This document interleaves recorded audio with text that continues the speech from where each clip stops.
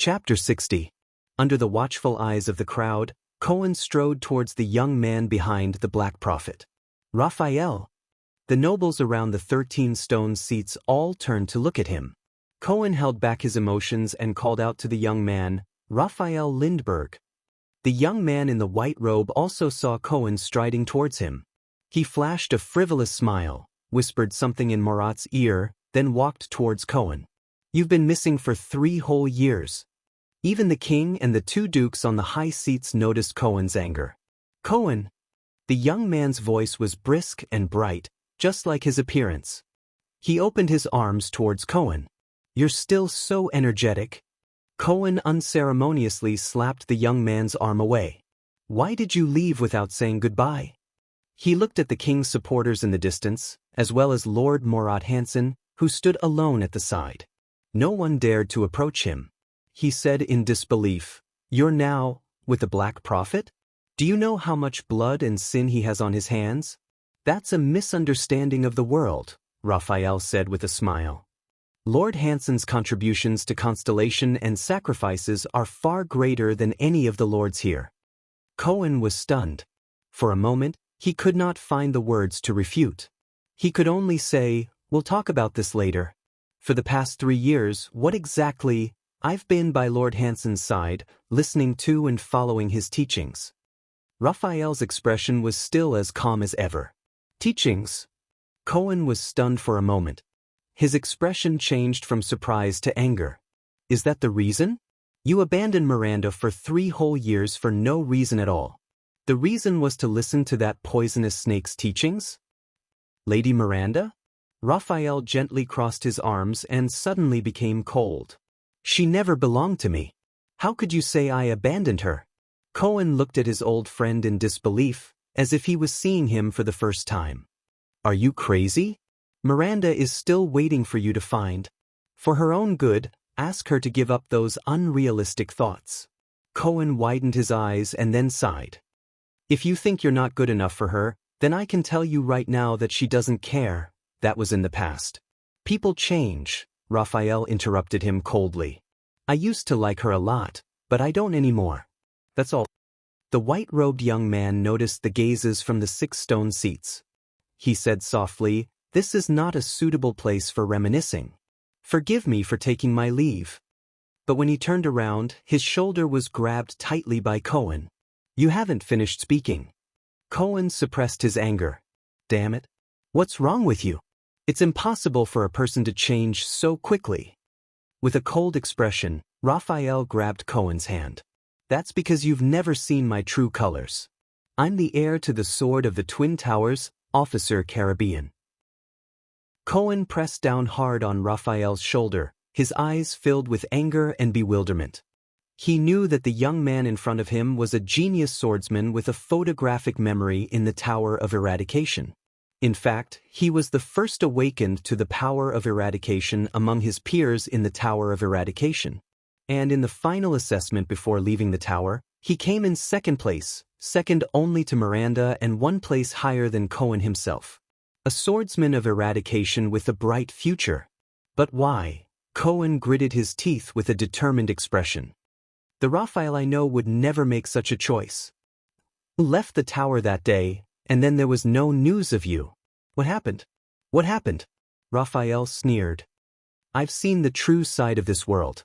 In the next second, a cold and violent power of eradication swept through Cohen's hand. In an instant, the starry blue power of eradication in his body resisted fiercely. The surging power of eradication forced him to let go. But Cohen did not care about this. He cared about something else. Cohen looked at his old friend in shock and asked in disbelief, Raphael, your power of eradication? I remember it was the sword's death, but why did it become like this? Raphael raised his eyebrows and revealed an incomprehensible smile. He said briskly, compared to the original me, I have sublimated. Cohen could only watch in a daze as his old friend from the Tower of Eradication turned around without hesitation or reluctance. With his back facing him, Raphael tilted his head and revealed a cold gaze.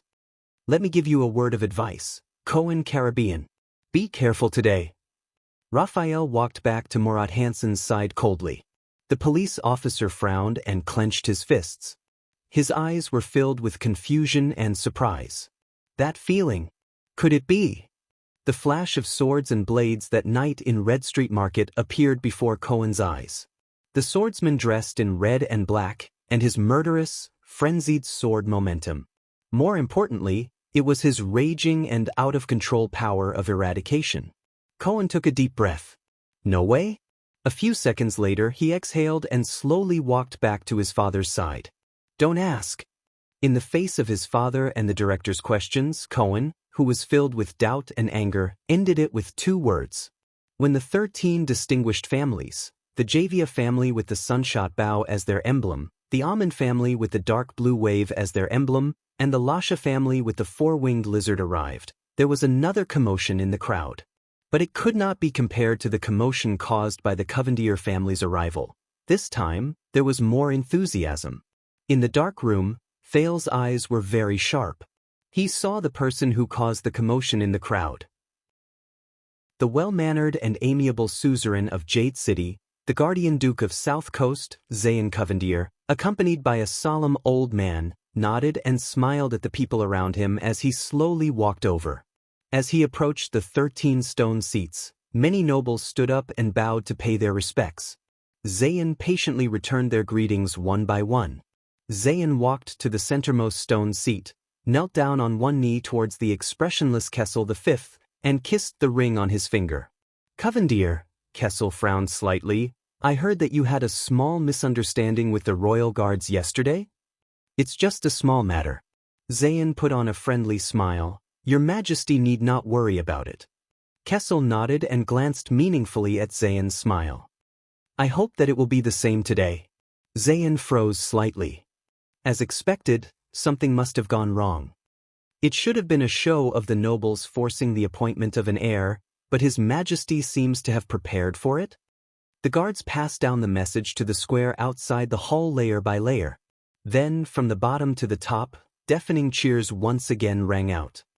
Who, Kevin, Covendier, Iris Flower, Tricolor Iris Flower, Thales's heart sank. The Duke of Iris Flowers is so popular? Listening to the cheers coming from below Renaissance Palace, the young duke stood up calmly without batting an eyelid. The butler behind him took his cloak without batting an eyelid. Zayn sat on one of the 6 stone seats and smiled at the other 2 dukes, who had different expressions on their faces. The smiling Duke Bob Cullen raised his hand and introduced the cold-faced Iron Eagle. Val, this is young Zayn. But the Duke of the Northern Territory, who was coldly sizing up Zayn, nonchalantly interrupted the fat Duke's words. Iris Flowers, you are the youngest Duke of Constellation? Duke Cullen, who was interrupted, did not take it to heart and smiled, rubbing his belly. Zayn was stunned. He felt that the other party's gaze was as sharp as a sword and could not be looked at directly. This is Iron Eagle Val? It's just like the rumors say, but I wonder, when Extet's vanguard points straight at the Northern Territory. Nice to meet you, Master of the White Eagle, Duke Arund. Zayn chuckled and bowed with his hand on his chest. The youngest Duke, forgive me for being undeserving of the title. As far as I know, the Master of the Tabark family is much younger than me. But Val's expression did not change, and he said in a tone that allowed no rebuttal, it's all right. Since you're sitting on that seat, it means that you have the right to participate in this game. At this moment, a discordant, shrill voice pierced through the crowd and interrupted almost half of the hall. What a pity! Thales heard a shrill and abrupt voice coming from another side door, piercing through the crowd. Every time I step into this city, this so-called capital, the crowd dispersed. The nobles' gazes were rather complicated, containing both hatred and excitement. I can smell the unique scent of city people. That stench of pampered life is simply nauseating. On the carpet, the owner of the shrill voice limped towards the nobles, accompanied by his entourage. It's like an old man who's about to die of old age but still enjoys his position without doing any work, and a pretty boy who's still wet behind the ears. He can actually sit on the thrones of the 6 great dukes. As soon as these words came out, many nobles immediately burst into an uproar. On the 6 great stone seats, Zayan's expression stiffened slightly, while the plump Duke Cullen laughed out loud. Valerund narrowed his eyes and clenched his fists. Thales was surprised to find that the person walking towards him was a middle-aged man with sparse hair. He had a haggard and bloodless face, and even his lips were sunken in, making it seem as if he was missing the upper row of teeth. Only a pair of intelligent and sharp eyes proved that this was a living person. One of his feet was obviously crippled, and he relied on a crutch for support as he stepped on the starry blue carpet step by step towards the 6 great stone seats. Valerund clenched his fists and said with an unfriendly expression, "I haven't seen you for many years, damn old bones." Cyril. On the throne, Kessel V actually revealed a hint of a playful smile. "You're here, very good. Otherwise, the title of most unpopular person in this meeting will be snatched away by our Duke Arund." The Duke of the Northern Territories snorted coldly. This haggard middle-aged man, the suzerain of the ruins, the guardian Duke of Western Desert, Cyril Faken, has let out a long and sinister laugh and limped towards the king. With one hand on the crutch, he half knelt down and kissed the king's ring. With a cold and sharp voice, he said, "Faken is never absent, your majesty." The 3 dukes present had different expressions, but none of them made a sound. Thales frowned. The moment Cyril bent his back and lowered his head, a terrifying skull pattern appeared on the scarlet cloak behind him, and there were actually 4 eye holes on the skull. Faken, the wealthy family with the 4-eyed skull as their emblem, had always been mysterious. They were at the front lines of the battle against the Baron Bone tribe and the orcs in Western Desert. "It's 3 o'clock. 4 of the 6 dukes are here, and 11 of the 13 nobles are here. Your Majesty, it's time." Gilbert looked around the entire hall and nodded solemnly towards Kessel. Kessel nodded slightly and did not speak. He flipped the scepter in his hand in the air and smashed it hard on the ground. Thud. For some reason, in Thales' eyes, this smashing sound actually spread throughout the entire hall, as if a heavy hammer had been struck in everyone's hearts. The voices in the hall gradually became softer. "Everyone, it's time." With the ingenious design of the Hall of Stars, Kessel's deep and dignified voice spread clearly and unmistakably.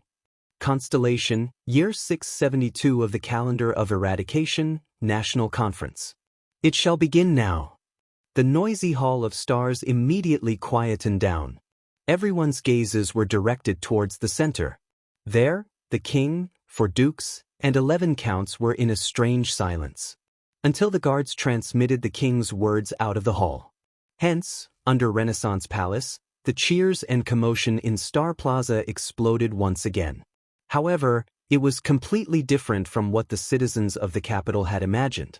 The National Conference was started by a noble who questioned the National Conference itself, as well as the 13 distinguished families' mutual attacks against each other. "Sorrel, what do you mean by this?" Bern Talon, a noble in his prime from the Pentagram Star, asked furiously.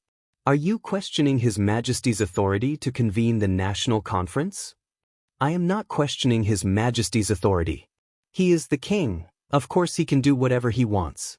The person who questioned the legitimacy of the National Conference, Smith Sorrel, who had a golden sun as his emblem, replied rudely, "What I am questioning is whether he maintains the most basic respect for us, the 19 noble families." King Kessel stroked his own scepter and did not say a word, as if he did not hear what Smith said. Sorrel snorted coldly and continued, "What we have received is Constellation's general edict. It is the place where the wise nobles gather together in the higher parliament to control Constellation's future. Not this messy, crappy national conference where anyone can come and go." There was a wave of protest from the civilians who were listening at the periphery, but it was immediately suppressed by the nobles' voices in the center of the hall and the angry glares of the guards. It is not without reason.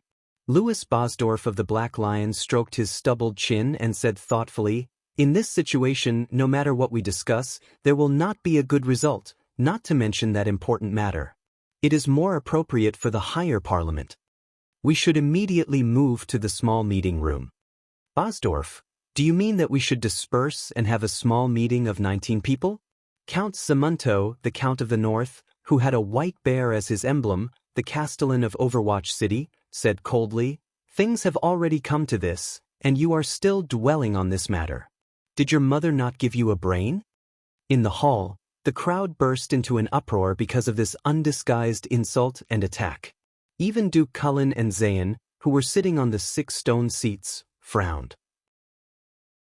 Only the Duke of the Northern Territory sneered. "My mother has a very good memory. She should not have forgotten this." Bosdorf was not provoked at all. He chuckled and replied, "But Count Samunto, you—" But his words were interrupted by another noble of the Northern Territory. "Shut up, Black Lion. We are not really concerned about your mother or whether you have a brain."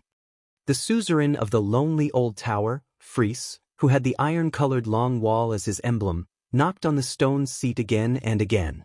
With an ashen face, he said coldly, "We came to the south to deal with that important matter. We are concerned about Constellation's safety. And you southerners, you sons of B** cheese, are still concerned about whether the invitation you received was written with the correct title? Constellation's safety?" Hodge Dostan, the nobleman with crossed swords, interrupted. He shook his head. "Don't be arrogant. All of you are only concerned about your own safety. But I do not want to blame you for this, because I am not nobler than all of you." He leaned forward and swept his sharp gaze across every noble. "But this is not about the title of the invitation. It is about whether His Majesty is using the National Conference to kidnap the will of the people and coerce the suzerains. This concerns the safety of all of us, not just the northern noblemen." The audience burst into an uproar again. There were even people shouting, "Scram! Selfish noblemen!" But Dostan was still in the midst of the chaos. With a ferocious expression, he shouted loudly, "Don't forget about the Desert War. Don't forget how you were forced to conscript the people of your territories just to avenge the royal family." It was only then that Kessel V furrowed his brows. But he had to admit that his words were very convincing. Thales also began to think about the purpose of this national conference. "We can talk about the procedure later, but that matter is imminent." Count Talon propped his hands up and furrowed his brows. "We must make a decision on how to deal with that matter today." "Decision? How do we make a decision?" Count Sorrel punched the stone seat and widened his eyes. "Under the watchful eyes of the public. Under broad daylight.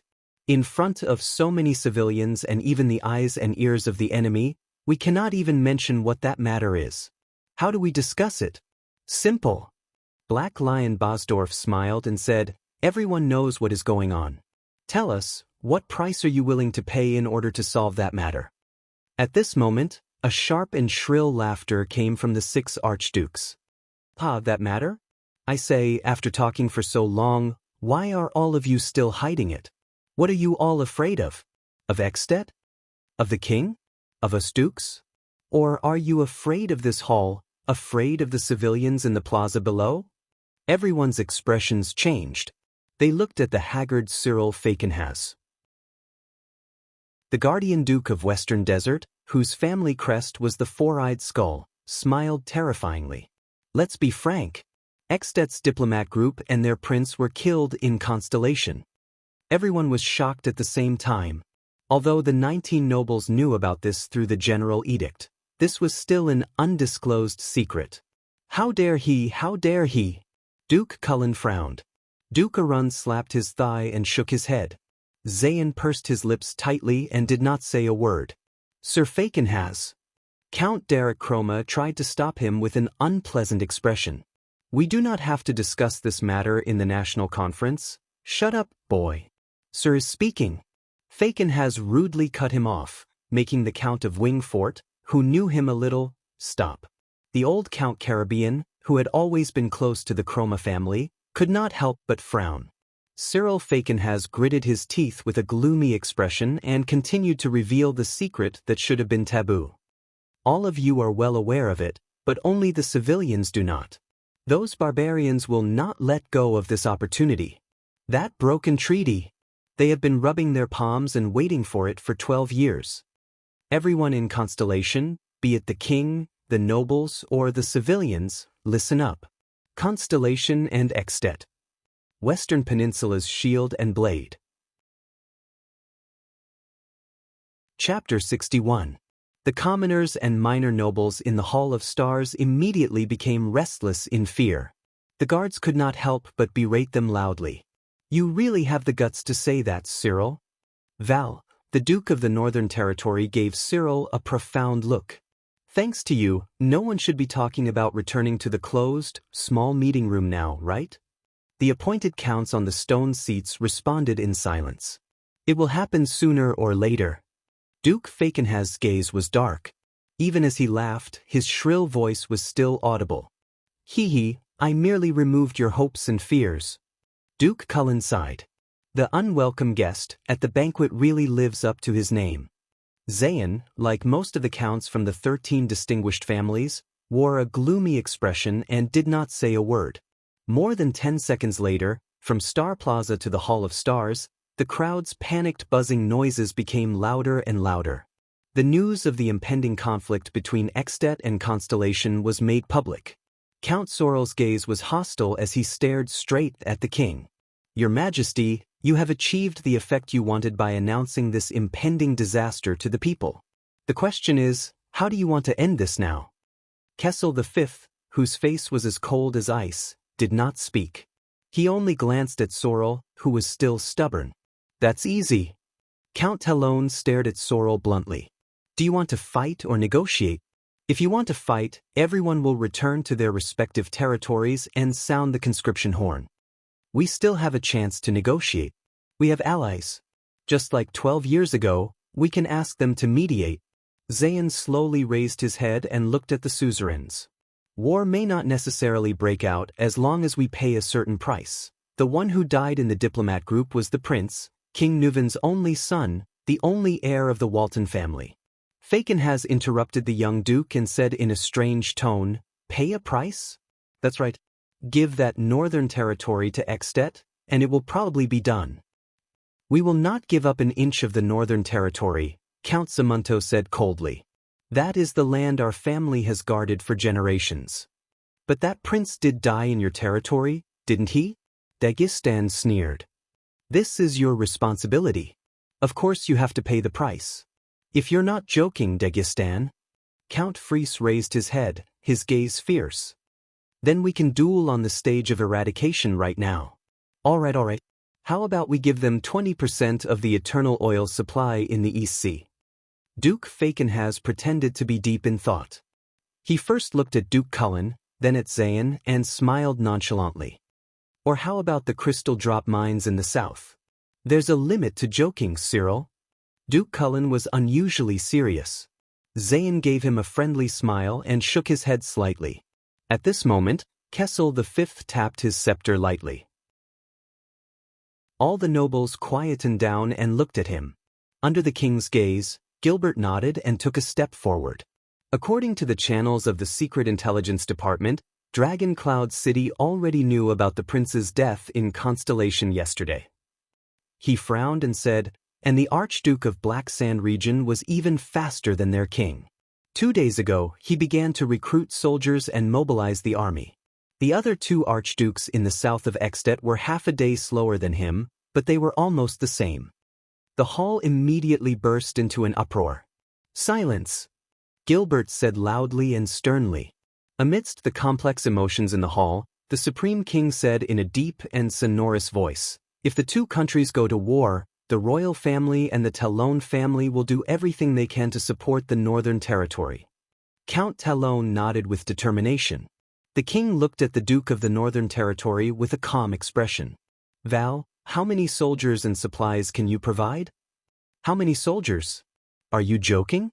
Val Arund replied solemnly, "I have already gathered all the vassals, 15,000 infantrymen, 1,000 archers, 500 heavy cavalry, and even a small number of mystic guns. They will reinforce Broken Dragon Fortress in the shortest time possible and listen to Lady Sonia Cecier's orders. That is our territory. Once war breaks out, even the women and children will take up arms. As for supplies, it will depend on how much land we can defend." The 2 counts, Zamunto and Fries, nodded firmly in agreement. The 3,500 people from Overwatch City will fight to the death. The lonely old tower only has 2,000 infantrymen, but we will fight to the last man. We can withstand the pressure from the 3 archdukes of Extet, but if it is the entire Extet. The Duke of the Northern Territory straightened his back and swept his piercing gaze across every noble. We need the power of all of Constellation. Cohen, who was standing behind the old Count Caribbean, scratched his head and whispered in puzzlement. Isn't this a national conference that is open to all the people? Why is the deployment of the military forces revealed just like that? The old Count Caribbean closed his eyes gently and let out a barely noticeable sigh. Can't you see? He lowered his voice and told his son with an exhausted expression.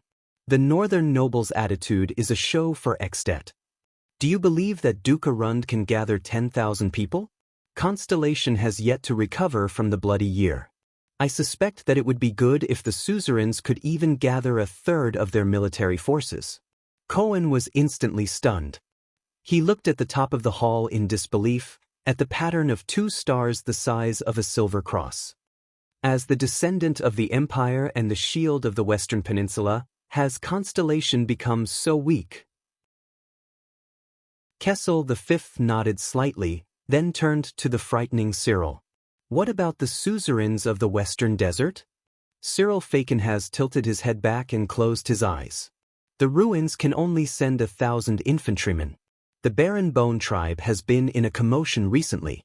As for the mystic guns, we don't even have enough for ourselves. The young Count Derek Chroma muttered, Wing Fort is not known for its vanguard, but we can send our best 100 Raven Whistle Light Cavaliers. Osdorf also frowned. Brave Soul's fort has been in a state of unrest recently. An orc is being worshipped as a leader. He is gathering the forces of various clans. The Black Lion family can only send 200 people. The stingy decision of the Western Desert nobles caused the nobles present to start whispering among themselves. Cohen frowned. He had served at the front lines of the Western Desert during the purge after the Desert War. But as far as he knew, the military strength of the Western Desert was definitely not that weak. Val stared coldly at Fakenhas. You were quite proactive when you revealed the secret just now. When it comes to recruiting troops, Another wave of cheers traveled to the Hall of Stars from Star Plaza. This time, it was an excited cheer, and there was no lack of fanatical voices. Sigh. Count Talon stroked his pentagram brooch and sighed. I'm willing to bet that the guards have just passed down the message regarding the military strength of the Northern Territory. They haven't had the time to pass it down to the Western Desert yet. Kessel V remained calm and collected.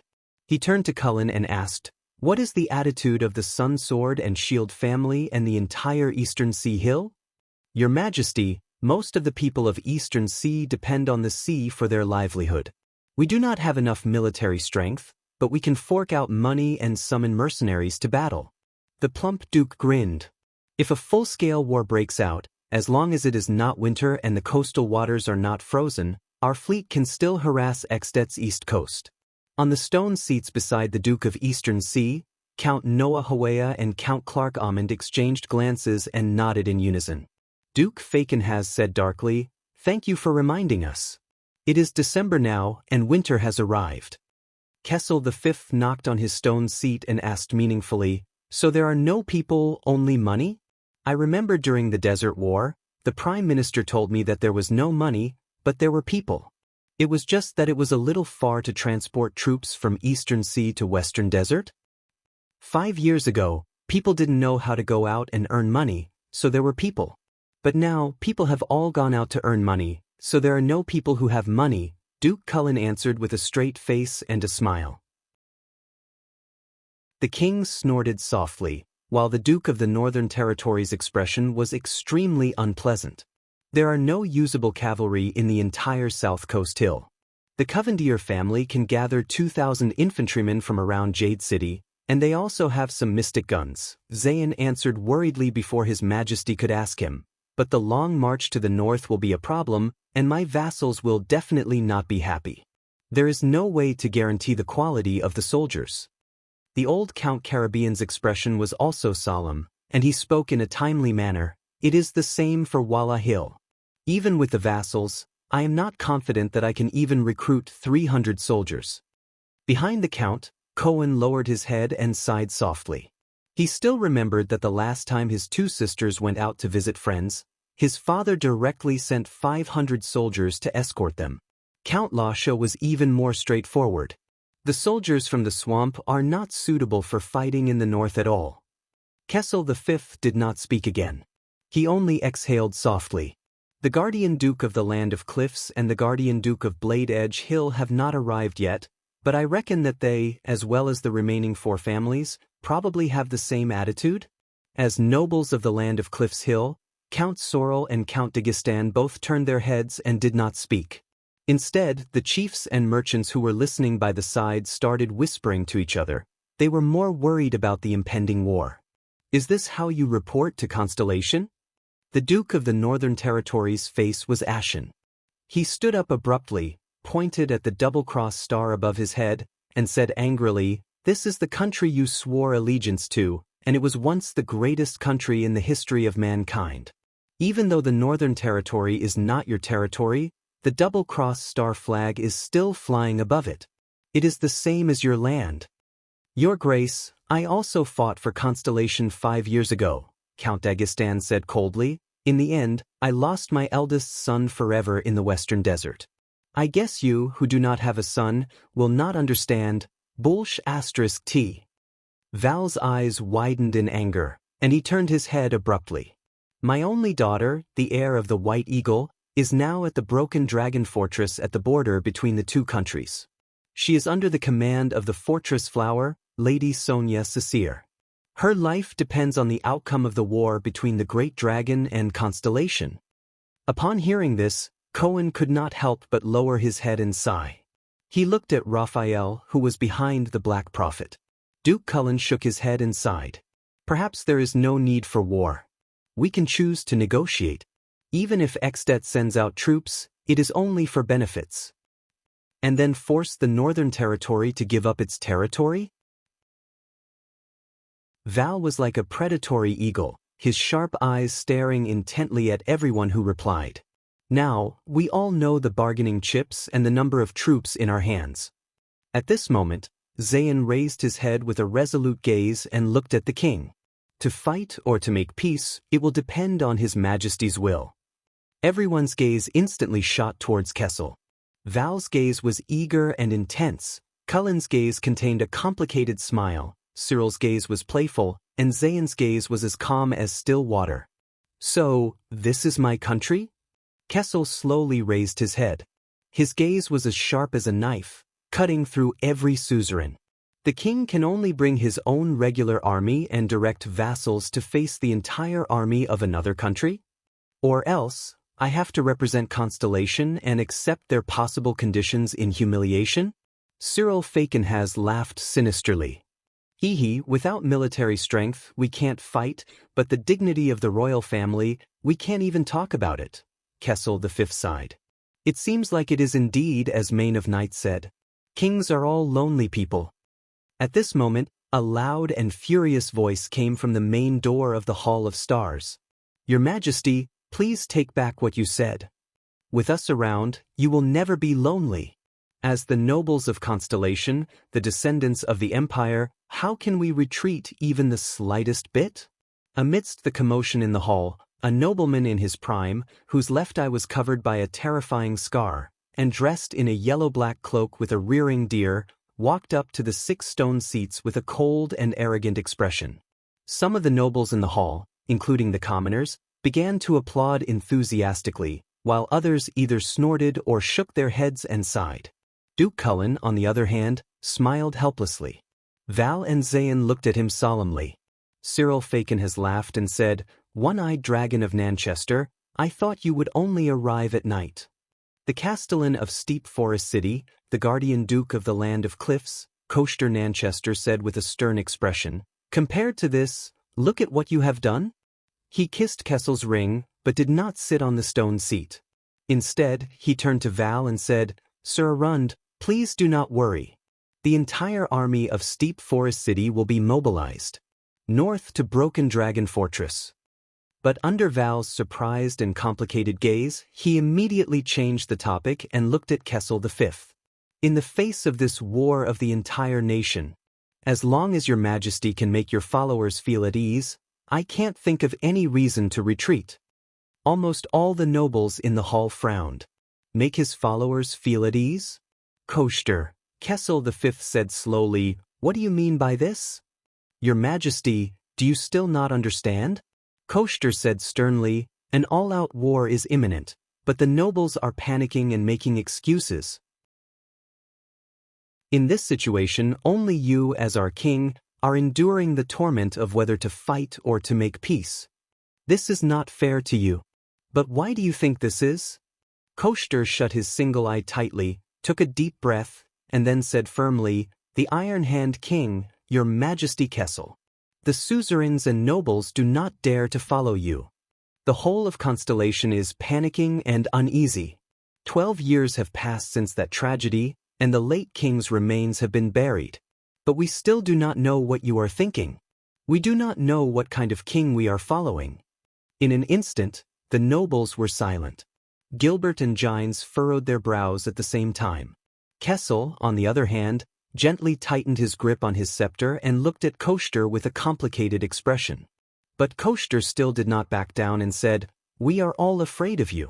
No one knows what a king who lives alone in the world without any scruples, the last person of the Jadestar family, will do. Moreover, this is war. Koshter turned around. His single sharp eye swept across every suzerain, and he enunciated each word clearly. Your Majesty. The color of blood has faded, but Constellation still exists. But why do you have to bear the suspicions of the nobles even for an obvious choice of war? Kessel V's gaze became colder and colder. The 4 dukes avoided his gaze at the same time. Koshter pointed at the double-cross stars at the top of the hall and said loudly, Your Majesty, for the interests of Constellation, for the dignity of the Jadestar royal family, we cannot hesitate in this crisis. Therefore, Your Majesty, please put the heavy burden of Constellation on our shoulders. Whether it is war or peace, let all of us bear the price of this decision. If Constellation is stable, the future is bright, and the royal family is not cut off. I think no one will back down in the face of such a national war. At this moment, many people had already sensed something. Marat Hansen lowered his head and silently curled up the corners of his mouth. It's coming. So fast. Zayn pinched the bridge of his nose and closed his eyes. It's coming. I hope it goes well. Cullen, on the other hand, watched Koshter's performance with a smile. It's coming. Interesting. Val stared blankly at the guardian duke of the Land of Cliffs, gritting his teeth. This is their goal? Both Guy and I are prey? The counts whispered to each other on their stone seats. Some were worried, while others nodded frequently. Only many civilians who were listening were still whispering in confusion. But everything in the Hall of Stars was still going on. Your Majesty, you will soon be 48 years old. On the eve of the war between the dragon and Constellation, under the watchful eyes of the crowd, Koshter flung off his cloak and waved his arm at the nobles in the hall with a cold and stern expression. Please choose the heir of the kingdom among us nobles. Use your actions to tell the nobles that you still care about the stability and survival of this kingdom, and that you still trust these suzerains who are your arms. At that time, we will fight for the dignity of Constellation, for the glory of the Jadestar royal family. Absolutely no complaints. Absolutely no retreat. Dead silence. Absolute dead silence. Suffocating silence. No one dared to be the first to speak after these words, until a sharp and presumptuous laughter broke the deathly silence. Duke Faken has opened his mouth wide. Under everyone's shocked and bewildered gazes, he laughed maniacally. His scattered teeth made him look especially terrifying. What is that saying from the far east again? Spread out the map, and the dagger will be revealed. Chapter 62. Thales calmly watched the nobles quarrel openly and covertly, and lowered his head gloomily. Power, procedures, war, military strength, and the throne. He sighed softly. Is this the future I have to face? He suddenly felt that the unknown and strange world that had piqued his endless curiosity had become a little boring. Cyril. Duke Cullen glared at Fakenhaz in dissatisfaction. Do you have to be so straightforward every time? In Star Plaza, a deafening roar came from afar. It was noisy, mixed with anger and fanaticism, and could not be heard clearly. In the Hall of Stars, the civilians and minor nobles who were listening immediately erupted in a flood of protests. Shameless suzerain. This is usurpation. But we need an heir. If something happens to the king at the front line, die, traitor. Jadestar is our king, that is a sacred oath. This is all for Constellation. We must stand together and fight against Extet. The dukes exchanged glances in silence, while the counts whispered among themselves. Silence! Silence! Gilbert tried his best to maintain order, but to little effect. Until the eyes of the Supreme King of Constellation, Kessel V, shone brightly. He gripped the mysterious scepter that shone with starlight and stood up from the throne. He shouted angrily in a dignified voice, "Heir?" The Hall of Stars fell silent in an instant. Everyone stared at the king's robust figure. This is a good time. Of all times, when Constellation is in trouble, and we must work together to fight against the enemy. The king rested his hands on his scepter and stared sharply at Coaster Nanchester in front of him. The one-eyed dragon slowly raised his hand to his chest and knelt down on one knee before the king. "Forgive me, your majesty, but this is a test," Coaster said steadily and seriously, making others feel the sincerity in his words.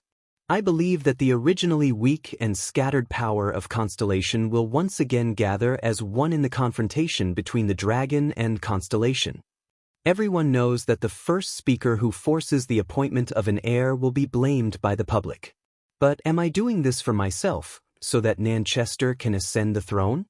Coaster raised his head, the gaze in his single eye clear. "Your Majesty, you can exclude Nanchester from the list of candidates. Everything is for Constellation. Please appoint an heir, or at least decide on the method of choosing an heir. That way, Constellation will definitely return to the peak of the Western Peninsula, and even the glory of the Empire will be reborn." Kessel slowly walked up to him and sneered. "Coaster, sometimes even I can't tell if your sense of righteousness is sincere or not. But it is beneficial to Constellation," the one-eyed dragon duke replied calmly. "What is sincerity or hypocrisy? I have also imagined this situation before, but it was during the higher conference, and it did not have to be so ugly." Count d'Aiguistan's voice rang out. He stood up steadily, walked behind Coaster, and knelt down on one knee as well. "But your Majesty, your national conference has turned this legitimate admonition into a conflict in public. It's as if you are forcing the king to abdicate. But we all have enough legitimate reasons."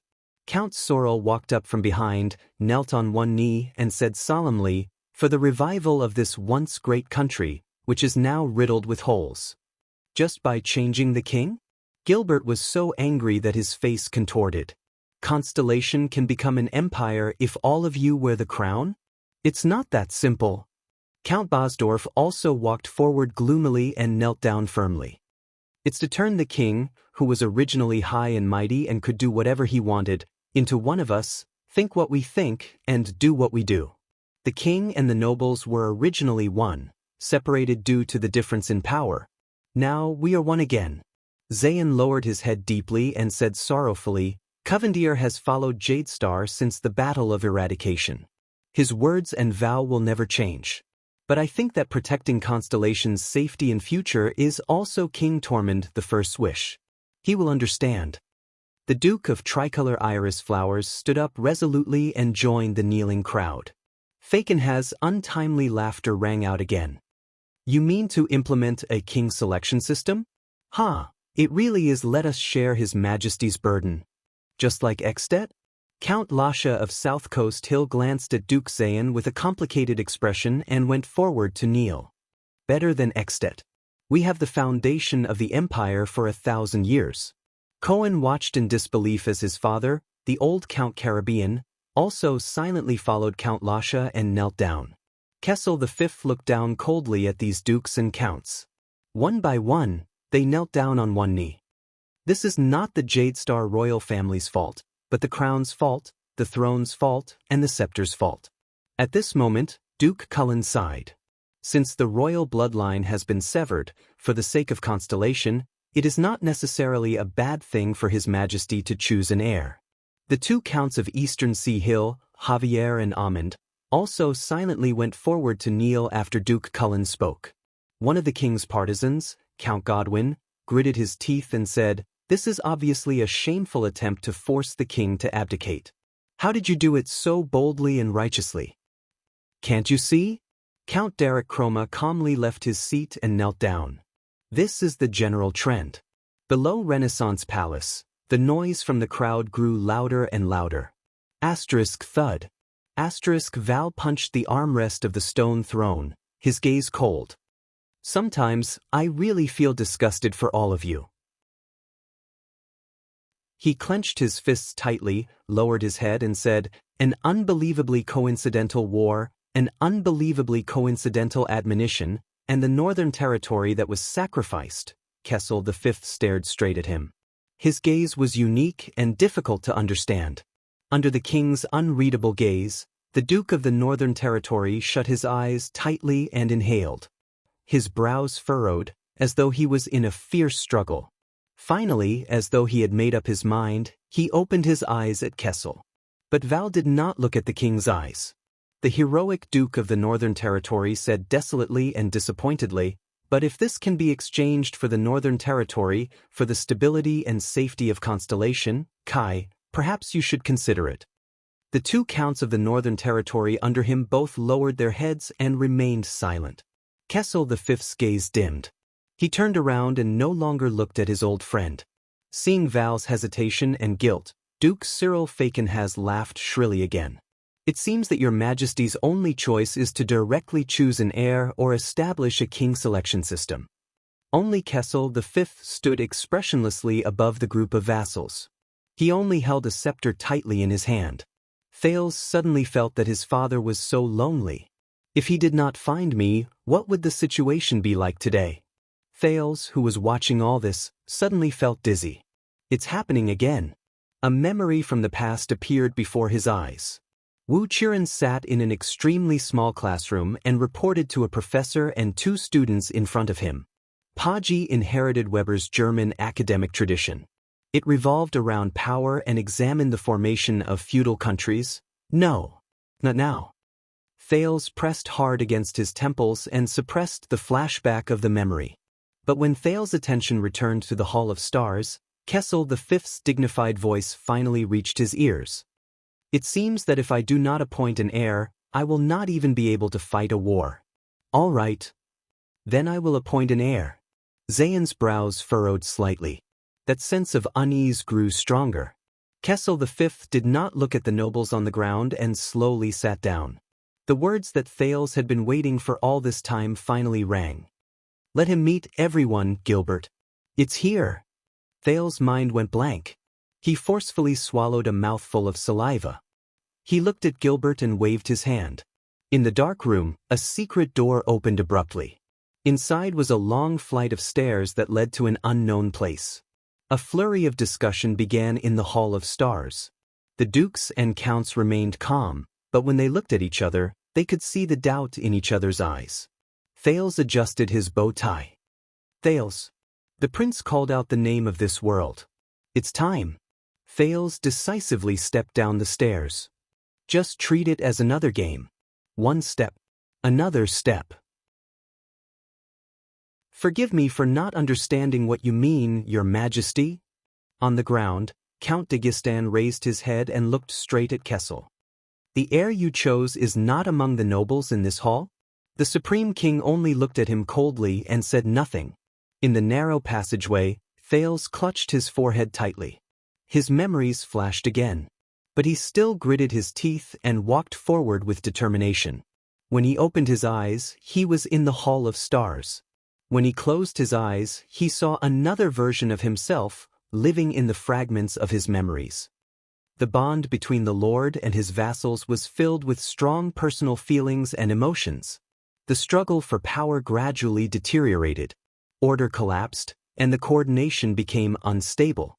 Chaos and violence broke out periodically. The unified feudal system was eventually scattered and shattered.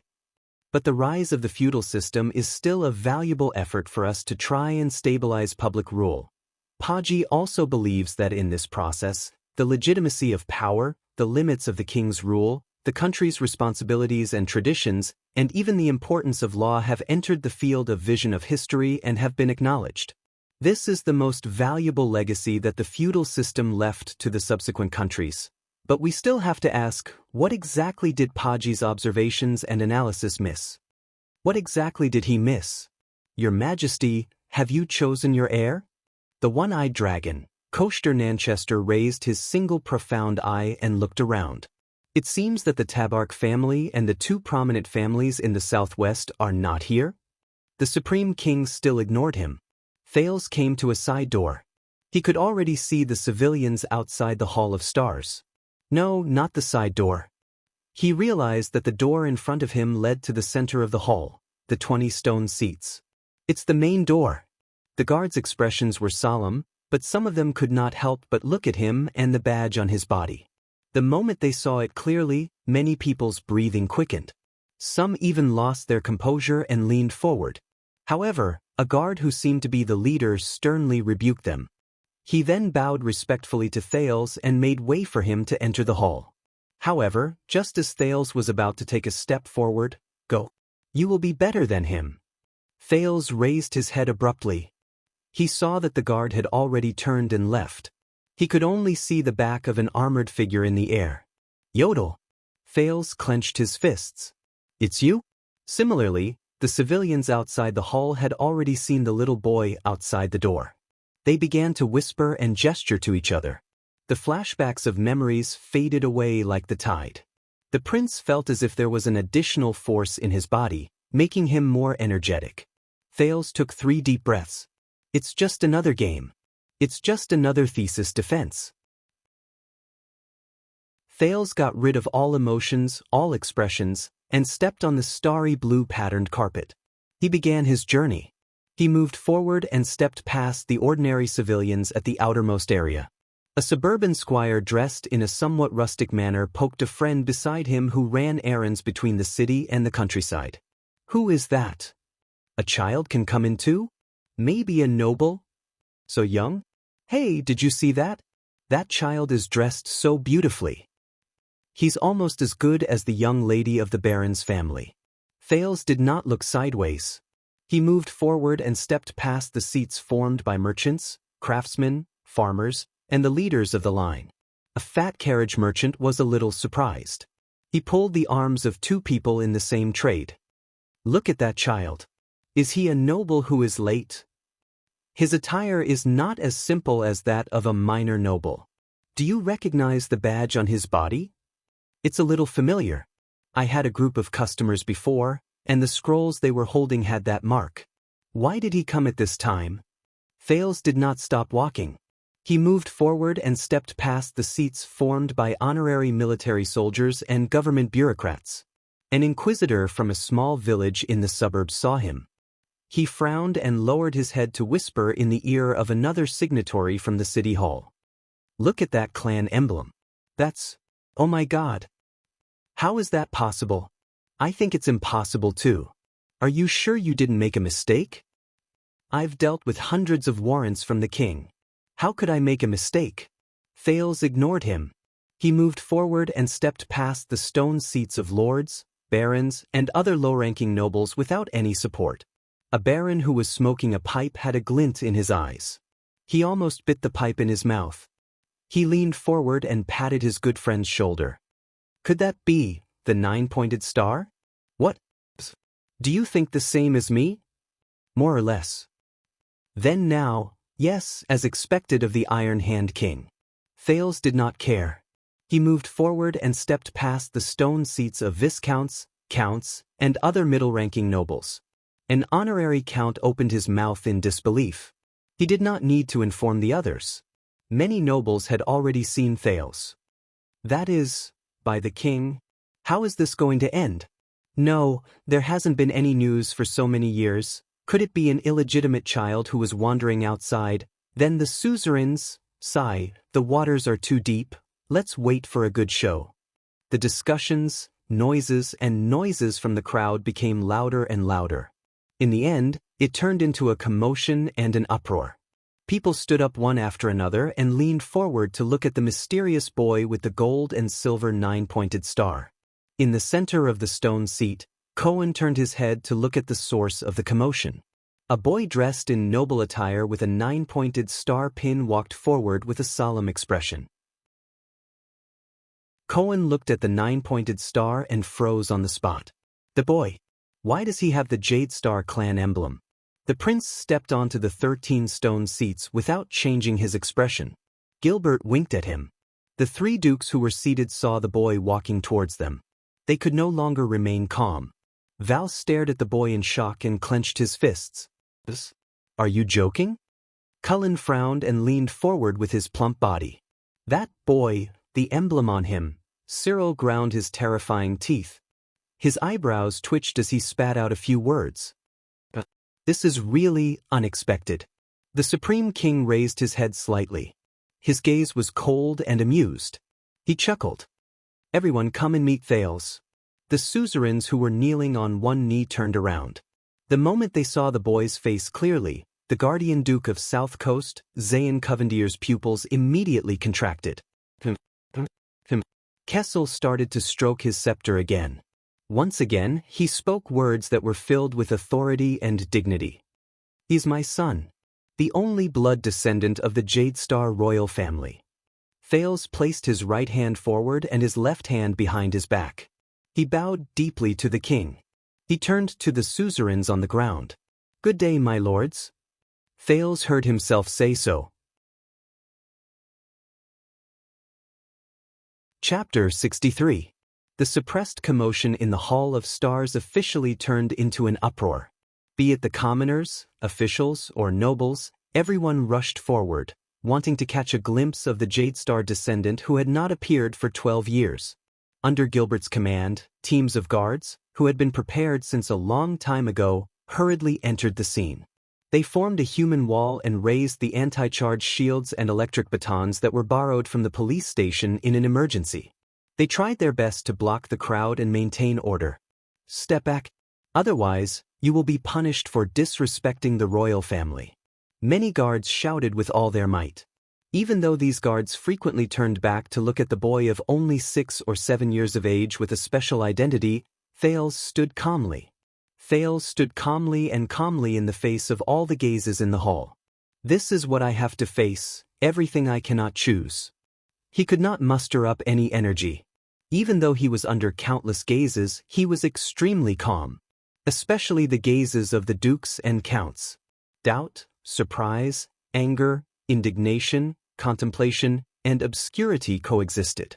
Then, they turned into scrutiny and vigilance in unison, cutting at him like a sword. And the complicated gaze from Zayn Covendier. Zayn felt as if all the blood in his body was flowing against the flow and pounding against his brain.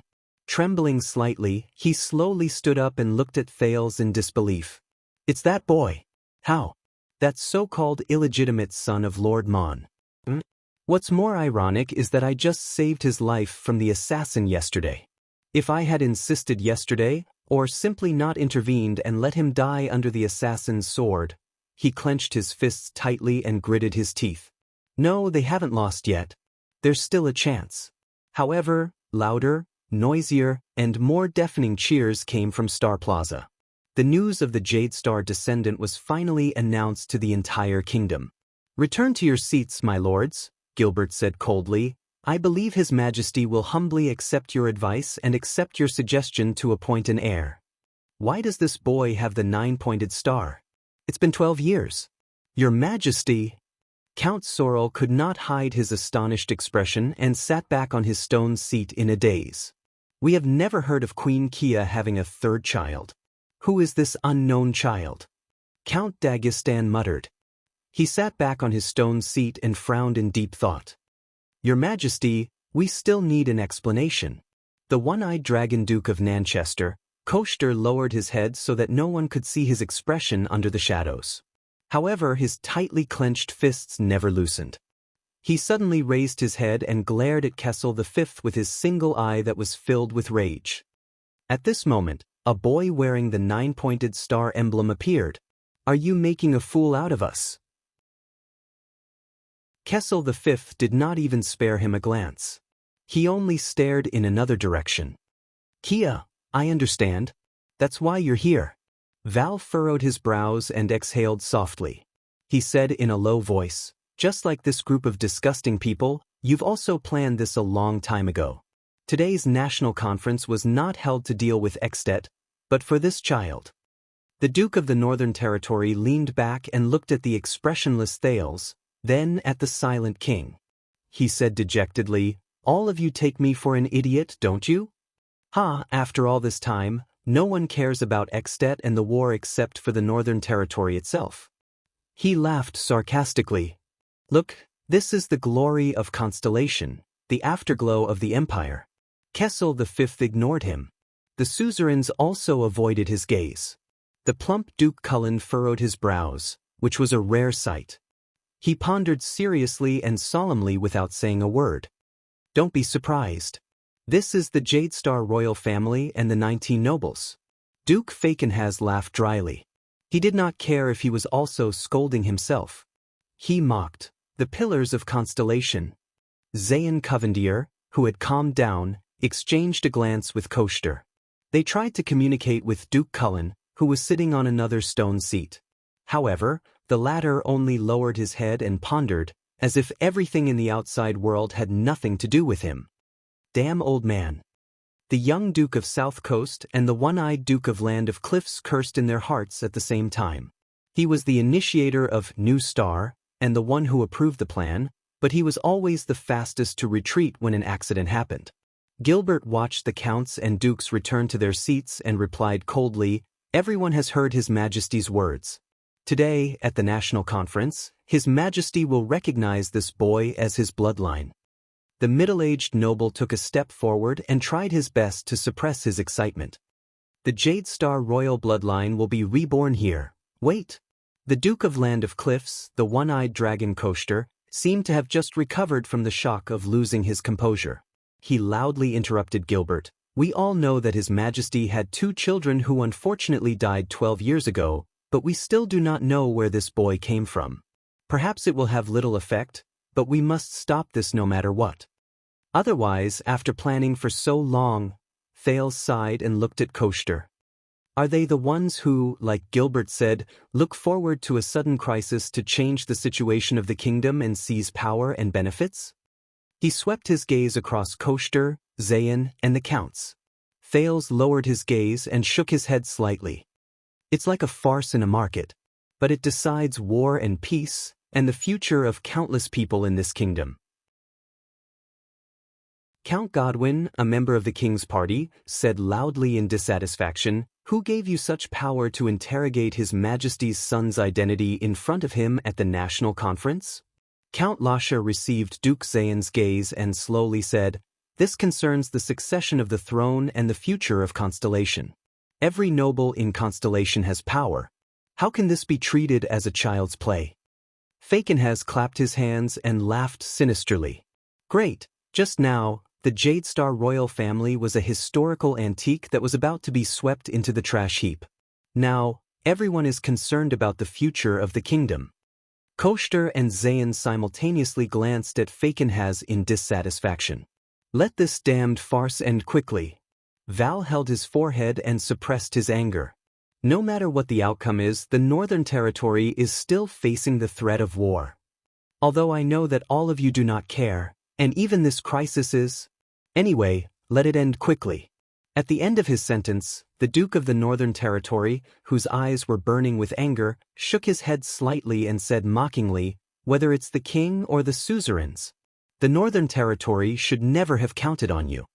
The suzerains looked at each other and were silent for a while.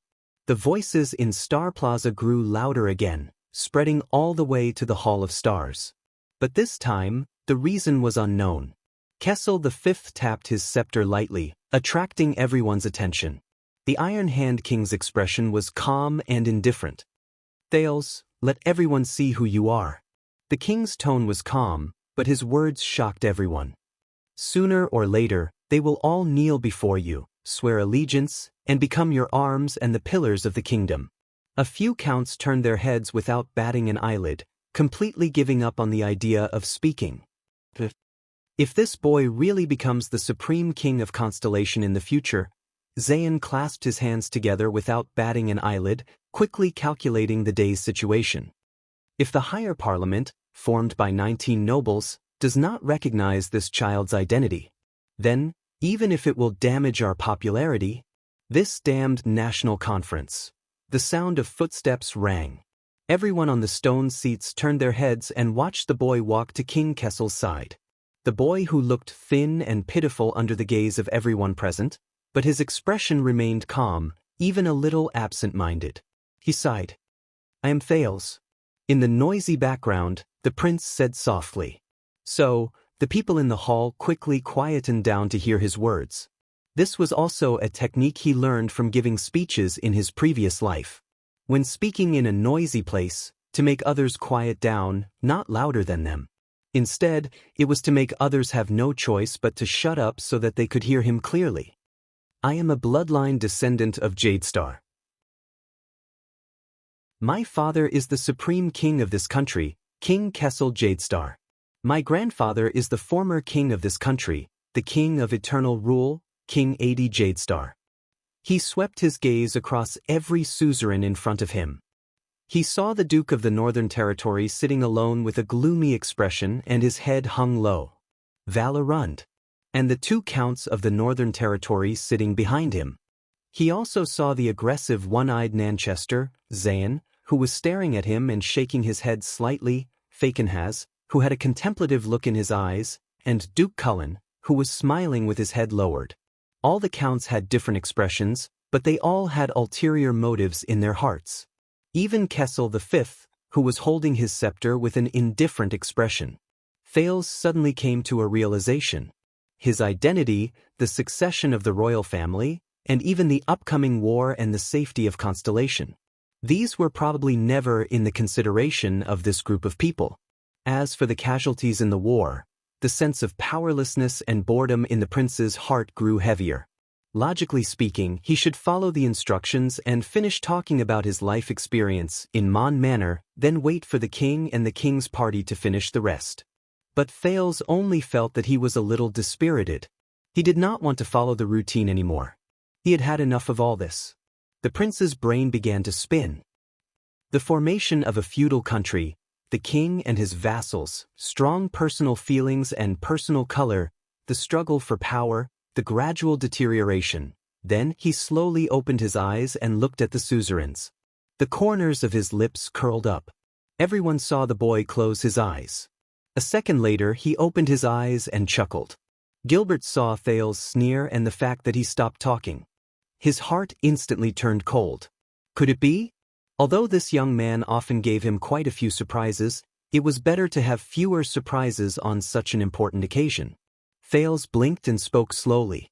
I can prove that I am of Jadestar's bloodline, but forget it. Thales swept his gaze over the nobles who were eyeing him covetously and said quietly, Anyway, even if I can prove that I am a descendant of Jadestar, all of you will still have reasons to object. Child, Koshter said coldly, do you know what you are saying? If you can't prove that you are. The guardian duke of the land of cliffs, Koshter Nanchester, Thales said coldly, isn't everyone well aware of the reason why all of you object so fiercely for Constellation and the royal family, or for your people to be able to wear that crown? This is the national conference. Everyone in the capital city is listening. Who do you think you can fool with your righteous I am doing this for Constellation? Look. The crowd in the hall immediately burst into an uproar. Gilbert began to panic. This was not what he had planned. He was about to speak, but Gines pulled him from behind. Gines stared at Thales and said in a low voice, Let him finish. He doesn't look like he has no plan. Koshter, who was sitting on the stone throne, glared at him with his single eye. However, Thales could feel that the Duke of the Land of Cliff's breathing had begun to quicken. Thales strode towards Koshter and stared fearlessly into his single eye. You entered the Hall of Stars with the slogan of supporting the Northern Territory and uniting the kingdom. However, you asked for an heir of your own kingdom as a prerequisite. Otherwise, you refused to send troops and would rather watch the Northern Territory fall. Of course, perhaps the decline of the Northern Territory is a good thing for all of you. Val, who had his head lowered all this while, raised his gaze and looked at the boy. Koshter's single eye was still fixed on Thales, like a mamba observing a snake before it launched an attack. However, Thales had not finished speaking. His eyes were ablaze, as though they contained the deepest anger within. But everyone knows that this is not about righteousness, but about a deal. What you care about is not Constellation, the royal family, or the people, but yourself. You are not a lone hero who is willing to suffer criticism for the sake of the kingdom's interests.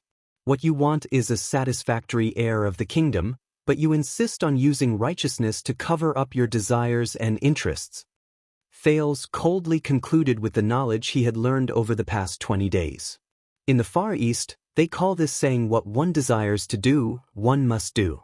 When translated, it means, one-eyed dragon, you are a hypocrite, and you disgust me.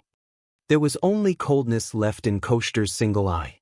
The suzerains looked at each other and saw the shock in each other's eyes. Even though this was an inside story that all smart people knew, to say it in public.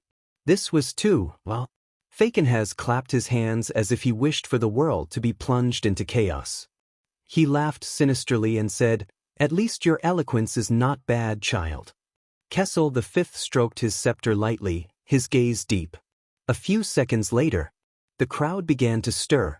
There were even people shouting from the seats where the commoners and minor nobles were seated. "Are you done speaking?" Gritting his teeth, Koshter stood up abruptly. He walked to an inch in front of Thales and looked down at him condescendingly. With an oppressive force, he said, "Damn brat, you think you can change the topic by spouting nonsense? Shut up, hypocrite." Thales suddenly raised his head and interrupted him coldly, "I am not done speaking. The one standing in front of you is the Jade Star bloodline, the descendant of Tormund I. You and every generation of your ancestors have knelt down and sworn loyalty to the bloodline." Thales stared straight at the Duke of the Land of Cliffs without showing any weakness. Thales stared straight at the Duke of the Land of Cliffs and said mercilessly, "Even if you want to usurp the throne, for the sake of your ancestors, show some respect." Koshter's single eye widened as he stared incredulously at the child who was only 6 or 7 years old in front of him. The child had used the Jade Star status that he had yet to obtain to humiliate him in front of him. For a moment he even forgot to retort. A loud cheer came from the square again. The words Jade Star and Prince could be faintly heard. "This is bad. It seems that the message has been passed down," Thales sneered and repeated mercilessly, "Hypocrite Duke." Without waiting for Koshter's reaction, he turned around abruptly and swept his gaze across the suzerains. "You have a private deal, don't you?" the prince said calmly and loudly. "A group of nobles whose goal is to become the next king. They intercepted the Extet diplomat group, instigated a war, and caused the fall of the Northern Territory. Some received territories and resources, some received promises and benefits, and some..." Thales slowly turned around and looked at the young Duke of South Coast. He enunciated each word calmly and said, "Perhaps get that crown." "Is that so, Duke of Iris Flowers?" Many people turned their heads in unison and followed Thales' gaze to look at Duke Zayn Covendier. Under Thales and the crowd's gaze, Zayn felt very uncomfortable. The fact that he inadvertently saved and let go of the boy yesterday only to spoil his plan made him very angry. But his long-term strict upbringing and aristocratic manners allowed him to maintain his best demeanor without showing his emotions. "Child, random guesses will not help confirm your identity." Zayn flashed a friendly smile and said calmly, "If you do not intend to explain your background and provide proof, then we need to send an investigation team to spend some time to thoroughly investigate your past, and then..." Thales abruptly changed the topic and interrupted him. "When I was on my way to Renaissance Palace yesterday, I encountered an assassin.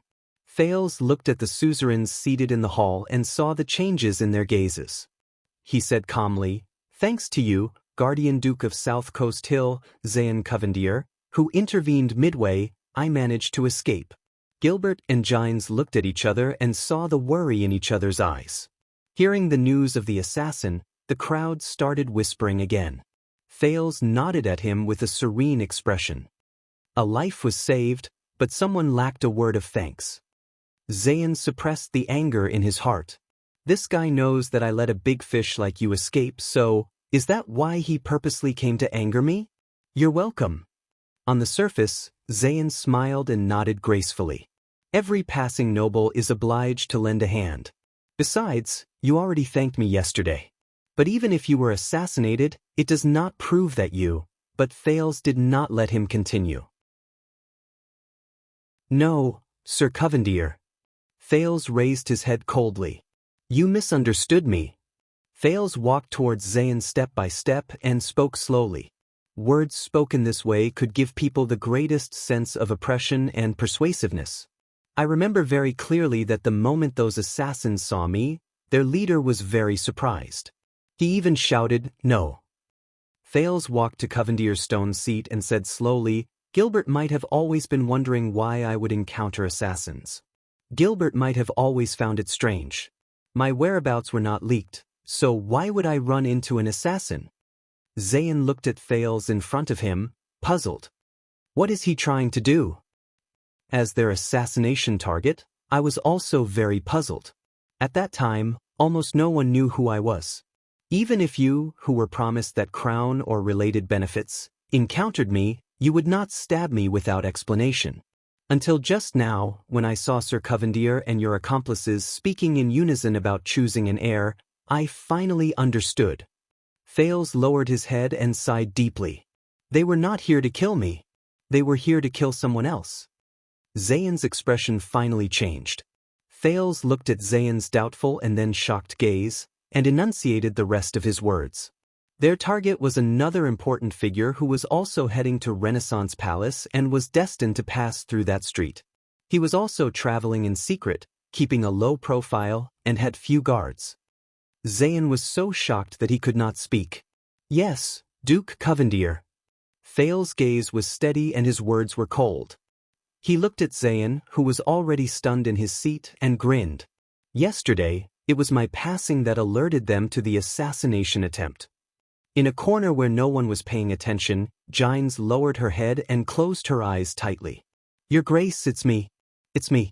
It's me. It's a group of 10 or so professional assassins. They're well-trained, well-coordinated, and well-hidden. They have psionic humans with them, and they're equipped with military crossbows. They're protected by supreme-class elites, and they're professional assassins. Thales narrowed his gray eyes and spoke softly. Saved your life. He placed his last chess piece. So, you owe me a word of thanks, Duke Covendier. Checkmate. Xian seemed to have figured something out. His face gradually turned pale, and his back subconsciously leaned against the stone seat. Chapter 64. But Thales had yet to finish his sentence. Since the assassin's target was you, then who would want your life? Your Grace, why don't you think about it? Thales' voice was like a hammer covered with iron spikes, pounding on Xian's heart. What were you going to do that day? Who were you meeting? Who knew of your whereabouts? Xian exhaled deeply. He did not reveal his emotions, but the scene of that day uncontrollably appeared in his mind. He saw that Gilbert was among the people who were attacked. In order to buy people's hearts, he helped. Those assassins. That boy. And those people who knew he would go there. Thales coldly enunciated each word. Was it those people who you thought were your allies? Those who worked together for a better constellation? The ones who promised you a bright future? Thales turned his head and sighed. That's true. Among those who are qualified to sit on the throne, you are the youngest, the best image, the most popular, and the most likely candidate. Did they also tell you that? Thales turned his head around and sighed. The breathless crowd finally began to make a ruckus. Everyone in the field had different reactions to Thales' performance. Behind Count Caribbean, the young police officer Cohen stared at the boy in surprise. Is he really only 6 or 7 years old? When I was 7? Forget it, let's not talk about it. Lest I get sad. But the wind would not stop blowing. The old Count Caribbean turned his head and looked at Cohen with a scrutinizing gaze, then at Thales. Under Cohen's increasingly puzzled expression, the old Count's gaze darted back and forth several times. Finally, the old Count looked at Cohen and sighed in disappointment. He then turned his head and looked at Thales. Only an innocent Cohen was left. At first, he had a sudden realization, but then he lowered his head dejectedly.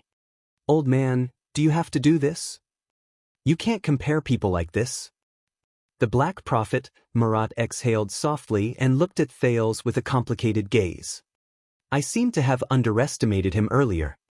The notorious head of the Secret Intelligence Department whispered to Raphael behind him, "This child is really unexpected. This child is really unexpected. If he is the king you will serve in the future.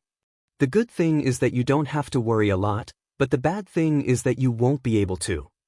Raphael nodded solemnly in the face of this seemingly contradictory statement. He understood.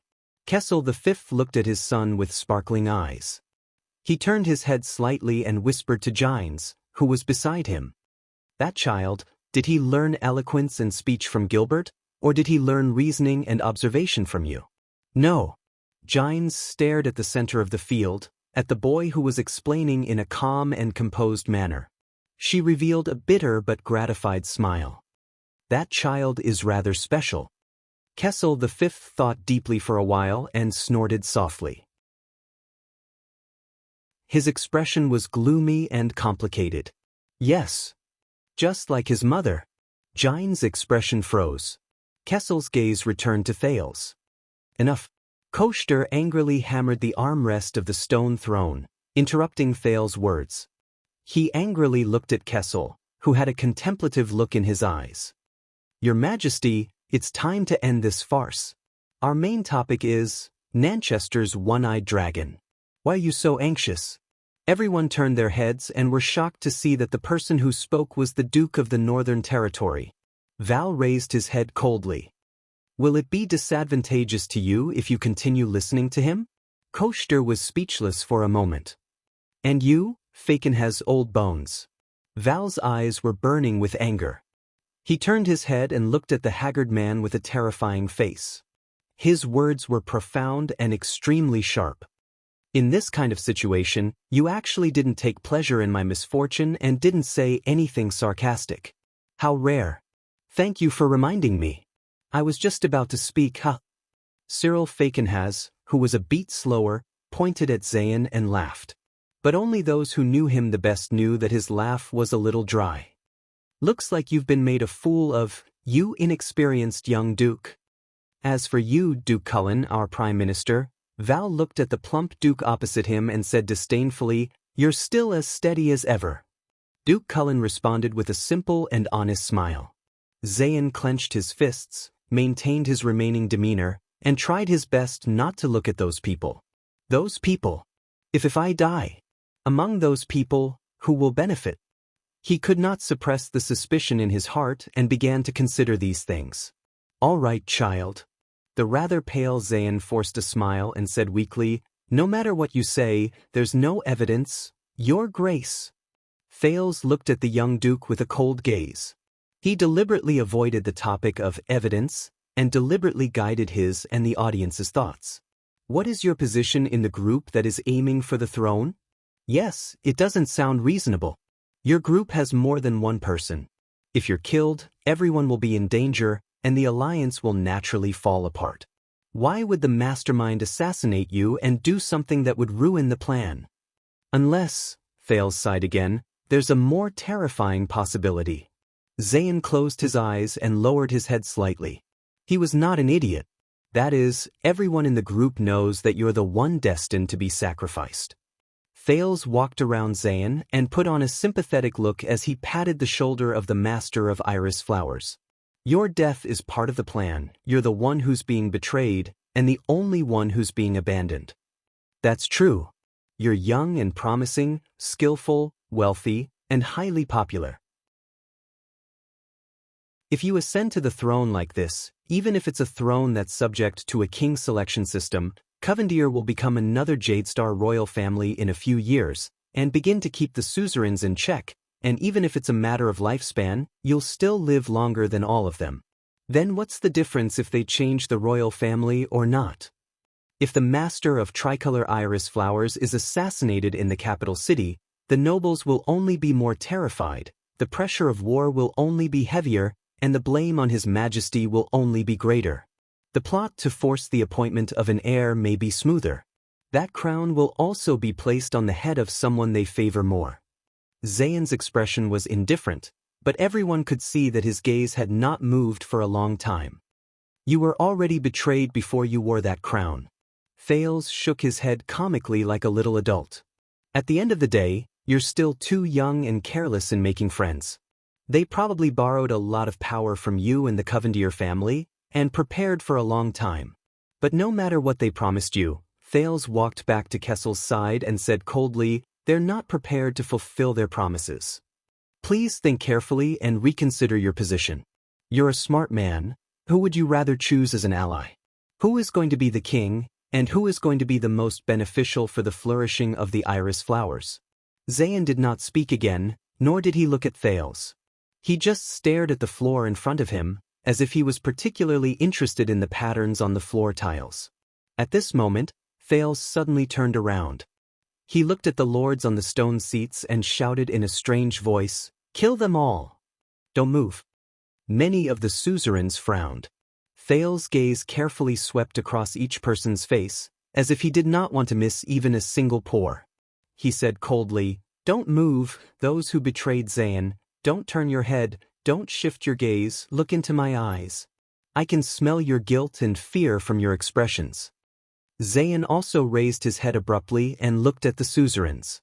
Some of the suzerains held their breaths for a moment. But in the next moment, Thales suddenly relaxed. He spread out his hands and said with a smile, "Don't be nervous. I'm joking." Some of the suzerains breathed a sigh of relief. Looking at Thales, they either secretly gritted their teeth or clenched their fists tightly. Was he doing it on purpose? But when you see the example of iris flowers, you'll understand. Thales looked at the suzerains and his expression became serious again. Once the Jadestar heirs die out, no matter which rich or distinguished family ascends to the throne, whether they are weak or powerful, the new royal family will eventually become the suzerain's next target, regardless of whether they are weak or powerful. Without external enemies, all of you will kill each other on the unbalanced scales of power until Constellation is destroyed. I don't care who among you hatched this conspiracy, this plan, and I don't care who wants the throne. After all, in the eyes of many, since the end of the royal family is a foregone conclusion, they naturally have to choose the future that best suits their own interests. But I'm already standing here. For the stability of Constellation, and for your own interests. The continued existence of the Jadestar royal family is the stability of Constellation, and the greatest hope. Everyone for everything, please be like your ancestors and support Jadestar, support me. The crowd's discussions grew louder, and many people began to applaud. As if by coincidence, the cheers from the plaza also came in waves. No one knew where the guards passed the words in the hall to. Thales did not look at the suzerains' expressions. In fact, he enjoyed imagining their expressions. Gilbert finally let out a long sigh and said softly to Thales, who was walking back, "What a deep impression, young sir. The threat of iris flowers has been eliminated amid suspicion, and the power of the great antler deer has also been greatly reduced." Gilbert lowered his head and asked quietly, "But how are you so sure that those assassins were after the iris flowers?" "Of course I can't be sure." Thales smiled at him and looked at Zayan, who was deep in thought in the distance. His eyes shone brightly. But he doesn't know either, does he? Everything has to be focused on the main point. The important thing is not those assassins, but that Zayan saw those assassins with his own eyes. Sensing Kessel the Fifth's solemn gaze, the rather pressured Thales tried his best to maintain his breathing. He said briskly, Just like just now, the important thing is not whether my identity can be recognized, but who is not willing to recognize my identity. Under Thale's puzzled gaze, Gilbert could only heave a long sigh and whisper, I still have to say something. Even though it was satisfying, what you did just now was not a wise way of governing. You will understand in the future. Stop spouting nonsense here. This is meaningless. The furious one-eyed dragon, Duke Nanchester, slammed his stone seat hard and swept his gaze across the crowd in an oppressive manner. Have all of you forgotten? Up until now, he has yet to prove his identity. His Majesty has not had an heir for 12 years, and a 6 or 7-year-old child suddenly jumped out and said that he is a descendant of the royal family. He even spouted nonsense during the national conference. Duke Coaster Nanchester, why are you still bothered about my identity? Thales sighed and interrupted him loudly. Do you still not understand? My father has prepared everything a long time ago. Thales lifted his head slightly and flashed an innocent smile. I thought that a hypocrite like you, who worries about the country and the people, would be overjoyed by the return of the Jade Star bloodline. An ominous feeling assaulted the one-eyed dragon's heart. At this moment, the crowd began to clamor again. A new person stepped into the Hall of Stars. Thales turned his head and his eyes immediately lit up. A graceful, gentle, and alluring lady draped in a dark-colored priest robe with half a red sun draped over her shoulders. Accompanied by a nervous little female priestess, she slowly walked out of the passage that the guards had forcefully blocked off. Many commoners knelt down devoutly and lowered their heads to pray to the lady. The moment the nobles saw the half-red sun, many of them understood something. Very good. Faken has narrowed his eyes. The king, the nobles, and the gods. The 3 pillars of constellation are all here. The moment the Duke of the Northern Territory saw the newcomer, his pupils shrank abruptly and he could not help but lean forward. Count Caribbean solemnly stuck his head out and whispered to his wife and nephew, Count Derek Chroma, who was equally shocked at the moment, from now on, be careful with your words and actions. Things have already gotten out of the suzerain's control. I'm afraid that the gods are also involved. Under the watchful eyes of the crowd, the spokesperson of the Sunset Goddess on Earth, the head ritual master of Sunset Temple, Xianxia Arund gracefully stepped onto the stone seat area. Xianxia. Val Arund was stunned. His originally desolate expression gradually became complicated after he saw his sister. It's been so many years, but the head ritual master did not look at her own brother. She only walked forward slowly. Koshter's expression was unpleasant. He wanted to exchange a glance with Zayn as usual, but he realized that Zayn's gaze was cold and did not even look at him. The one-eyed dragon felt bitter in his heart. Head Ritual Master Xianxia, Kessel V stood up solemnly, Sunset Temple, spokesperson of the goddess. The authority of the king, the vow of the nobles, and the witness of the gods. These are the 3 most important pieces of proof when Constellation was founded. Today, after more than 600 years, please allow the Sunset Goddess to witness the continuation of the royal bloodline of Constellation. The entire hall was in an uproar again. The expressionless Xianxia bowed and nodded slightly. But she did not reply immediately. Instead, she knelt on her back and closed her eyes. Thales looked curiously at the head ritual master who did not seem to like him very much. Is she communicating with the gods? But suddenly, an indescribable feeling assaulted Thales' heart, making him feel very uncomfortable. A sound that sounded like ringing in his ears suddenly rang. Beep. He was horrified. Resisting the desire to cover his ears with his hands, he looked around. But the people in the hall, whether nobles or commoners, did not make a sound, nor did they show any signs of impatience. Could it be? Until the ringing in his ears disappeared. The people around him were all normal. It seemed like he was the only one who heard the ringing in his ears. The transmigrator had never known what kind of existence the gods of this world were. But now, Thales had one more doubt in his heart. After a while, Xianxia opened her eyes gently, stood up and said, "The goddess has agreed, Your Majesty." Duke Cullen sighed. He already knew the outcome of the matter. Koshter clenched his fist tightly. A cold glint flashed in his single eye. Fakenhaz laughed dryly. Zayn, on the other hand, looked thoughtfully at Thales, who was the center of attention. Kessel V nodded lightly. Suddenly he grabbed Thales' hand. The transmigrator was shocked. "Come with me," Kessel said in an unquestionable tone. "Your bloodline should be seen by all the people of Constellation." Thales was dumbfounded as he allowed Kessel V to pull him down from the round platform formed by the stone seats and towards the balcony overlooking Star Plaza. To be honest, he was really not used to it.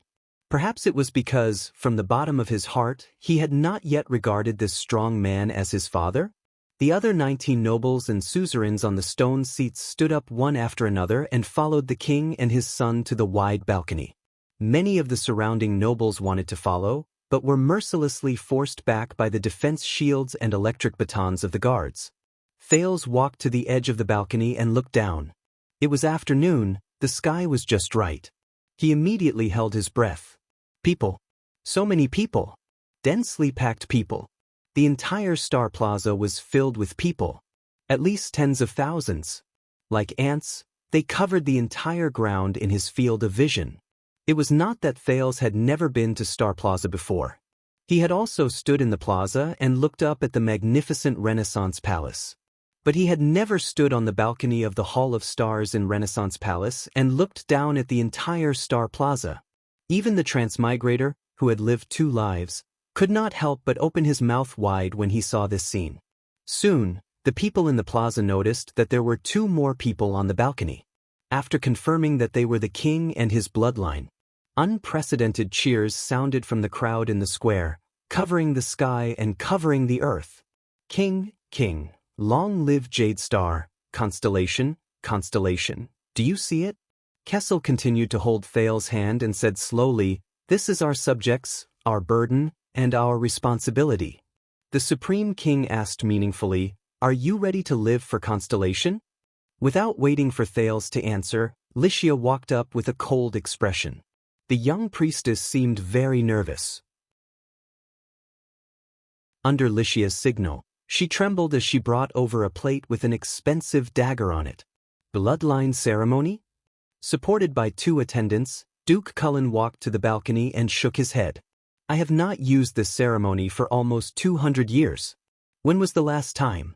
Prince Kira's bloodline recognition ceremony?" No one answered him. The Duke of the Northern Territory stared blankly at his sister, whom he had not seen for many years. But Xianxia did not even look at him. The charming high priestess slowly walked between the king and Thales. Under the gaze of the entire plaza, Kessel gently picked up the dagger, cut his left index finger, and put the dagger back. The priestess placed the plate in front of Thales. She was only 11 or 12 years old, but it seemed to be her first time in such a situation. She was so nervous that she trembled. "Don't be nervous, it's okay." Thales smiled at her, picked up the dagger with the red sun symbol, and cut the palm of his left hand. Xianxia expressionlessly reached out with both hands and grabbed the king and Thales. Then she raised her head. It was completely different from the long prayer ceremony that Thales had expected. Because in the next moment, Xianxia's eyes instantly erupted with a strong light that was exactly the same as the one in the stone house. The people on the balcony and behind the balcony who were fighting to watch immediately quietened down. More commoners began to kneel, closing their eyes and praying towards the light in the middle of the balcony. The light became stronger and stronger. Even the people in the plaza could see it clearly in broad daylight. Almost all the commoners in the plaza had no right to enter the Hall of Stars. Almost all the people in the plaza knelt devoutly and began to pray in the direction of Renaissance Palace above their heads. The pious kneeling of the believers caused the entire Star Plaza to change color and surge like waves from the balcony of the Hall of Stars. But Thales did not have the energy to look at this spectacle. The prince was shocked to see that the blood on his and Kessel's hands were floating under the light in the eyes of the high priestess. Then they connected to form a red light. "This is?" Thales looked at the light in confusion.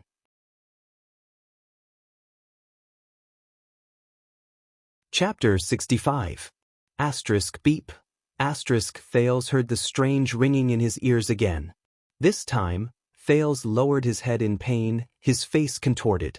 Compared to before, the ringing in his ears this time was especially loud, almost as loud as the demonic voice of the psionic assassin yesterday. What exactly is this? Thales endured the pain, but he knew that he could not make any mistakes at this time. Everyone in the capital city was witnessing this moment. Xianxia's glowing eyes looked at him in puzzlement. The light grew brighter. It was so piercing that everyone on the balcony raised their hands or turned their heads. Even the 5 dukes who stood closest to them could not see or hear what was happening in the center. Under the strong light, Thales gradually could not see what was happening outside. Amidst the painful ringing in his ears, Thales could barely see Xianxia and Kessel's figures. He had already started to grit his teeth, enduring the torment of the ringing in his ears. The abnormality of the transmigrator was soon discovered. Xianxia's eyes, which shone with a powerful light, narrowed and widened. Then she spoke in puzzlement. She then asked in puzzlement, "You? Why are you? What's going on?" Thales felt inexplicably nervous. At this moment, Thales clearly saw King Kessel's robust figure suddenly turn his head in the light. "Xianxia?" The king spoke softly.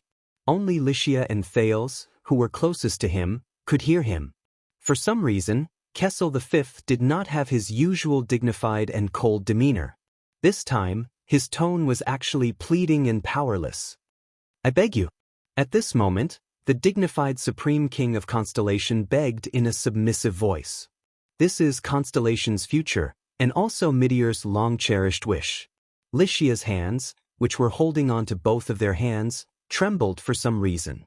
But she then turned her head and looked at the king. Xianxia asked in disbelief, It's her." But the king did not answer her. In the next second, the light disappeared. The ringing in his ears also disappeared. Thales breathed a sigh of relief when his ears were freed. He took deep breaths. What exactly is going on? The ringing in his ears, the head ritual master's suspicion, the king's pleading. He snapped out of his daze. The people on the balcony returned to his line of sight. There was only a ray of red light left in the air, connecting Thales and Kessel's wounds. After being scrutinized by everyone's surprised, delighted, disappointed, and complicated gazes for more than 10 seconds, the red light finally disappeared. At this moment, Xianxia looked extremely tired. She raised her head and gave Kessel a deep look. Kessel V did not speak. He only calmly accepted her gaze. Xianxia glanced at Thales again. This time, Thales clearly saw surprise, disgust, and fear in her eyes. The surrounding nobles all held their breath as they watched all of this. Thales knew that the current situation was not right. He could only grit his teeth and bury his doubts and the pain of the ringing in his ears at the bottom of his heart. It was just like the countless other puzzles. The head priest of the Sunset Divine Hall announced in a weak voice, "That's right. The goddess has issued a decree." She turned her head and gave Kessel a complicated and painful look. "These two are father and son. Our bloodlines are linked, our fates are linked." As soon as the high priestess finished speaking, she left decisively towards the side of the hall.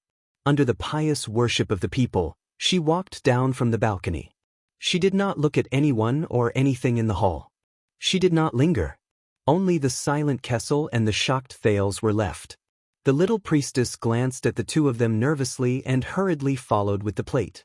The next moment, the Hall of Stars, which had quietened down because of the bloodline ceremony, suddenly erupted into cheers. Under Gilbert's urging, the guards passed the message down to the plaza. After 12 years, the Jadestar royal family finally had a new bloodline. The commotion on the balcony then turned into a carnival of tens of thousands of people in the plaza. Jadestar. The cheers almost resounded through the sky. Koshter and the few counts' faces turned ashen. Gilbert and the king's supporters exchanged glances excitedly. Gines was the only one who looked at Xianxia's back. Other than joy, there was an even more obscure and complicated emotion in her eyes. "All right." The fat duke exhaled. His face was full of joy. "Since the Sunset Divine Hall has acknowledged this child's bloodline, I believe that he is indeed His Majesty's blood descendant." Beside him, Koster looked at him coldly. What a cunning fellow! What a quick turnaround!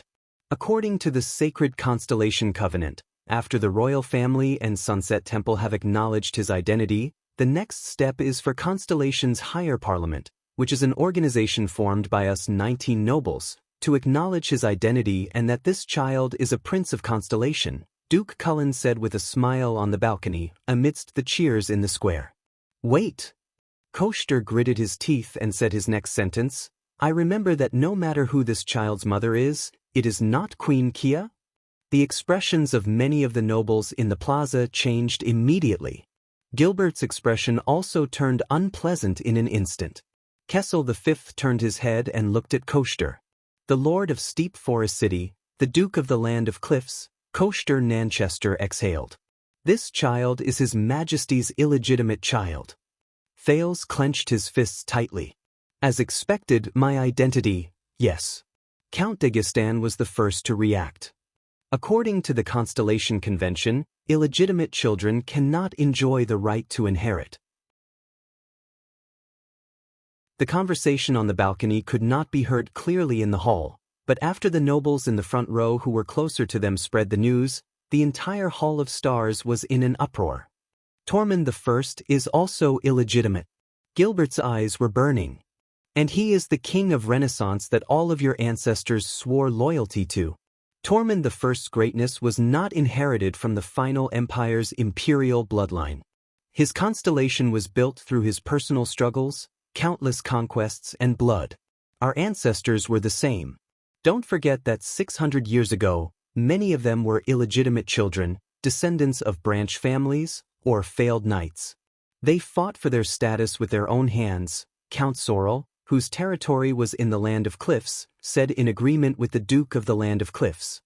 Is this illegitimate child 5 or 6 years old? What did he do to not be bound by his status as an illegitimate child and have the right to inherit this great kingdom left behind by Tormund I like a legitimate child? Your Majesty, of course we should recognize him as your son, a Jade Star descendant. This is God's will. The one-eyed dragon's gaze was cold. But if you want to confirm that he is a prince with the right to inherit, an illegitimate child will become our next king? At the very least, I will never bend my knees and swear an oath to him. You just refuse to give up, don't you, Koster? The Duke of the Northern Territory stared at the one-eyed dragon with sorrow and sighing in his eyes. Even if it's for Constellation and the upcoming war? Koster deliberately avoided Val's gaze and only stared at Kessel V. Of course he won't give up. The gloomy Duke Fakenhas laughed dryly. He has already become mortal enemies with this child, hasn't he? Thale's heart skipped a beat. He suddenly understood what Gilbert had told him earlier. It was not a brilliant political tactic. He had just angrily rebuked Nanchester and lured out the secret organization. Then he turned to Covendier. Even though this move removed iris flowers from the list of enemies and planted seeds of doubt, it also completely turned the Nanchester family of the Land of Cliffs and the Great Deer Antler into his mortal enemies. If Koster Nanchester's initial goal was to fight for the greatest interests of the noble group against the royal family that was destined to have no heir, then now, the Great Deer Antler's goal had changed to not letting Thales inherit the kingdom. This was for the future survival of the Great Deer Antler. Was I still too impulsive just now? Thales secretly clenched his fists. The one-eyed dragon took a step forward on the balcony. His voice was low, but the words he said were chilling. All of you have seen that this child has a dark heart and is narrow-minded. He is still brooding over the assassination and has become suspicious of all of us. That is why he fabricated the so-called plot of us usurping the throne out of thin air. Do you think that when he ascends the throne in the future, he will easily let all of you off? Let all of you, the group of people he once suspected to be the mastermind behind the scenes? The dozen or so nobles frowned at the same time. A few of them began to look at Thales thoughtfully. Koster continued with his incisive words. There has only been one virtuous king in the history of Constellation, and the kind, upright, tolerant, and magnanimous Prince Midier that all of you have met is also only one. Kessel frowned deeply. Whether all of you participated in that group that he fabricated or not, all of you are already on his list. Many years later, when he ascends the throne, are you sure that he will not remember today and all of you? The destruction of Constellation? When that time comes, when all the nobles are in danger, that will be the true day of destruction. Gilbert clenched his teeth tightly. Koester had grasped the thing that the nobles feared the most. Kessel V lowered his head and glanced at the pale-faced Thales. Even if it is for the future and stability of Constellation, Your Majesty, are you sure that choosing such an heir will not push Constellation into the abyss of division and destruction? The other counts looked at each other without saying a word. They pondered over Koester's words, until one of them broke the silence. Count de Gistan coughed and said with a frown, "Yes." Returning to the main topic, I also feel that it is not appropriate for an illegitimate son of a lowly status to become the supreme king of Constellation. Even if the royal family and the temple have already made their decision, the higher parliament still needs to be more cautious. He looked at Thales, who had yet to recover from the aftermath of the bloodline ritual. However, his gaze was no longer rude and judgmental, but cautious and cautious. Kessel V tapped his scepter and said indifferently, "It seems that it is indeed not easy for the suzerains to come to a consensus, is it not? Then, the last step is for the members of the higher parliament to vote and decide their attitude towards this child." Thales took a deep breath. In the end, my fate is still not in my own hands? The Supreme King looked at Duke Cullen, who was being supported by someone. Duke Cullen sighed and nodded slightly. The vassals of Blade Edge Hill are not present, so there are 3 fewer votes. However, the remaining 5 guardian dukes, 11 appointed counts, and a total of 16 high-ranking vassals still have the right to make the decision. The plump duke opened his eyes slightly. Everyone, should this child become the Prince of Constellation with the right to inherit the throne? Gines, who was standing behind the king, finally could not take it anymore. She shouted angrily, "Hey! Why does the higher parliament still need to recognize the prince of the royal family?" The dukes and counts ignored her. Only Koester snorted softly. "This is a man's matter," the one-eyed dragon said scornfully. "Madam, please be quiet. Because this child is related to the right to inherit the throne. This is a vow made on the day Constellation was founded." The old Count Caribbean spoke at this moment, dispelling Gine's awkwardness. He sighed slightly and said, "The king and the suzerains rule the country together. May the tyrants of the empire never appear again." Duke Cullen glanced at Thales with his murky gaze. According to the regulations set by Mendes III 150 years ago, it will be valid if it exceeds half, or if it is exactly half, this child will be an illegitimate son who only has the right to inherit property.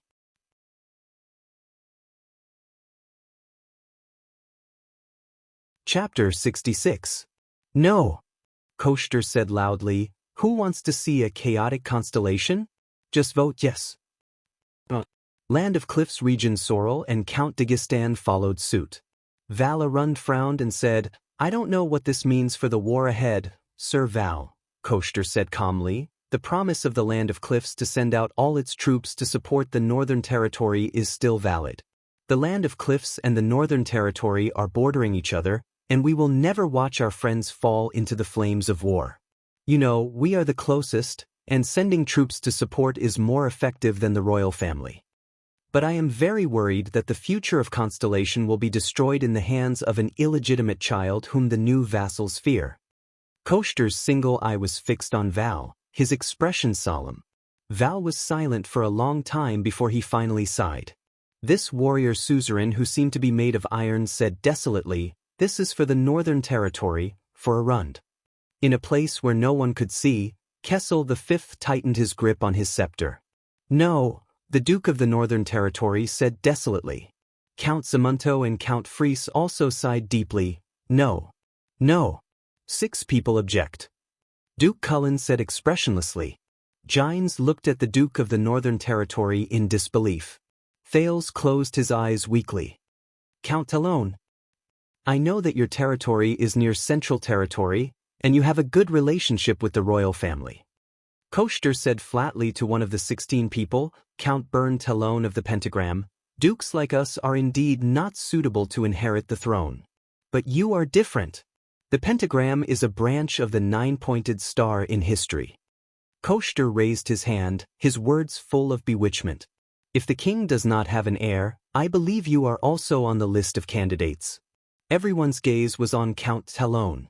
Bern Talon was drenched in cold sweat. He looked at Kessel V, but the latter only stared back coldly. Of course, as a strong contender for the throne, will this child think that you are also involved in those so-called conspiracies? Koshter said with a smile.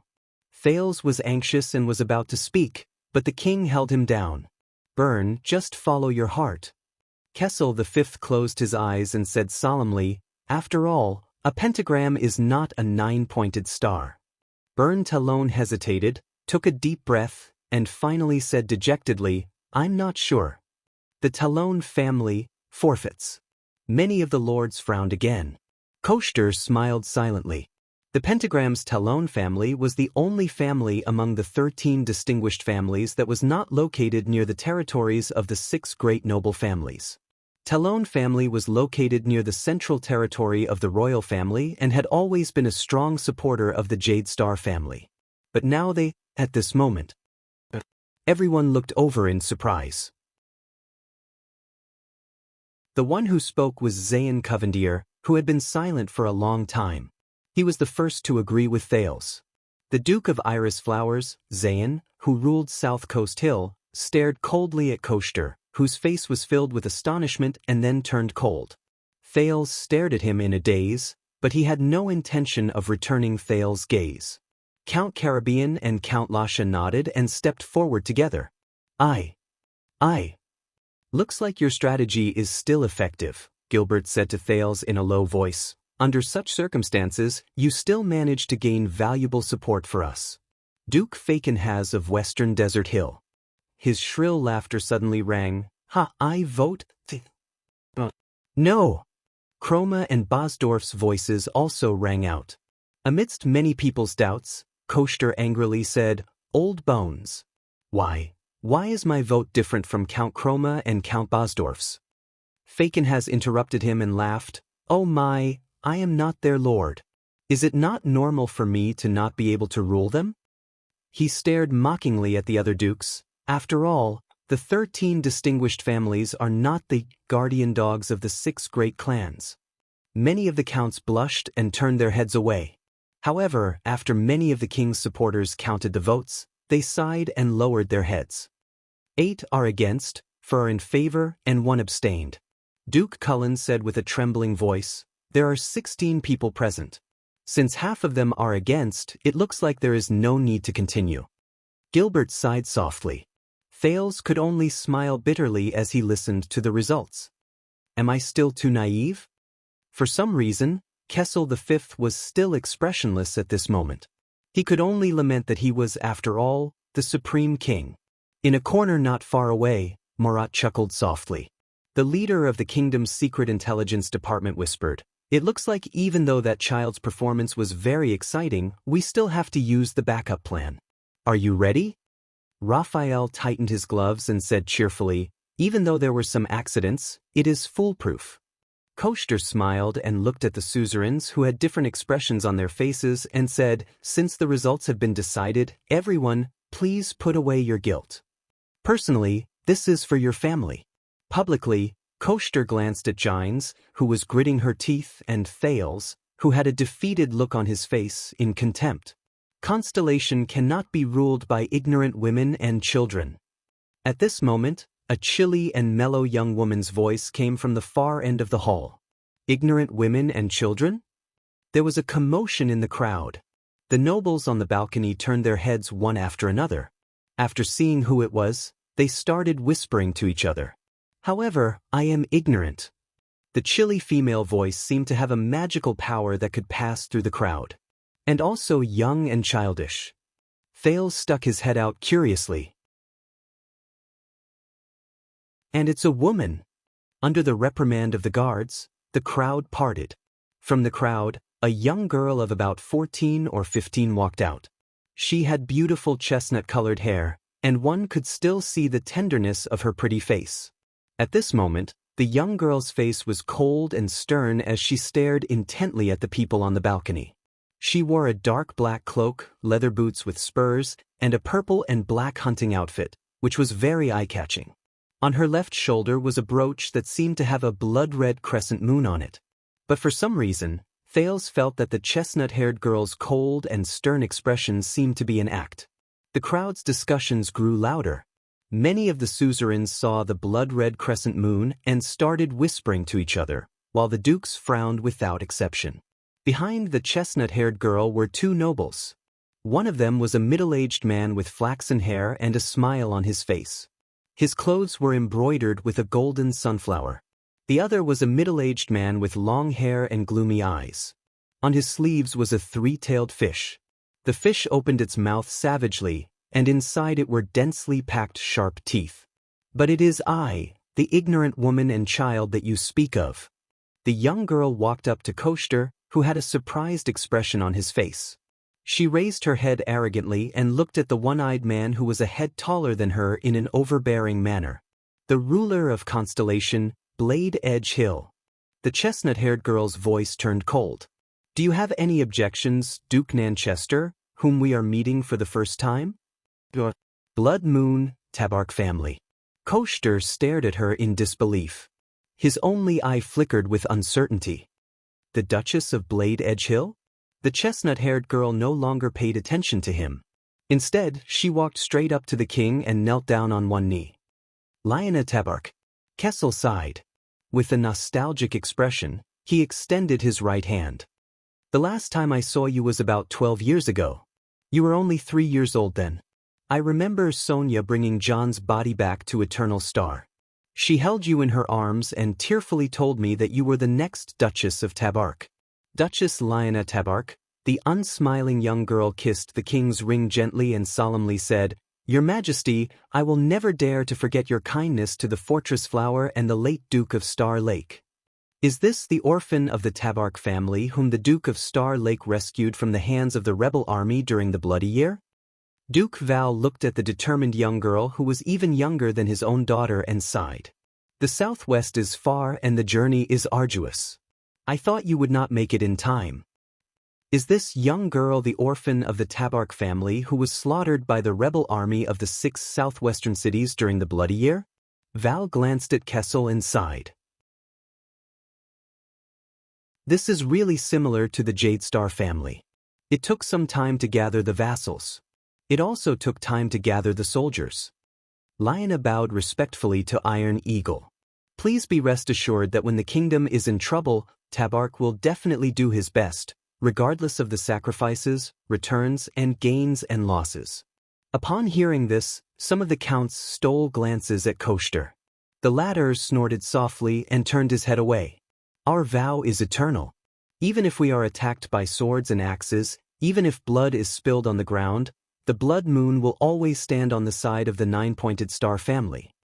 Kessel V looked at the resolute young girl and nodded slowly. Then, he watched as the two nobles behind her walked forward and knelt down to kiss their rings. "Sukater and Kisen," Kessel said steadily, "I hope that the two of you will support each other and cooperate seamlessly in the southwest. I hope that the tragedy of the Bloody Year will not happen again." "Of course, Your Majesty."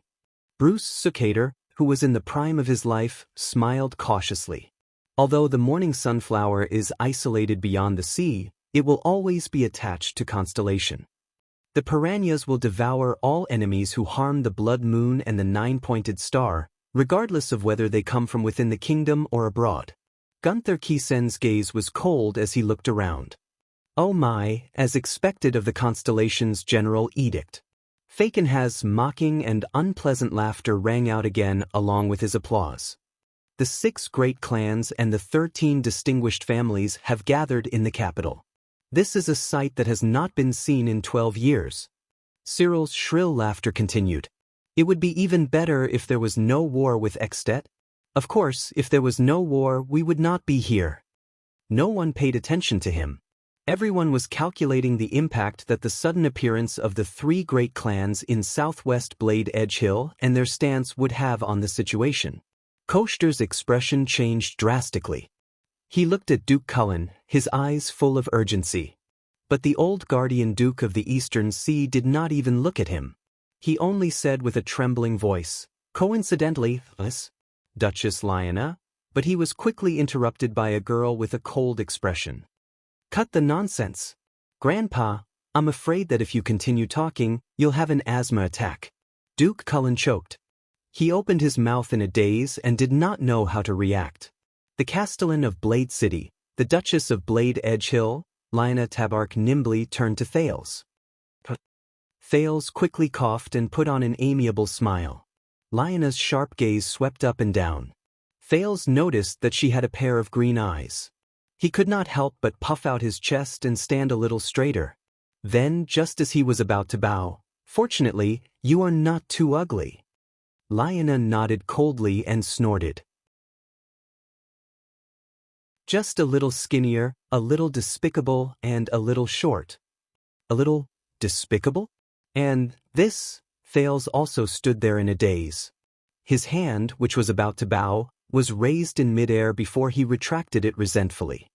He exchanged glances with Duke Cullen, who was in front of him, and saw in each other's eyes that they were in the same boat. Lyanna turned around and stared firmly at all the nobles. She said loudly, "Regarding whether he can become a prince or not, I, Duchess Tabark, vote yes."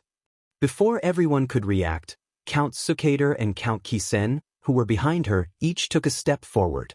One chuckled, and the other scanned the crowd with a ferocious gaze.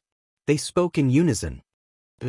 Gilbert's hand, which was on Thales' shoulder, unintentionally tightened in his agitation. But Thales had no time to care. His heart thumped and started beating again. "She agrees?" There was another uproar in the hall. Star Plaza began to rumble with noise again. Duke Cullen sighed. "Then 8 people are against, 7 are in favor, and 1 abstained.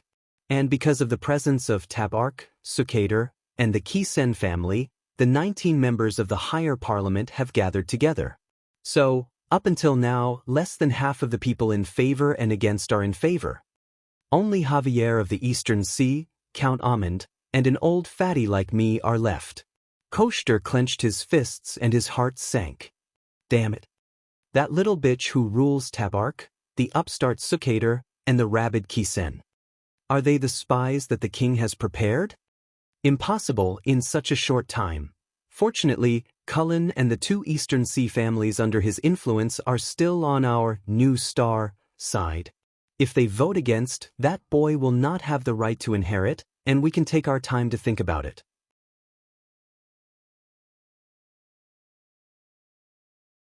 Chapter 67. Cullen family, yes. Javiat, yes. Amund, yes. 3 voices of agreement rang out one after another. Thales quivered and started counting the number of people in his head. He could not help but breathe harder.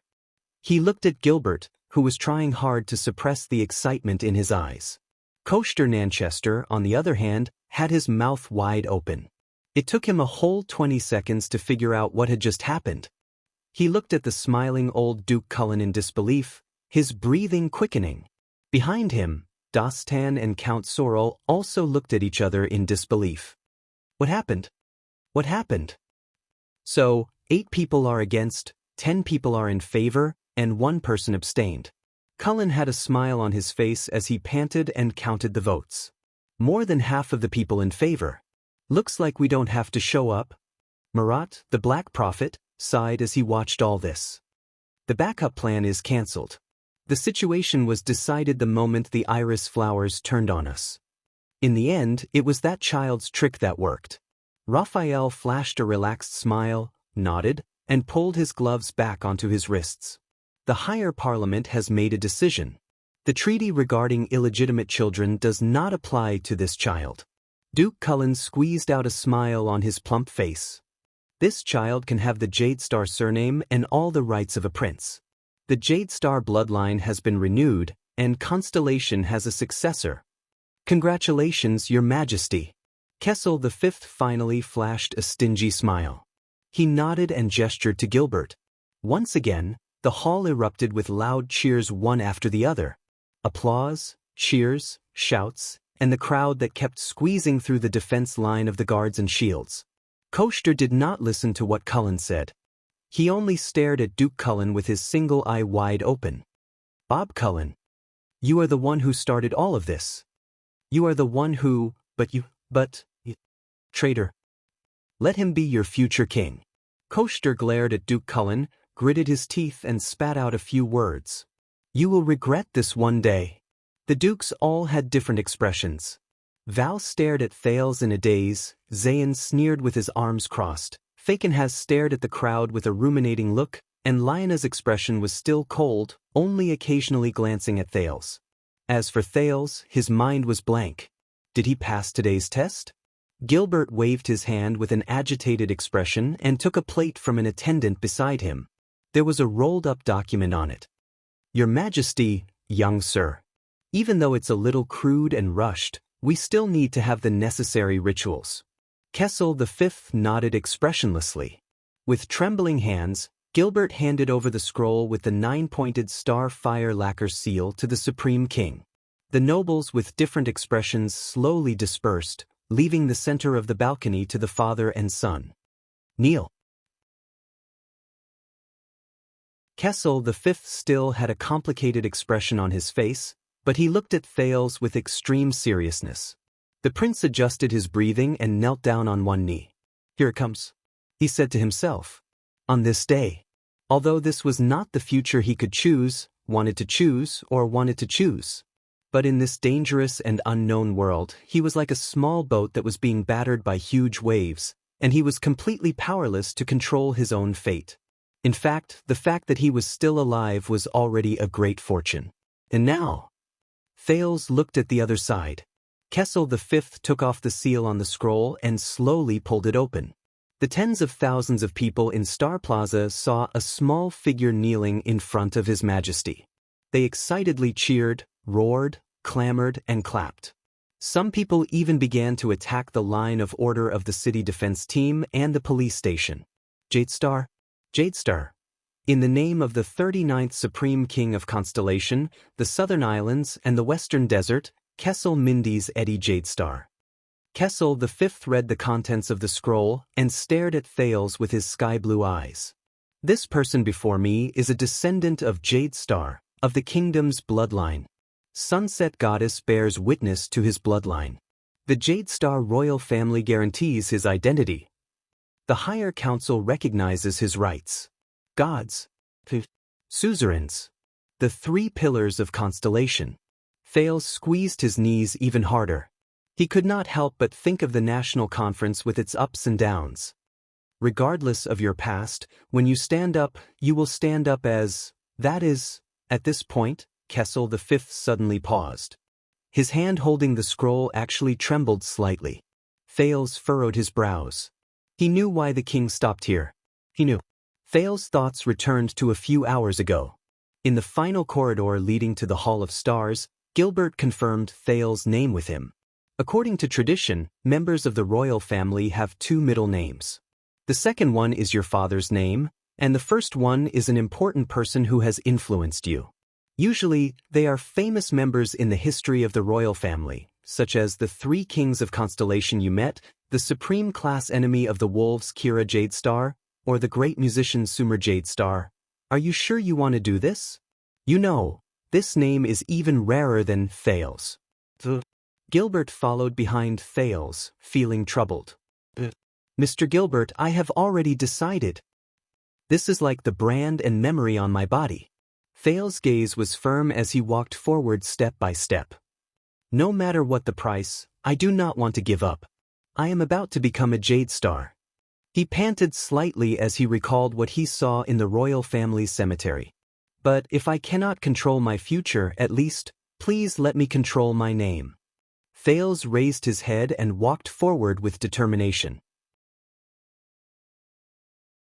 He had no intention of turning back.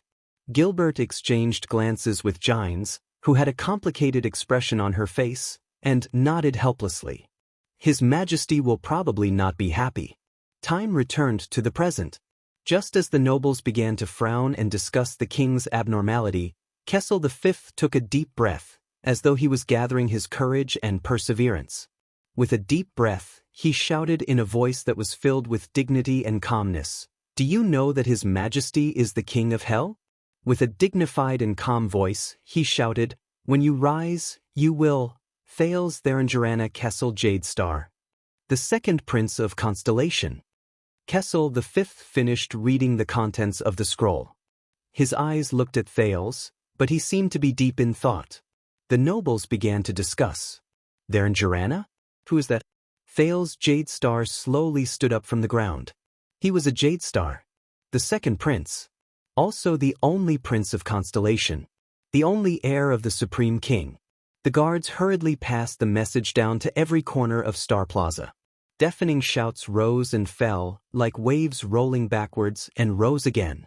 But this time, the chaotic and grand shouts of the crowd soon became clear and distinct because they had a target to refer to. Thales Therangerana Kessel Jade Star, second prince, Thales Therangerana Kessel Jade Star, second prince. Amidst the deafening cheers, Thales glanced at the sky in a daze. The setting sun was hanging in the west, emitting endless red light. It illuminated the outer walls of the magnificent Renaissance palace in a bright red light. It was like the color of blood. Dusk had arrived. "You have worked hard today." Gilbert walked forward excitedly and bowed slightly. "Please follow me." "Your Highness." Somewhere in the Eastern Peninsula, in a dark and dilapidated building, two men sat around a fire. They wore white robes with golden suns embroidered on them. "Master Affairs Officer, have you heard?" One of the younger men raised his head and asked curiously, "Night Kingdom has been in a commotion recently. I heard that many vampires have left and fled to the Western Peninsula." The older affairs officer nodded with a cold expression. "The temple has sent people to investigate. But if it's the Western Peninsula, Sunset Temple's power should be stronger than ours, right?" The young man saw that the affairs officer did not reveal anything, so he asked tentatively, "I heard that the people of the Western Peninsula coexist peacefully with the vampires and werewolves. Sunset Temple no longer hunts dark creatures. Can our people pass through Sunset Temple's power?" The affairs officer raised his head and looked at him coldly. "Why do you think our world is called Errol?" "Huh? I saw it when I was learning the language." The young Sunrise Temple priest scratched his head. "Errol is the god of the holy sun. He controls the rising and setting of the sun and determines the origin of all things. That's why our world is called Errol, isn't it?" The Sunrise Affairs officer snorted and smiled mysteriously. "You were sent to guard the seal, but you are not qualified to read those historical records. That's all you know." The young priest's face was filled with desire and curiosity. "Our world was not originally called Errol. It was only after the Battle of Eradication that it changed its name." The affairs officer said quietly. "At the end of the war that almost destroyed the world, the god of the holy sun, Errol, sacrificed himself. Otherwise, the world would not have been as simple as being split into two continents. From then on, the world was named Errol to commemorate the god of the holy sun and his heroic act of sacrificing himself to save the world." The young priest widened his eyes in shock. "So the legendary god of the holy sun was killed by those calamities." The affairs officer raised his hand with a cold expression and interrupted the priest's rhetorical question. He continued, "In the embers of the holy sun, the two gods inherited his light and rose again."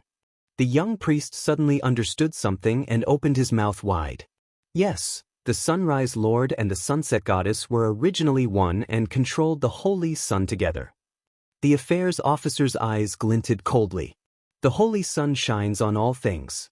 How can there be a difference?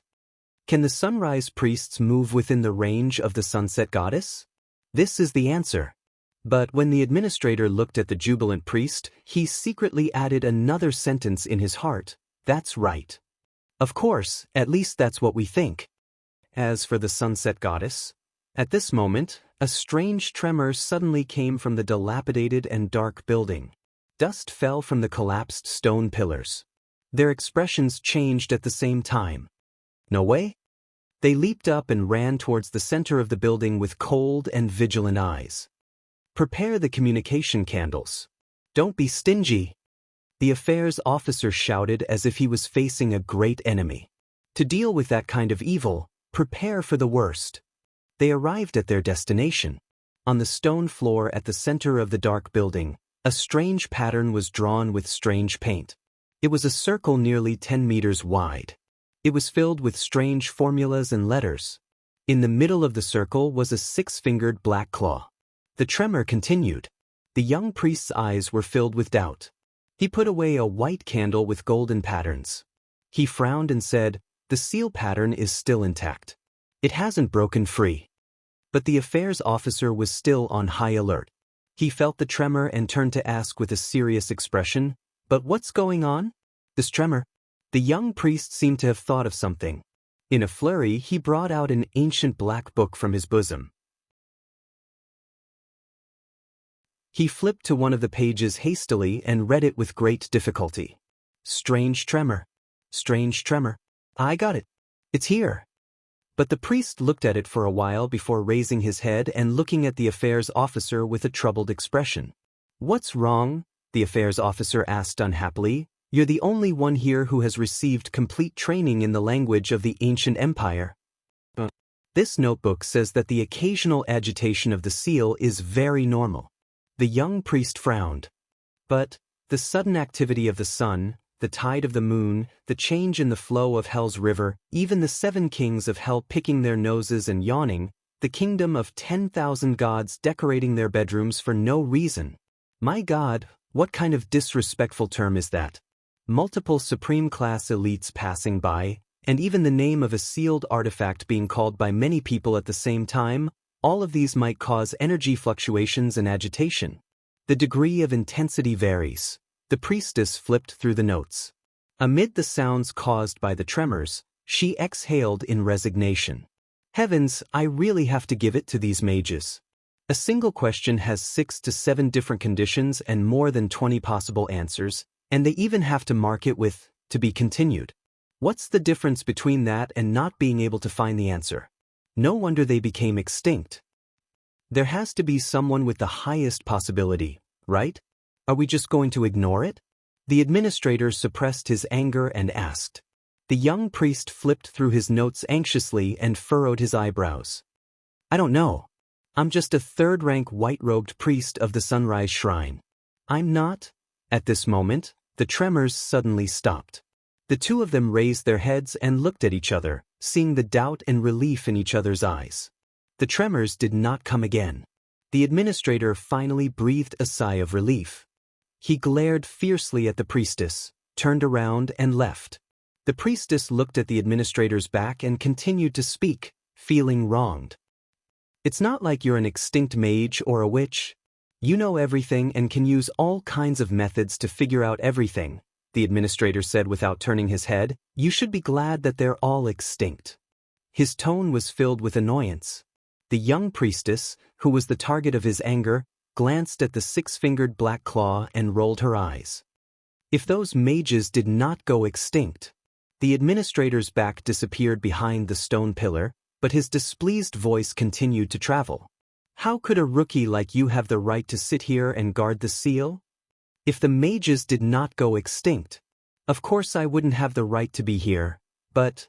The young priestess raised her eyebrows and glanced at the circle on the ground. She shook her head and spread her hands in resignation.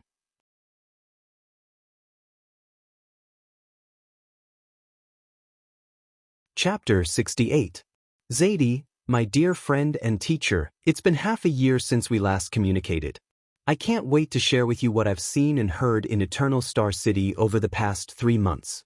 According to your advice and methods, I have already passed the battlefield withdrawal that you mentioned. I can now sleep on a bed, and I no longer subconsciously pull out my sword when I hear footsteps behind me. The sound of the blacksmith's hammering also no longer makes me nervous. My father arranged for me to enter the police station and work under his old classmate in the military academy. Have you heard of the name Horse Slayer, Lord Lorbeck Dara? With the superb sword skills you taught me, don't misunderstand, I'm praising you, not myself, and the rare power of eradication, this is me praising myself, I became a level 2 police officer and the captain of the city defense patrol when I first entered the police station. Although I understand that I got this position because of the Caribbean family name. You won't believe what I've experienced in just 3 months. There were too many accidents and I had to sort them out one by one. As I mentioned before, Constellation is an old and decaying country. As a descendant of the empire, the past is no longer glory, but more like a burden. You can't imagine how many administrative disputes and shady dealings there are in the police station alone in a place like the capital. Its efficiency and effectiveness are so low that it's unbearable, let alone the common people. So much so that the street order and living functions of a few districts in the capital are actually maintained by the gangs. Because to them, the channels of the gangs are faster, better, more reliable, and more convenient than the government. Coincidentally, I obtained an informant in the Blackstreet Brotherhood. It was under such circumstances that I got involved in the life and death battle between the two major gangs in the capital. Once again, my understanding of the gangs and these non-government figures was refreshed. Regardless of the innumerable ordinary class and superclass elites, there were also quite a few psionic warriors, and each of them had the right to occupy a place in the legendary Wings Stardust unit. There was only one thing that I was very concerned about. Do you still remember what you told me about the swordsmen who abandoned the original heart of the sword and the mission of the Tower of Eradication's existence? You mentioned before that their swords have turned into pure killing weapons, and their power of eradication has also changed into the purest power of death. They are no different from the calamities that our ancestors swore to fight against. Even though it has been almost 100 years, I am certain that I met a swordsman of eradication from outside the tower. He is what you call a disaster swordsman. In the face of such a violent power of eradication that was filled with the desire to kill, even the glory of the stars that I was so proud of, which was endlessly growing, was no match for it. When that power invaded my body, it was simply, I could not help but think, what kind of lunatic would be able to endure such a power of eradication flowing through my body? If it weren't for the unexpected help you received, you might be receiving my funeral obituary now. In short, I've already seen the power of eradication where killing intent and violence coexist. That swordsman was from the Blood Bottle Gang. That's right, it was the gang that the two calamities founded 100 years ago at the end of Mindy's III's reign. It was said that one of them had already disappeared from the capital.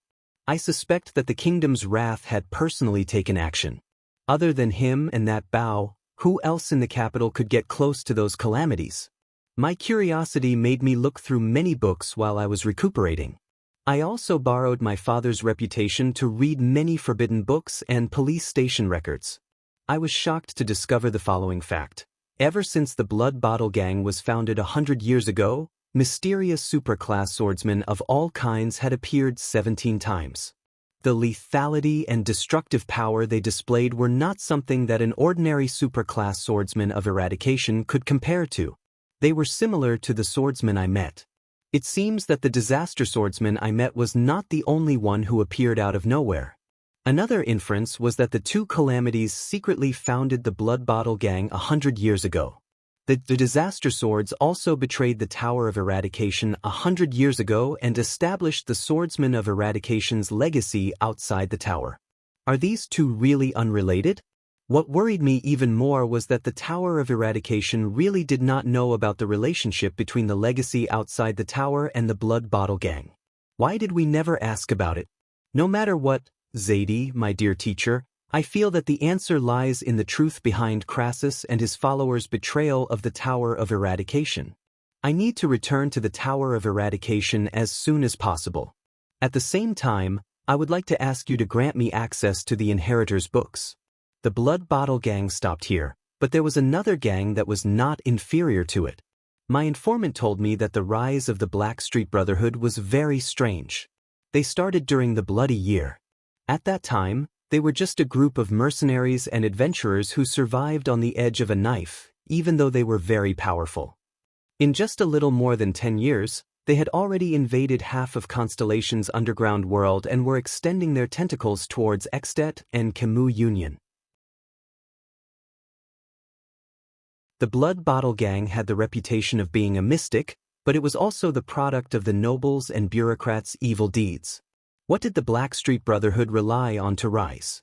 The information from my informant was that they had a very secretive but abundant financial and human support. Speaking of which, I would like to ask, have you heard of the name Black Sword? It was rumored that he was the leader of the Blackstreet Brotherhood and had profound swordsmanship and realm. Some people said that he was the most dangerous king of assassins who was good at hiding. There was even a police report that said that his sword was some kind of cursed antique that possessed unfathomable power. However, there was one thing that was unmistakable. He was a supreme class elite. In the past 10 years, a supreme class Knight of Eradication and a supreme class Psionic Warrior were suspected to have died in his hands. They were both present at the time of the incident. Even though the difference in power between supreme class elites was huge and it was difficult to predict who would win, I could not help but wonder, to be able to kill two supreme class elites at the same time, outside the Tower of Eradication's field of vision, is there really such a powerful swordsman? I also suspected that he was the heir of the Disaster Sword, but he was also a member of the Blackstreet Brotherhood, the enemy of the Blood Bottle Gang. This puzzled me no matter how much I thought about it. An even bigger thing happened yesterday during the Constellation Conference. Teacher, you might have already received the message from the messenger crow. Constellation has a legitimate heir. He is not a noble, nor is he a branch of the royal family. Instead, he is a living prince named Thales Jadestar. I know that you were classmates with the Sword of Reversing Light, Prince Horus. What do you think of Jadestar? I witnessed the new second prince's elegance with my own eyes from behind my father. Even though he was only 7 years old, I can only say that Jadestar is worthy of being part of the royal family. However, he did not appear at a good time. The Jadestar royal family was facing a rare pressure. The Extet diplomat group was assassinated in Constellation. Yes, Zadie, my dear friend and teacher, I once again smelled the stench of war. In my father's opinion, no matter how he mediated, the conflict between the dragon and Constellation was inevitable. I'm sorry, teacher. The Tower of Eradication had worked hard to preserve the light of swordsmen and knights for mankind. These warriors, who once used their supernatural powers to open up the future of mankind and fought against the calamities with their power of eradication, will once again rise with their swords and fight to the death on the battlefield for their respective countries. If war breaks out, I can only pray to the Sunset Goddess that I will not meet Croche and Missadun. When I thought of the days in the Tower of Eradication and the thought of stabbing each other's hearts, I could not help but tremble. Also, Miranda has already arrived at Broken Dragon Fortress and is serving under the fortress flower with honor. However, this also means that if war breaks out, she will be the first to face blood. Also, I met Raphael at the national conference. He is working in the kingdom's secret intelligence department and is also contributing his strength to this country. But please believe me, teacher, your worries will not come true. From serving in the military to being on duty, I have seen a lot, but reality will not change me. The ideals of me and the other two will never change. Especially me, after experiencing the cruelest battlefield, only then did I realize the value of life. After seeing the ugliness of the kingdom, only then did I desire the arrival of change even more. One day, we will use our own strength to rebuild this aging country. I wish you all the best. Chase after Teacher Chartier as soon as possible. This Constellation has already entered winter. It will soon snow in Eternal Star City. How is the weather over there? Your loyal friend and student, Cohen Caribbean Calendar of Eradication, Year 672, 18th of December, morning, at home. In front of the everlasting lamp, Cohen stopped writing. He looked at it for a long time and sighed. The blonde police officer hesitated for a while, but in the end, he still erased the sentence. He is working for the kingdom's secret intelligence department and is also contributing his strength to this country, and wrote, I will write to you after further confirmation of his current situation, instead. He stood up from his desk and glanced outside the window of his manor. It was 6 o'clock in the Eastern City District. Early in the morning, the visibility on the streets was quite high. Even at this early hour, there were still many nobles' servants running back and forth. especially with the recent occurrence of major events in and out of the country. Thinking of this, Cohen shook his head. The kingdom had an heir, but it also caused the confrontation between the royal family and the noble suzerains at the national conference yesterday. How were they going to resolve the conflict with Extet?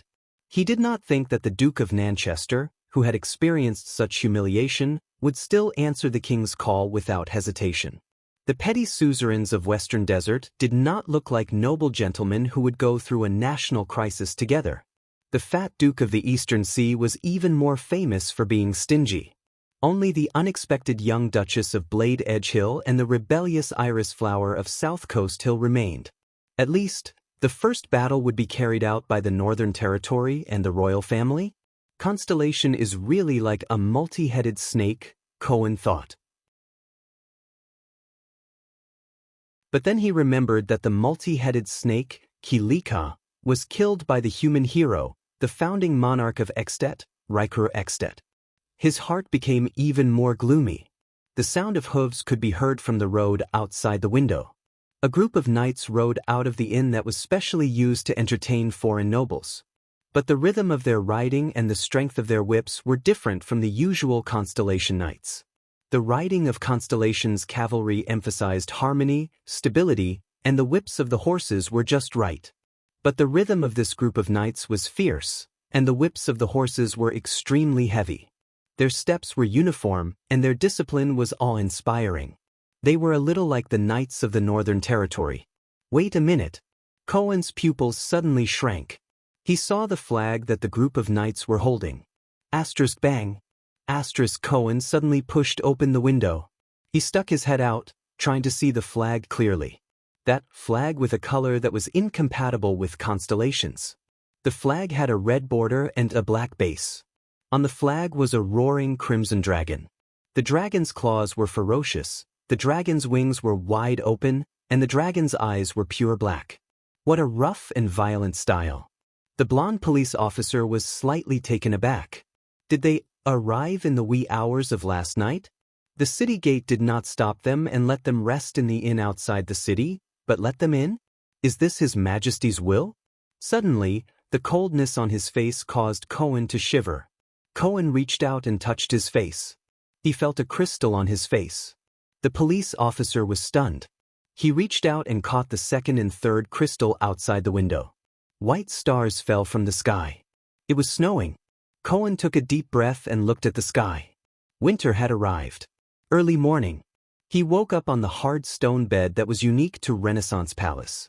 He slid down the bed and stepped on the same cold stone floor as yesterday. It seemed even colder than yesterday. Thales felt as if he was living in a dream yesterday. Step by step, he followed Gilbert to the starry blue carpet from the Hall of Stars yesterday afternoon. He no longer cared about the king and suzerain's argument behind him. The nobles, bureaucrats, and citizens on both sides bowed to him. They addressed him as Your Highness. Prince Thales. Are you hallucinating from the excitement? Thales suddenly woke up and looked up to see Gines. The mature and charming female official was leaning against the stone door with her arms crossed, looking at him quietly. No, I'm not. The prince answered flatly. I just feel that it's a little unreal. I'm also at a loss. Gines looked at him and snorted softly. Of course, you were just a nobody in the past. But now you are a prince, Prince Thales, the second prince of Constellation. No, it's not that simple. Thales sighed and smiled bitterly. He buttoned his shirt and grabbed his coat. In the past, I only needed to think about how to survive. From today onwards, what I need to think about is how to survive, Thales answered quietly. He buttoned the last button on his belt. Gines frowned, then raised her eyebrows. Another jade star, she thought to herself. Pitiful jade star. Thales fastened his leather boots, but that sentence appeared in his mind again. Fight for Constellation, die for Constellation, and live for Constellation. Am I really ready? He paused for a moment and fastened the sheathed JC dagger to the belt at the back of his waist. Are you ready, Your Highness? A familiar voice came from outside the door. Gilbert's figure appeared at the door. There was an unusually solemn expression on his face. Gines sighed and made way for the former Foreign Affairs Minister. Gilbert took off his hat and bowed to Gines as he said to Thales, "Please forgive me for disturbing your rest the next day, Your Highness, but please hasten your grooming." Thales revealed a puzzled expression. Gilbert took a deep breath. "They are here, Your Highness. His Majesty hopes that you will stand by his side and receive those people with him." "Those people?" Thales asked, puzzled. But he immediately reacted. The prince also looked back at Gilbert with the same solemn expression. "Yes, those people." Gilbert tilted his head and pursed his lips. He hesitated, but in the end he firmly spat out a word.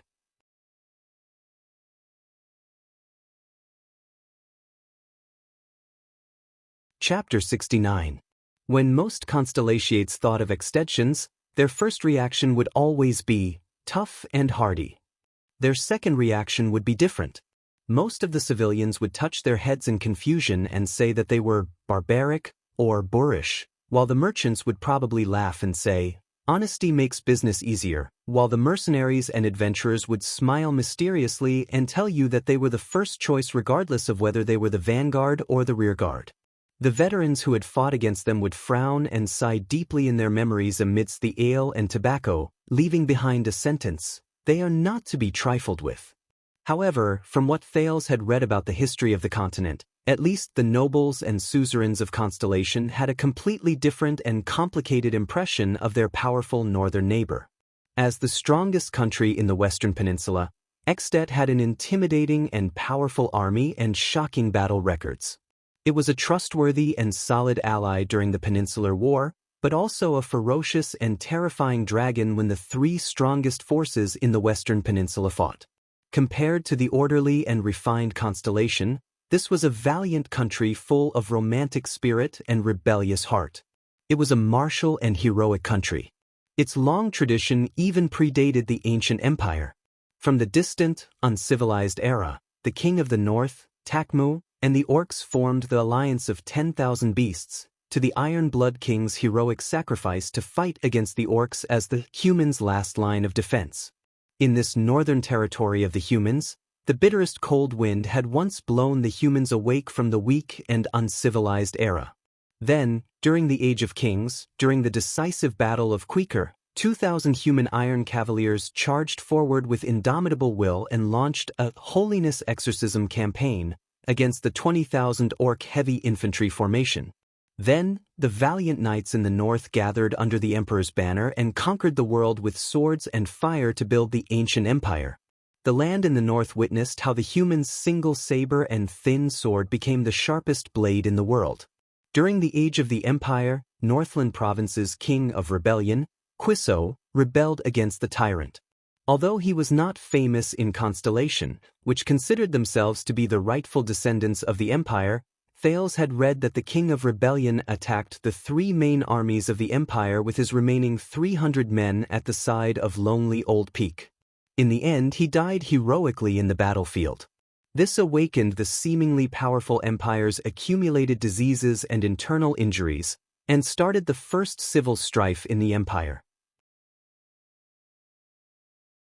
The closest thing to the current Extet kingdom was the Battle of Eradication, where the hero Riker descended from the sky with his knights during the darkest and most desperate moment.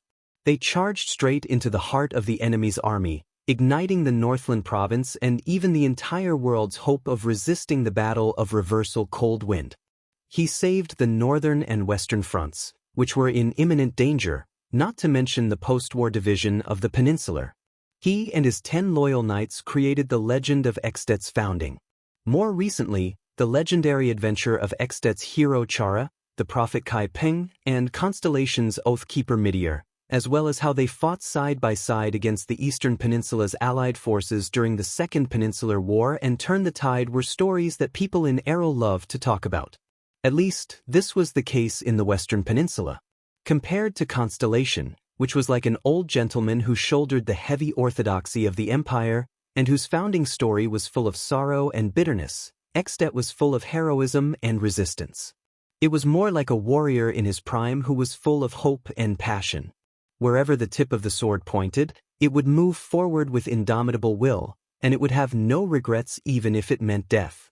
Just like the Extension in front of Thales. Extet's emergency envoy, Baron LaSalle Weeder, stood upright in the meeting hall in Renaissance Palace, which was second only to the Hall of Stars. He did not care about the hostile gazes of the Constellatiate officials and nobles in the hall. He stood casually with his arms crossed. He lowered his head and looked at the ground. Occasionally, he would raise his eyes to sweep his surroundings, but he did not seem inelegant or rude at all. It was as if this was how he should be. However, the faint smile at the corners of his lips made the onlookers frown. LaSalle appeared to be in his early 40s. He held a scroll sealed with a red dragon seal in his hand. Not only was there no fear on his face, there was even a hint of arrogance on his face. When the people in the hall were swept by his eyes, which were filled with fighting spirit, they had the illusion that they were not the ones sizing up the envoy, but the Extension who stood in the meeting hall was sizing them up arrogantly. Under such circumstances, Thales pursed his lips tightly and stood together with Gilbert. They stood inconspicuously next to the Constellation throne, which was located several steps above the stairs. In the hall, from the dukes of the 6 great clans, the heads of the counts of the 13 distinguished families, to the members of the Imperial Conference, Chief of Intelligence Morat Hansen, Minister of Finance Kirkirk Mann, Military Advisor Sauter Ryder, and so on, all of them stood quietly at the side of the throne. The center of power in the entire constellation was waiting for Kessel V to speak on the throne. Kessel V's sky-blue eyes were also carefully sizing up the person in front of him. He was the emergency envoy sent by Extet after Prince Mariah was assassinated. The envoy was able to cross the border from Dragon Cloud City without stopping and rush to Eternal Star City 6 days after the incident. It was enough to show the urgency of the matter and the envoy's attitude. "What have you brought, envoy of the Great Dragon of the North?" Kessel's voice spread. "Me? Humph, I personally didn't bring anything." The Extension's emergency envoy, LaSalle, chuckled. His gaze instantly turned cold. "But very soon, all of Extet will bring their sorrow, their despair, and their anger." The entire hall fell silent. Baron LaSalle stared straight at King Kessel without flinching. In the suffocating silence, just as Thales was wondering which party should be the first to bring up the main topic, a voice suddenly rang out. Kessel V broke the silence. "I recognize you." The king spoke slowly. His deep voice echoed throughout the entire hall. 12 years ago, the current Archduke of Black Sand region, Chapman Lampard, who was still the Count of a city at that time, visited Constellation on behalf of Extet as the Archduke's son. You led his horse during that diplomatic mission. LaSalle frowned at first, a little surprised at Kessel's memory. But then he chuckled. "What a shocking memory, Your Majesty." LaSalle flashed a smile that made people uncomfortable. "I also remember very clearly that you were still the 5th prince at that time, and you were standing alone in a corner." He placed his hands behind his back, took a step forward, and continued. "I watched Chapman Lampard strongly suggested to the white-haired, old King 80, who had suffered greatly from the rebellion, that as long as the territories of the 5 counties that originally belonged to us Northlanders and Extet are returned to their owners, Extet would then generously send troops south to help our longtime ally quell the growing rebellion." Many people furrowed their brows. Troubled by the rebellion? The Bloody Year? Thales remembered this. But Thales also noticed that the envoy placed the words, "us Northlanders," before Extet. What does this mean? I remember that King 80 politely rejected Archduke Lampard's so-called proposal. Duke Fakenhas chuckled. "But even so, all of you still, generously, dispatched your troops to the south? What a touching ally." LaSalle smiled mysteriously and did not reply. "Archduke Lampard is probably illiterate." Count Zamunto's eyes were burning. "The 5 counties you mentioned are ruled by the Arund family, Zamunto family, and the Fries family respectively. Our ancestors have owned them since the establishment of Constellation. It is indisputable that they are Constellation's territories." Out of Thales' expectations, LaSalle chuckled. Under the angry gazes of the people in the hall, his chuckle gradually turned into a loud laugh. Over the past few years, the cold wind in Extet has become stronger and bitterly cold. Our shepherd boys and hunters have to grit their teeth and go out in the cold that can freeze their tears. When they return, they have to rub their almost frozen hands with snowmobiles to prevent their hands and feet from freezing. Under everyone's puzzled gazes, LaSalle sneered. Only after several years, even decades, can we turn our trembling hands, which are used to wield bows and whips, into a pair of strong and sturdy hands suitable for wielding swords. LaSalle paused for a moment and looked around. He laughed without any scruples. In comparison, the climate in Constellation is getting warmer and more comfortable. It is especially suitable for weaklings who only know how to pant on women's bellies. These are the descendants of Oath Keeper Midia. The hall immediately burst into an uproar. Thales widened his eyes. A person who refuses to cut to the chase and insults the envoy of the visiting country the second he opens his mouth? But he immediately realized that Constellation was at a complete disadvantage in the matter of the prince's assassination. And when it came to military strength, the number of troops that Constellation could gather at the moment. Just look at yesterday's national conference. Whether to hold the prince accountable, when to hold him accountable, and how to hold him accountable, the entire matter was in Extet's hands. Thales sighed softly. Count Freese pressed down on the sword at his waist with a loud thud and said angrily, "What do you mean by this?" But Kessel the Fifth calmly raised his hand and waved away many nobles who stood out in anger. "I mean, since when can a lame reason like, 'My grandfather once owned that piece of land,' become the standard for dividing territories?" LaSalle took large strides and turned around. His eyes shone as he stared back at the nobles and suzerains of Constellation, showing no weakness. Whether it is Extet or Constellation, every inch of land is conquered. The strong leave after obtaining the spoils of war, and the weak hand over their chips to protect themselves. "This is the international law," LaSalle said coldly. His expression was cold and unfriendly. As the king of peaks of the Eastern Peninsula, Xianxia said, "Only those who are capable can rule." Only Gilbert and a few others narrowed their eyes slightly and pondered over his intentions. King Kessel, on the other hand, looked at the nobles in the hall full of nobles. There was a thoughtful look in his eyes. "Please pay attention, Your Highness," Gilbert said to Thales in a low voice. "In diplomacy, there is no meaningless quarrel or words. This is a test and a change of pace before a duel. The other party is testing our footsteps and the truth of our situation, in preparation for the final moment when he draws his sword. He is not in a hurry to get to the main topic, which means that he may not be confident in directly raising conditions, or he may have found a better point of negotiation. But up until now, this has been his scheme. By infuriating us, he will lead the topic towards military affairs, military strength, and the law of the strong and the weak. He will plant a seed in us, and at the same time, he will observe our reactions to determine the direction of his next attack, Gilbert whispered. Also, when he brings out the real topic of discussion, we will unconsciously start to think about war and the price of war, and will relatively neglect other options. Thales frowned. "Do we have other options?" LaSalle took a step forward and looked at King Kessel with a burning gaze. "And does Constellation have the ability to defend that so-called territory of yours?" The anger of the nobles in the hall had reached its peak. Count Zamunto of the North patted his Northern Territory military uniform in anger and roared, "Have your troops let their horses pass," but he was immediately interrupted by an even more vigorous and steady voice. "All right," Valorund flashed a steady smile.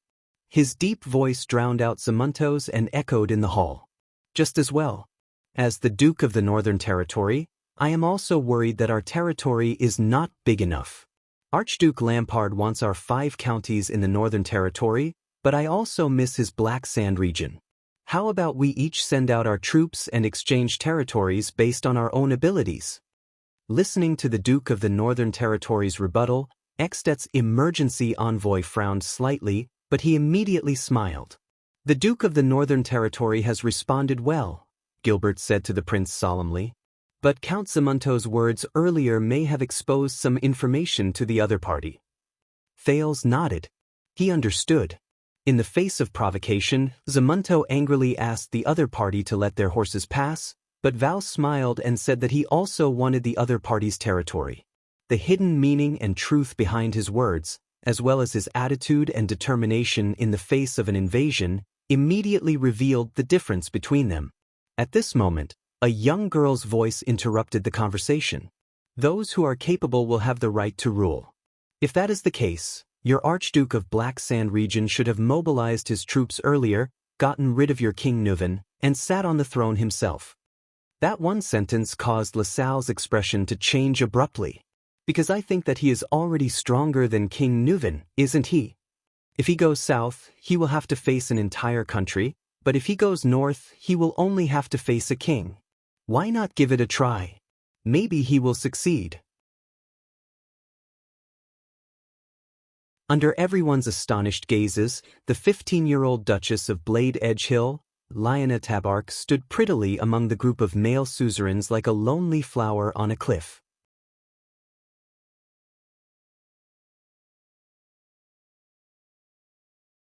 Chapter 70. The ministers and suzerains in the hall began to whisper among themselves. Many of them even smiled. Good girl. Duke Cullen smiled and whispered to the unwelcomed Duke Fakenhas beside him, Did she learn to be mean from you? What are you talking about? Cyril Fakenhas smirked and said quietly, But in my opinion, this is a natural ability of women. In the hall, LaSalle's expression froze. Then his eyes shone with anger. Using this kind of trick to drive a wedge between Extet's ruler and his subjects? This is really the style of the Constellation Empire, just like how you shamelessly tried to murder our Prince Mariah. Thale's heart raced. Here comes the main course. Upon hearing this, most of the Constellation nobles in the hall revealed indignant and angry expressions. However, a few of them began to ponder. That Duchess' reflexes are really outstanding. She has already counterattacked without realizing it. Before Thales could react, Gilbert flashed a praising smile. Your Highness, Duchess Tabark's attack has already yielded results. Thales turned to look at the elegant Duchess. Lyanna seemed to have felt Thales' gaze. She turned her head and stared at him with a piercing gaze. Thales shuddered and immediately smiled. Then, he pretended to look around as if nothing had happened. It was as if he had just inadvertently glanced at the Duchess. Gilbert chuckled. This is not a simple attempt to drive a wedge between us. It is to test whether King Nuven and the Archduke of Black Sand region's will and goals are the same in this crisis. This is very important. Thale's eyebrows twitched. Gilbert said patiently, and LaSalle's haste to bring us back to the main topic is an answer. Obviously, he himself knows that he cannot be entangled in the topic of who is stronger between King Nuven and the Archduke of Black Sand region. In the first round of the sword duel, he was already the one who was forced to draw his sword first. Thales suddenly understood. He recalled Gilbert's deduction in the carriage. The assassination of the Extet diplomat group was also the wish of some people in their own country. It seems like, although there is no evidence. But no matter what, at least in the eyes of many, the discord between the Archduke of Black Sand region and King Nuven is indeed not small. Thales' vision returned to the hall. We plotted against your prince? Nanchester's one-eyed dragon snorted. Even an idiot can see that the assassination of your diplomat group is a plot to incite a war between the two kingdoms. Does Extet like being used by others so much? Even my hunting dogs aren't as obedient as you. Constellations, do you think we care whether you are innocent or the mastermind? LaSalle said slowly. Since you're not interested in the truth, why did you come here? Why don't we just chop off a few heads on the streets and hand them over to King Nuven? Duke Zayn of South Coast Hill sneered. Hearing this, LaSalle's eyes burned with anger and hatred. Under the gazes of all the nobles in the hall, he suddenly took a step forward and raised the red dragon seal scroll high in his right hand. On the throne, Kessel V clenched his fists tightly and lowered his chin slightly. His gaze was gloomy and deep. No matter who is despicable enough to murder His Highness, We will tear him to pieces. Extet will uphold justice on its own, there is no need for others to do it. But our prince, the only son and heir of the common elected king of Extet and the Archduke of Dragon Cloud City. He died within Constellation's borders. LaSalle spread his arms and turned around abruptly. His fiery gaze swept across every suzerain, noble, and official in the hall. His last drop of blood fell on Constellation's soil, his last breath was Constellation's air, and his last sight was Constellation's scenery. He came to Constellation with a mission of goodwill, but you failed to protect him. Whether it was intentional or not, it was your incompetence and indulgence that caused his death. That is enough. Constellation must take responsibility and pay the price. LaSalle's eyes widened in anger. He tore open the seal on the red dragon seal and pulled the scroll open. Both Extet and King Nuven must receive an explanation from Constellation. The 6 dukes frowned at the same time. Thale's pupils shrank. He saw that there was no signature or seal at the bottom of the scroll that was filled with words. There was only a handprint. A bright red handprint. Could that be King Nuven's bloody handprint? The hall immediately burst into an uproar. He did not sign or seal. I saw him cut his palm with my own eyes and pressed the handprint on it. This is King Nuven's anger and despair. Do you understand? A constellatiate? LaSalle's last few words were almost spat out through gritted teeth.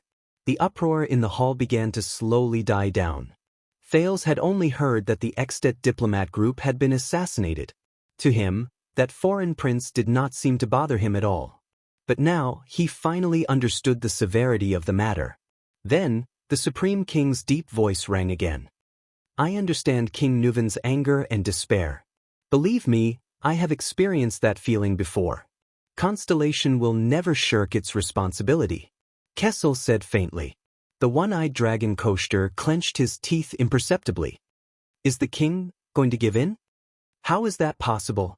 If we do not pay a sufficient price and cut a sufficient portion of the Northern Territory's flesh, how can the evil dragon in the north be satisfied?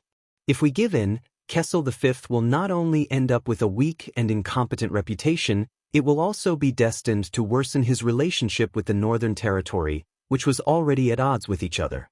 When he thought of this, he could not help but look at Vala Rund, who was standing opposite him.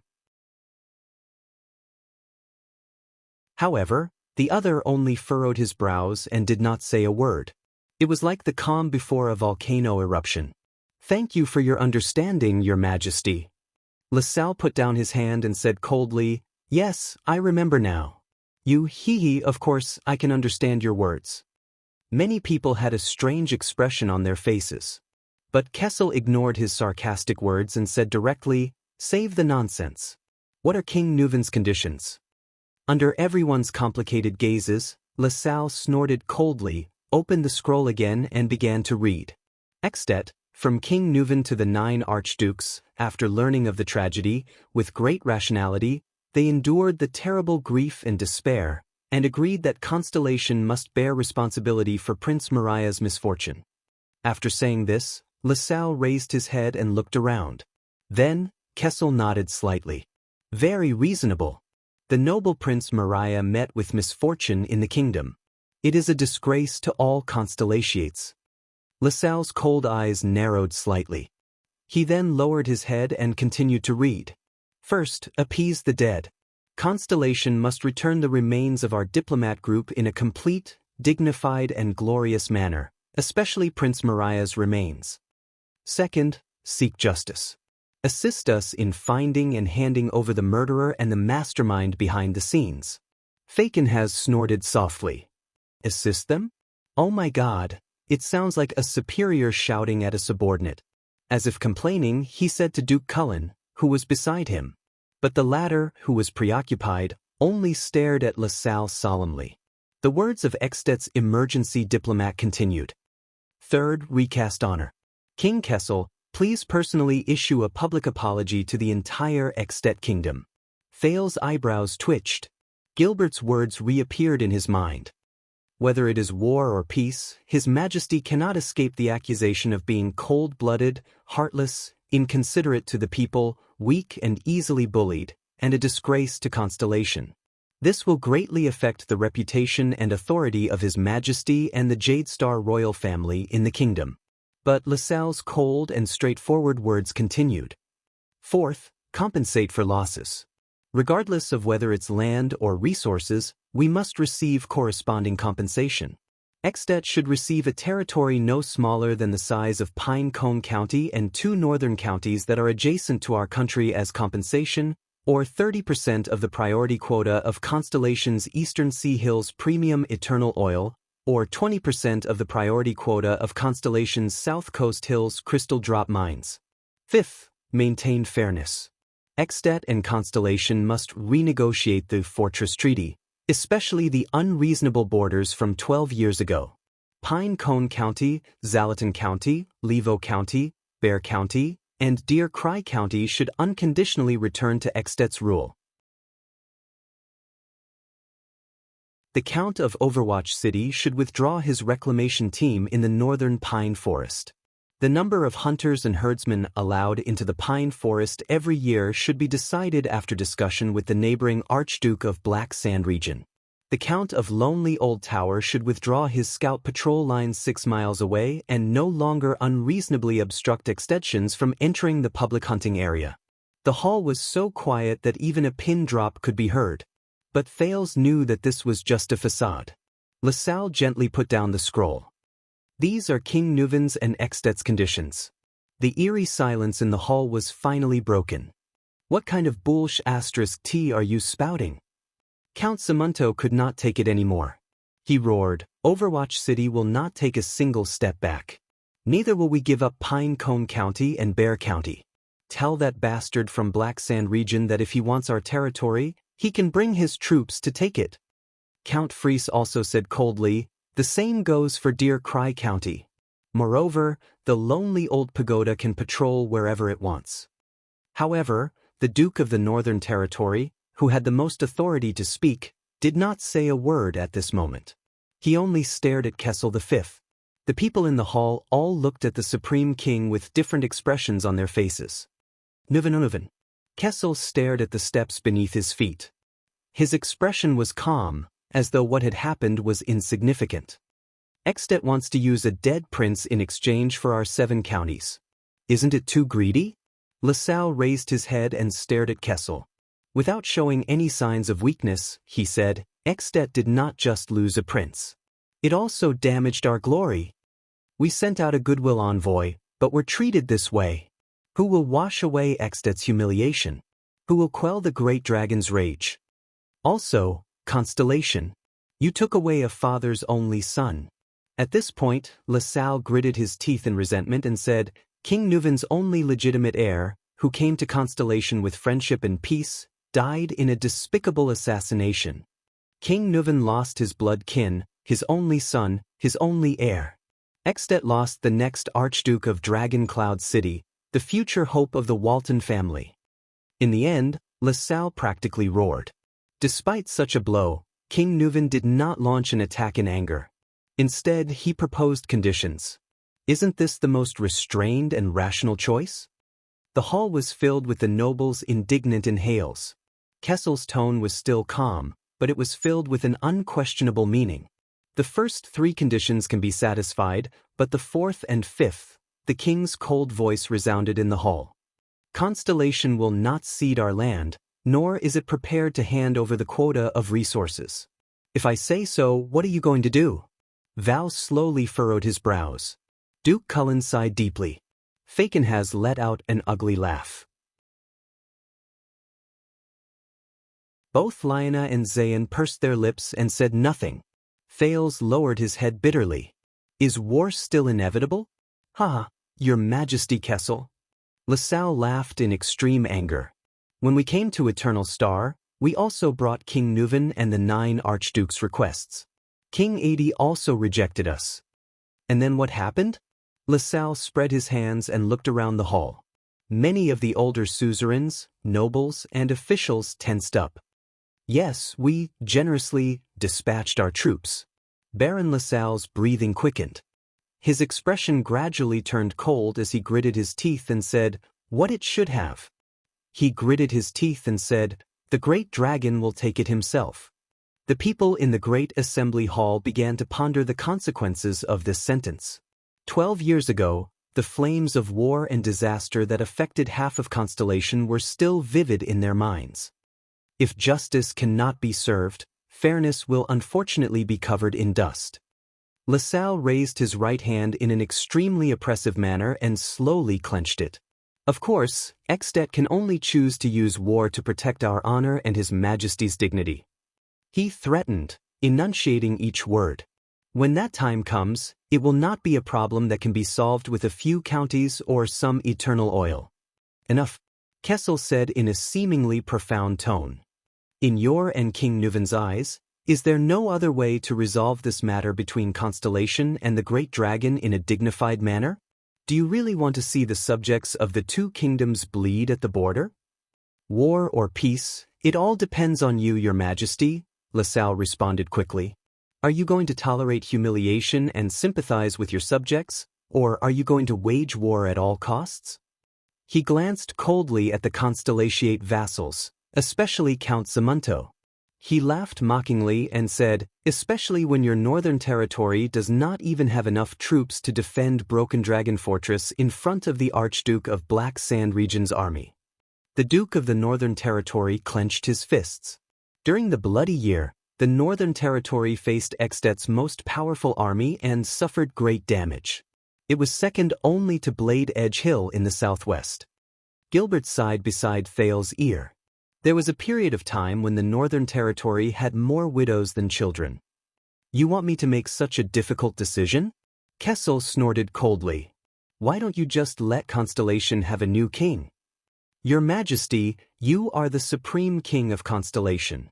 You are destined to bear this responsibility. LaSalle raised his head and smiled softly. If you can't do it, then as you said, among the hall full of nobles, let someone more responsible lead Constellation. Extet will be happy to see that happen. The people in the entire meeting hall were in an uproar. Many people cursed out loud. But Extet's urgent envoy had not finished speaking. Anyway, LaSalle said viciously, the next king of Constellation is also destined to not be a Jade Star, isn't it? Many nobles looked at Kessel with a strange expression, but more people looked at Thales. This envoy still doesn't know about the national conference? Thales' mind suddenly went blank. As expected, the diplomat group was assassinated, the suzerain forced to abdicate, and the great dragon's envoy arrived. All of these were connected. If he had not appeared, this would have been a meticulously planned chain of events. Just as Gilbert had said, there were people in Constellation and Extet who had a tacit understanding with each other. Their intention was to determine the successor of the Iron Hand King and the successor of Constellation. But why did his father, Kessel, bring the topic up to this point? And the words that traveled into his ears made Thales' heart jump.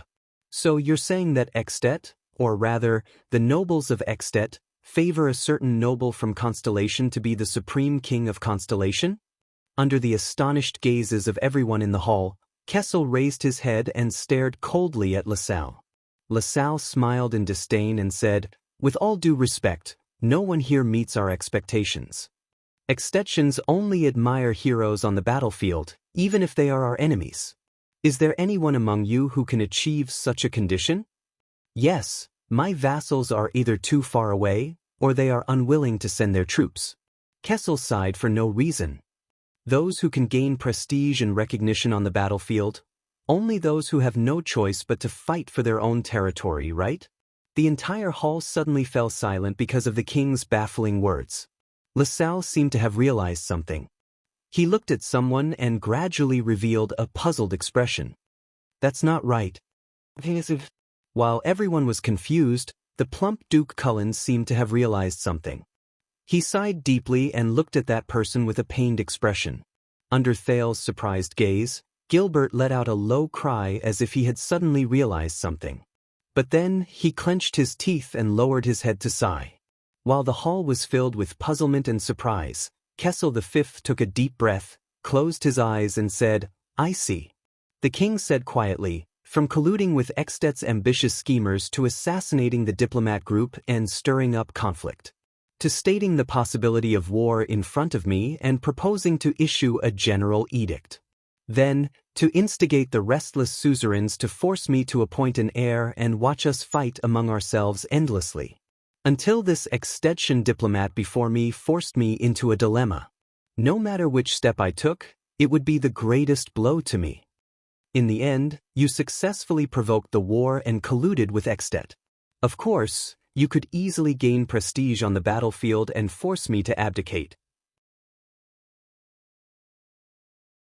For this, you even sacrificed your own land, your own people, and your own country. Is that so, traitor? The Supreme King's words were each more frightening than the last. Thales listened to everything with rapid breathing. The Iron Hand King, Kessel V, opened his eyes desolately and looked at a person at the side of the hall who had been silent for a long time. At that moment, the king's eyes were filled with darkness. "It's you," he said slowly, "the mastermind of all conspiracies." The king's deep and murky voice uttered a name that no one expected.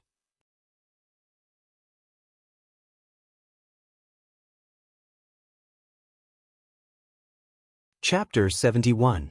The meeting hall finally erupted into an uproar. Even LaSalle furrowed his brows. This time, all the nobles in the hall, except for Duke Cullen and Gilbert, looked at the silent Duke of the Northern Territory in astonishment. What was going on? "Your Majesty? Lord Arund?" Count Simunto, who was also one of the suzerains of the Northern Territory, looked back and forth between the Duke of the Northern Territory and the king in bewilderment. Beside him, Count Fries looked at Val in disbelief and did not move. The commotion and uproar lasted for dozens of seconds, until the resolute suzerain of Cold Castle, Guardian Duke of the Northern Territory, Val Arund, raised his head and looked back at the king. He was no longer silent, but let out a long breath. Under everyone's astonished gaze, including Baron LaSalle's, the resolute warrior-like head of the White Eagle family looked up and smiled. "You are still as sharp as ever, Kai." The Duke of the Northern Territory immediately lowered his head and sighed. "Just like your damned elder brother." Thales widened his eyes. "What?" This time, everyone came to a realization. From the Duke of the Northern Territory's reaction, God. "But how is this possible?" Kessel lowered his head and let out a genuine sigh. "Aren't you going to explain, Val?" the king said flatly.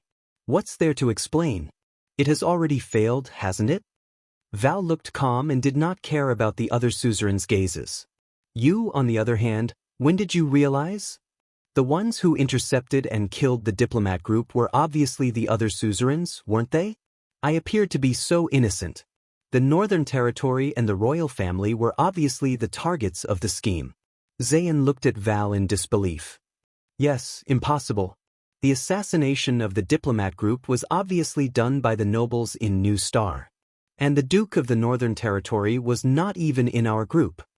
Kessel lowered his eyebrows and said gloomily, "Yesterday, during the national conference, during the higher parliament's vote, you voted against it too hastily." The king's voice was filled with complicated emotions. "I had my suspicions at that time. You know, compared to Koster's help, I would not sit idly by and do nothing about the Northern Territory. You have no reason to oppose my son becoming the heir just because of the one-eyed dragon's promise." Koster, the one-eyed dragon duke, looked at the Duke of the Northern Territory in astonishment as he recalled the scene of the vote yesterday afternoon. "Is that so?" Val smiled sadly. "How do you know I have no reason? You know I hate you, don't you? Because Xianxia, the person you hate is me." King Kessel was expressionless, but his fists under his sleeves, which no one could see, were trembling slightly. "But you are a noble person. You will not vent your anger on my son." Many people immediately looked at Thales, especially Baron LaSalle, whose expression was unpleasant. "Unless you have a special reason to stop my son from becoming the heir," the king said in a low voice. "But this is just a suspicion." Under the complicated gazes of the hall, Val sighed and said, "Maybe it's just a coincidence? That is why I tested Extet's envoy today." The king raised his head. His voice was cold. "Val sneered. "As expected, after the bloody year, You've become more and more paranoid. The king ignored him and continued to speak. With just a few words from Lyanna, she managed to find out that he was Archduke Lampard's man from Black Sand region. Only Lampard's men would be so anxious to change the topic to avoid exposing Archduke Lampard's ambitions. The Duchess of Blade Edge Hill stared coldly at the Duke of the Northern Territory without saying a word. When he first arrived, he put on a show with you. He appeared to be an envoy who did not know the depth of the Northern Territory and was testing the defensive capabilities of Constellation's Northern Territory. You retaliated without showing any sign of weakness. Now, it seems that he was following the plan and stirring up a tense atmosphere, Kessel V said solemnly. Kessel V said solemnly, however, when I deliberately refused to choose between war and compromise, he clearly threatened me that the Northern Territory did not even have the military strength to defend Broken Dragon Fortress. Don't you think that this is contradictory? Suspicion began to deepen at that time. LaSalle's face immediately turned pale. The king lowered his head and said, moreover, he was obviously more interested in attacking me, provoking me, and even changing the king of Constellation than negotiating properly and fighting for Extet's interests for King Nuven. Is it not enough for Lampard to obtain the land in the Northern Territory? Why is he still so interested in me and changing the Jadestar royal family? Obviously, he is working with someone from within Constellation, and my crown is the will of the collaborator. The problem is, who is qualified to work with the powerful vassal of Extet, Archduke Lampard of Black Sand region? Who can benefit together with him and achieve a win-win situation? I thought about it for a long time and considered Nanchester, Covendier, Cullen, and even Fakenhas. The most unlikely person is you, Val. Because when war breaks out, the Northern Territory will be the first to bear the brunt. You are more like a pitiful person who has been schemed against, a sacrifice, just like me. Fakenhas' voice was sharp. Unless this is his voluntary sacrifice. Kessel V's gaze was as sharp as a blade as he stared at Val Arund. But when I think about it from another perspective, what can Archduke Lampard gain? King Nuven's only son died in the Northern Territory, and the Walton family is destined to withdraw from the next King Selection Congress. So, what Lampard can gain is the territory in the Northern Territory, and the death of his competitors in the Northern Territory. In Constellation, who can ensure that these two things happen at the same time to the greatest extent possible? Kessel silently raised his gaze. There was a sorrowful expression on his face. It is you, Val Arund, the Guardian Duke of the Northern Territory who controls the Northern Territory. But I still do not believe it. I would rather believe that this is just a coincidence. No, the Duke of the Northern Territory said coldly. In fact, you already believed it a long time ago. You just needed to exhaust everything to prove your suspicions, didn't you? The king snorted softly and glanced at the emergency envoy of Extet with a profound gaze. I sent someone to intercept Baron LaSalle in advance. Under the eyes and ears of all the suzerains, I sent them directly into Eastern City District with great fanfare. But until this morning, the hidden sentries of the Secret Intelligence Department ensured that they would not come into contact with any constellations. They also did not know about yesterday's national conference, did not know about the change in the air, and did not know that their collaborator in Constellation was actually in a terrible state. Take a guess. Under such circumstances, how many batches of people did the hidden sentries of the kingdom's Secret Intelligence Department intercept yesterday in an attempt to contact Baron LaSalle? Murat's hoarse and unpleasant voice rang out just in time. 3 batches, Your Majesty. The military scouts are very stubborn and unwilling to reveal their master's identity. He chuckled and said, but what is the use of this? There are only a few places in the entire kingdom that have such tough soldiers. It is a piece of cake to track down the person behind them. Val lowered his head and sighed. They are my most elite scouts. The Supreme King said coldly, but I have not figured it out. But I haven't figured it out yet. What exactly is your agreement with Lampard, and how can it be fulfilled? Until this extension said that extensions prefer heroes on the battlefield. Yes, when war comes, the hero will always be the most dazzling person. Isn't that how Extet was built? and in this possible war, who has a better reason than the Duke of the Northern Territory to fight to protect his homeland? If the enemy is simply your collaborator, then it will be even easier for you to gain prestige and reputation on the battlefield. When war breaks out, you pledge your life to defend the Northern Territory and become the hero of the fight against Extet. You are also the only person who can deal with them. With no heir to the royal family, aren't you the most suitable to be the next king? Val laughed coldly. King Kessel looked at Val sadly. Did I say anything wrong?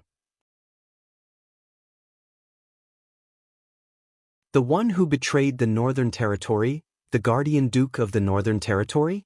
Is being king that important to you? So important that the originally noble and pure you will betray your territory, your people, and your country. The hall immediately fell silent. Even LaSalle looked troubled and did not say a word. Valerun stared blankly at the floor for a long time, until he shut his eyes tightly. Amidst the desolate laughter, he finally opened his eyes and said sadly, "This should not have been like this." With a complicated expression, Val spoke slowly. "Everything should have gone according to my script." The king narrowed his eyes. New Star. This group of suzerains of Constellation was originally formed after the Desert War 5 years ago to fight against your increasingly arrogant royal power. They, whether it was Cullen or Nanchester, all came to me, but I rejected them. But I realized that this was a once-in-a-lifetime opportunity. In the fight between them and you, I could achieve my goal. The goal that was so far away that even I did not believe it. Val walked forward to the center of the hall and looked into the non-existent distance. He sighed. "I took the risk to go to Extet and found Lampard. You should have seen the look on his face when I lowered my hood in front of him. That night, we formed an alliance. I was responsible for instigating Zamunto and Fries, inciting them to clash with Extet from time to time at the border. For this, I did not hesitate to confer Pine Nut County to Zamunto. The faces of the 2 counts from the 13 distinguished families of the Northern Territory were pale and ashen. They looked at the Duke who had fought alongside them for many years. Lampard went to Extet to operate. He made use of these conflicts to portray the diplomatic mission to Constellation and the revision of the Treaty of Peace as a great mission. This made King Nuven decide to secretly send his only son to accumulate qualifications for his future king selection.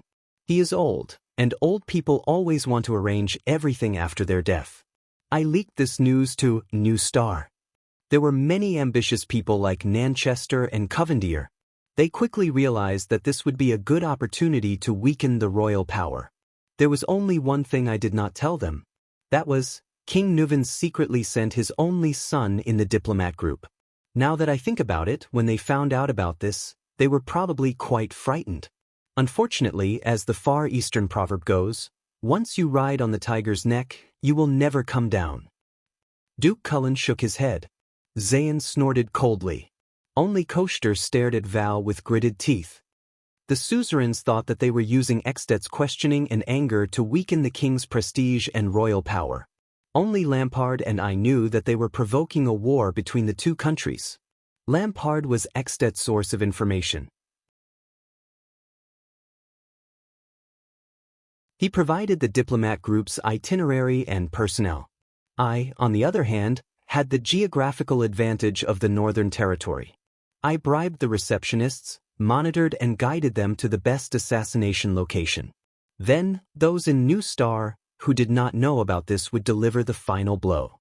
With the 3 of us working together without knowing about each other, even the supreme class elite by the prince's side was not spared. Lampard used the fastest speed to leak the news to the secret room and Dragon Cloud City. At the same time, he recommended LaSalle Weeder to the despairing King Nuven. I, on the other hand, did not stop to bring this news to Eternal Star. I used the war mobilization to exaggerate the severity of the matter. I had Kessel gather the nobles of Constellation to discuss this matter and obtain support. The more the better. LaSalle looked at Val with a pale face, then at Kessel. But no one paid attention to him. Val raised his head and looked at the young Duke of Iris Flowers. Zayn Covendier, boy, you should have died in the assassination the day before yesterday. The nobles of New Star were not the only ones who knew about your whereabouts. I, who had planned this beforehand, also knew about it. Zayan's expression changed. Yes. Duke Valarund nodded weakly. The one who assassinated you was not someone from New Star, but me. But look at your collaborators.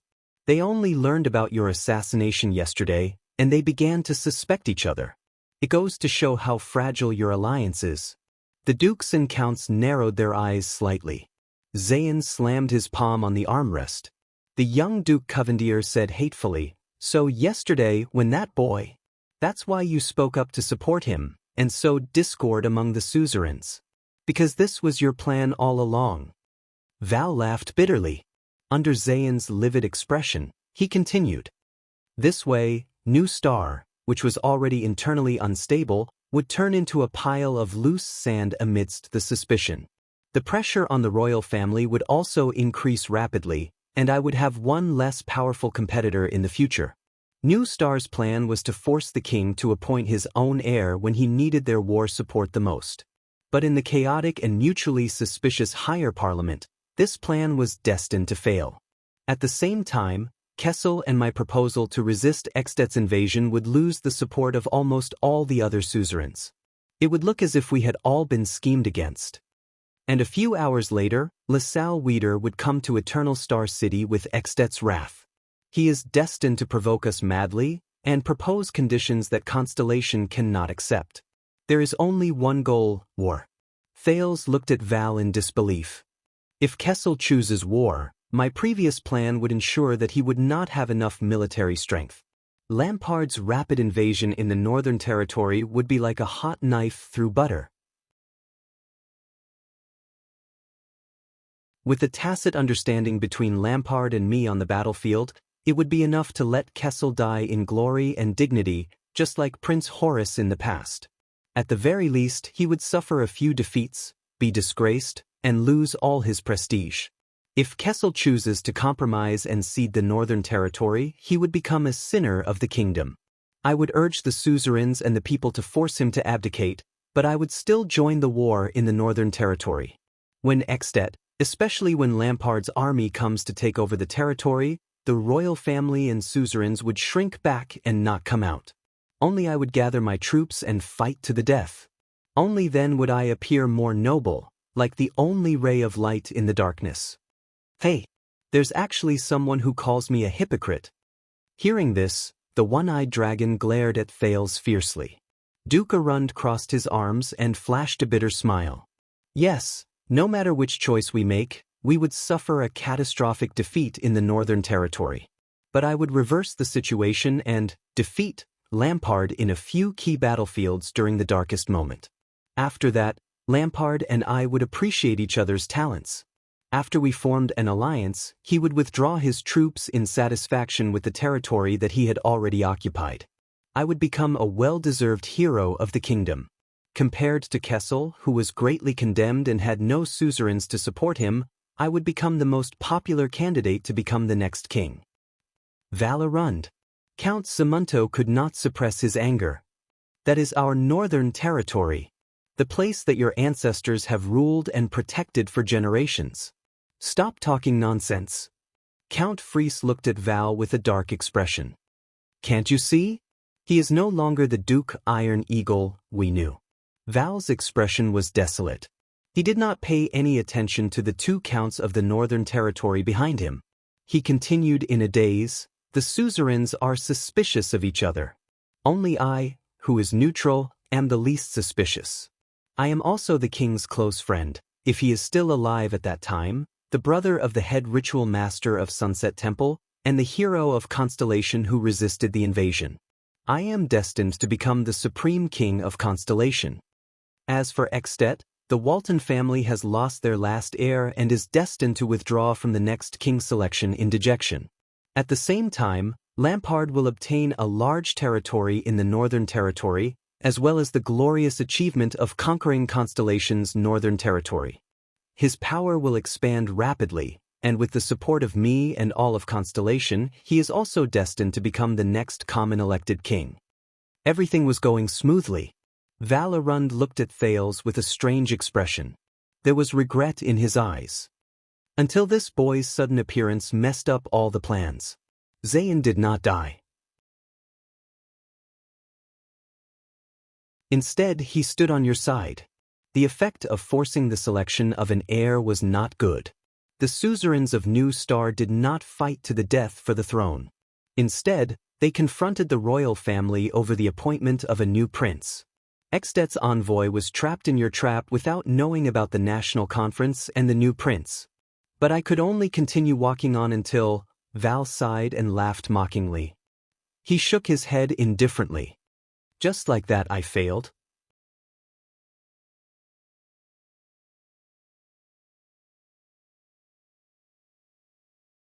Chapter 72. Is that so? After listening to Val's statement, Kessel's expression was unusually complicated. But why is it you? You are supposed to be a noble person, a pure warrior. You have your own creed. Val laughed inexplicably. Why can't it be me? Kessel paused and looked sadly at the scar on Val's chest that extended to his chin. You used to be my most trusted friend and brother. We grew up together in the capital. We were the best partners, the closest of brothers, even better than biological brothers like Midir. We even promised to marry each other's younger sisters. Enough! Val raised his head abruptly, his eyes filled with anger.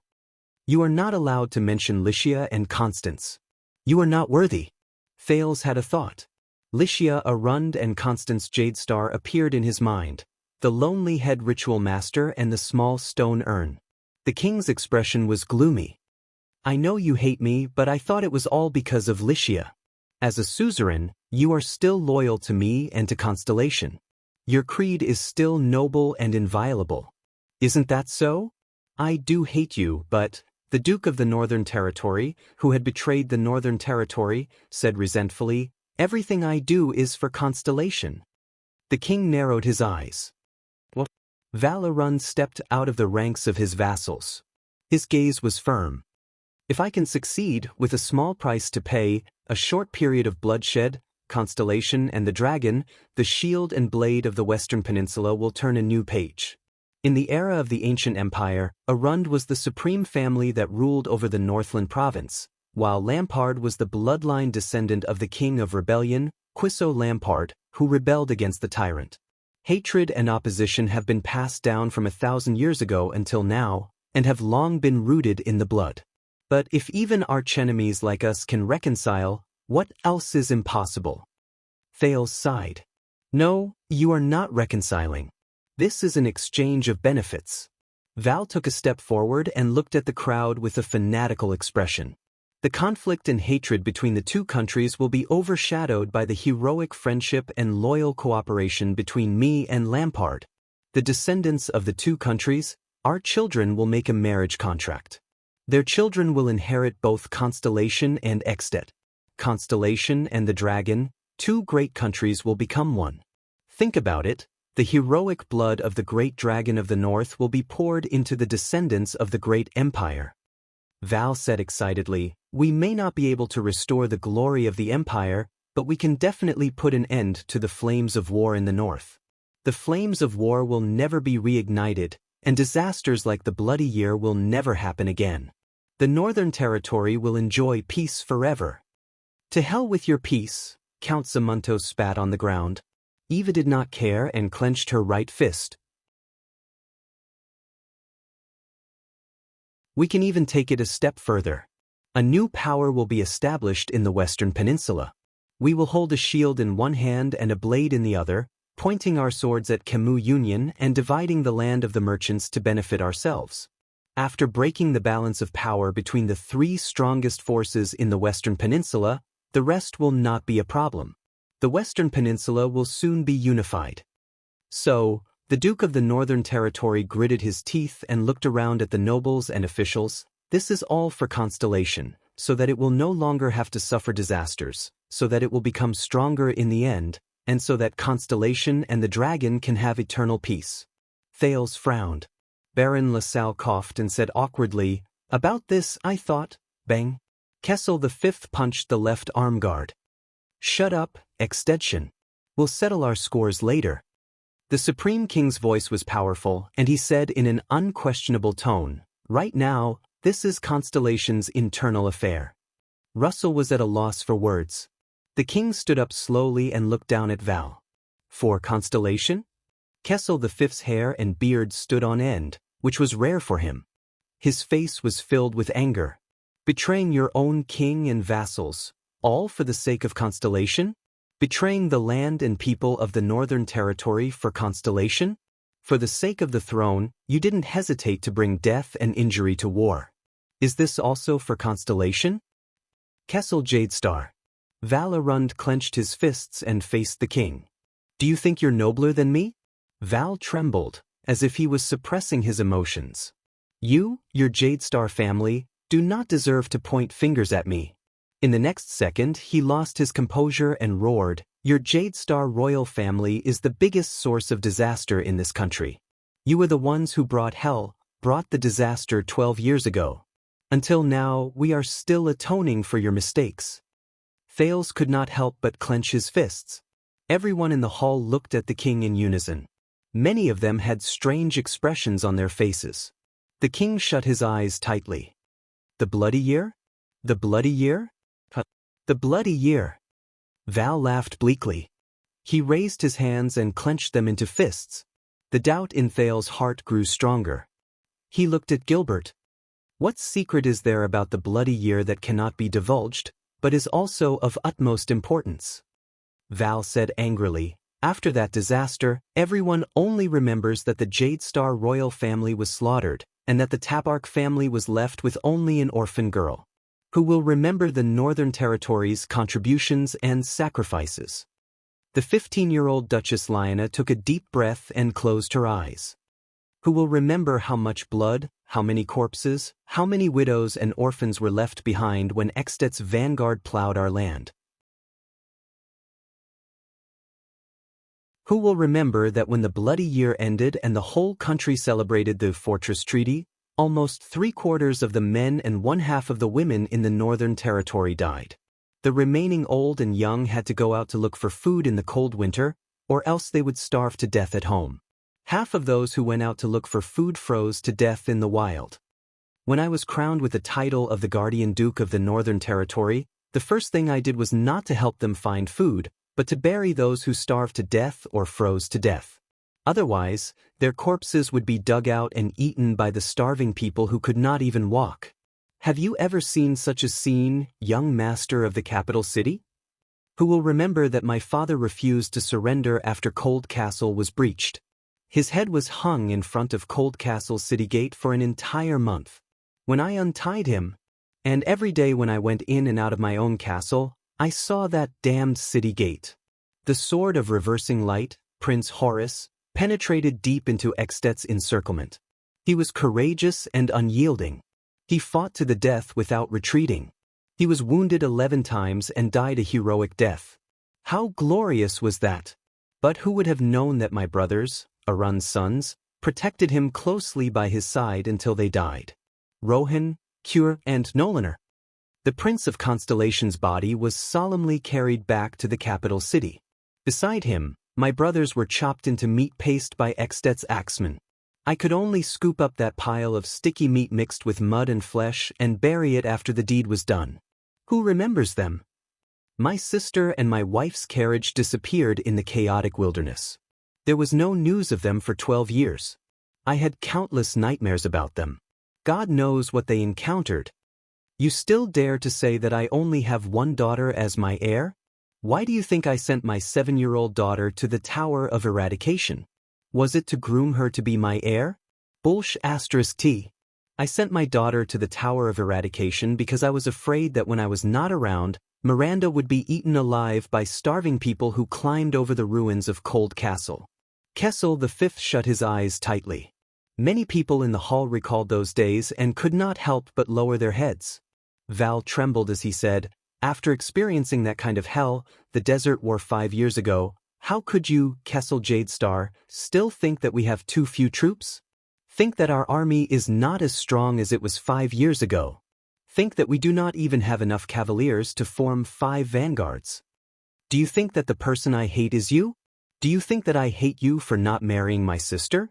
Hate that you let her down and made her become a priestess who will never marry? I hate Jadestar. It's your damned family.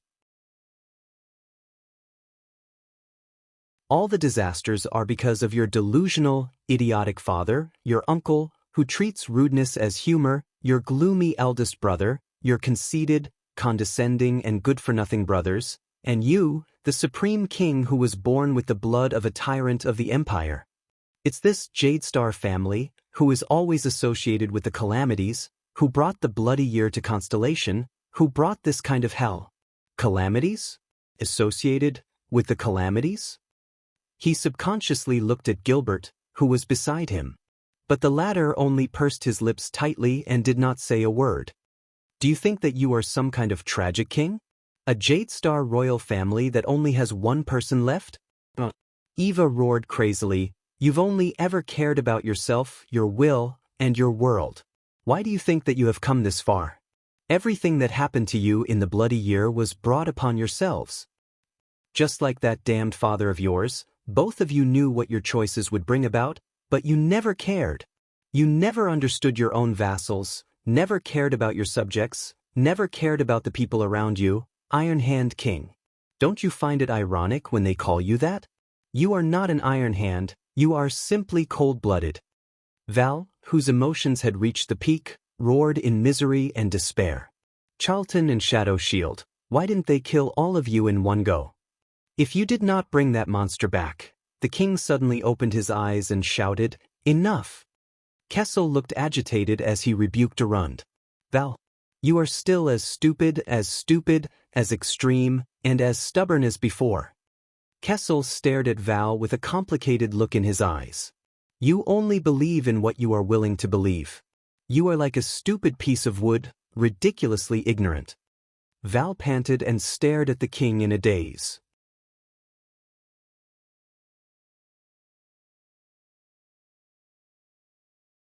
Chapter 73. Two members of the royal guards in eternally new silver armor walked to Val's side without a word. Duke Cullen shook his head helplessly. Friends are heartless, brothers turn against each other. Is there anything more tragic than this? No one answered him. After a while, Arund smiled faintly and raised his head. At least I did something. He looked at Baron LaSalle, who had a strange expression on his face. I brought war, didn't I?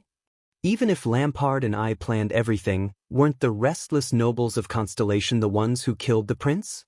In a split second, Zayn, Koster, and some of the counts all had strange expressions on their faces. Only Duke Cullen was still shaking his head and sighing, as if he was still immersed in the earlier falling out between the brothers. Val said mournfully, Kel, Constellation has yet to recover from its injuries and is no match for Extet. What are you going to do? Then you shall watch from here, the king said coldly. Compared to a coward like you, watch me. Watch how the cold-blooded Iron Hand King faces the wrath of the great dragon. Val laughed miserably. Are you going to recruit children under 14 as soldiers again? The king ignored him and turned to Extet's emergency envoy.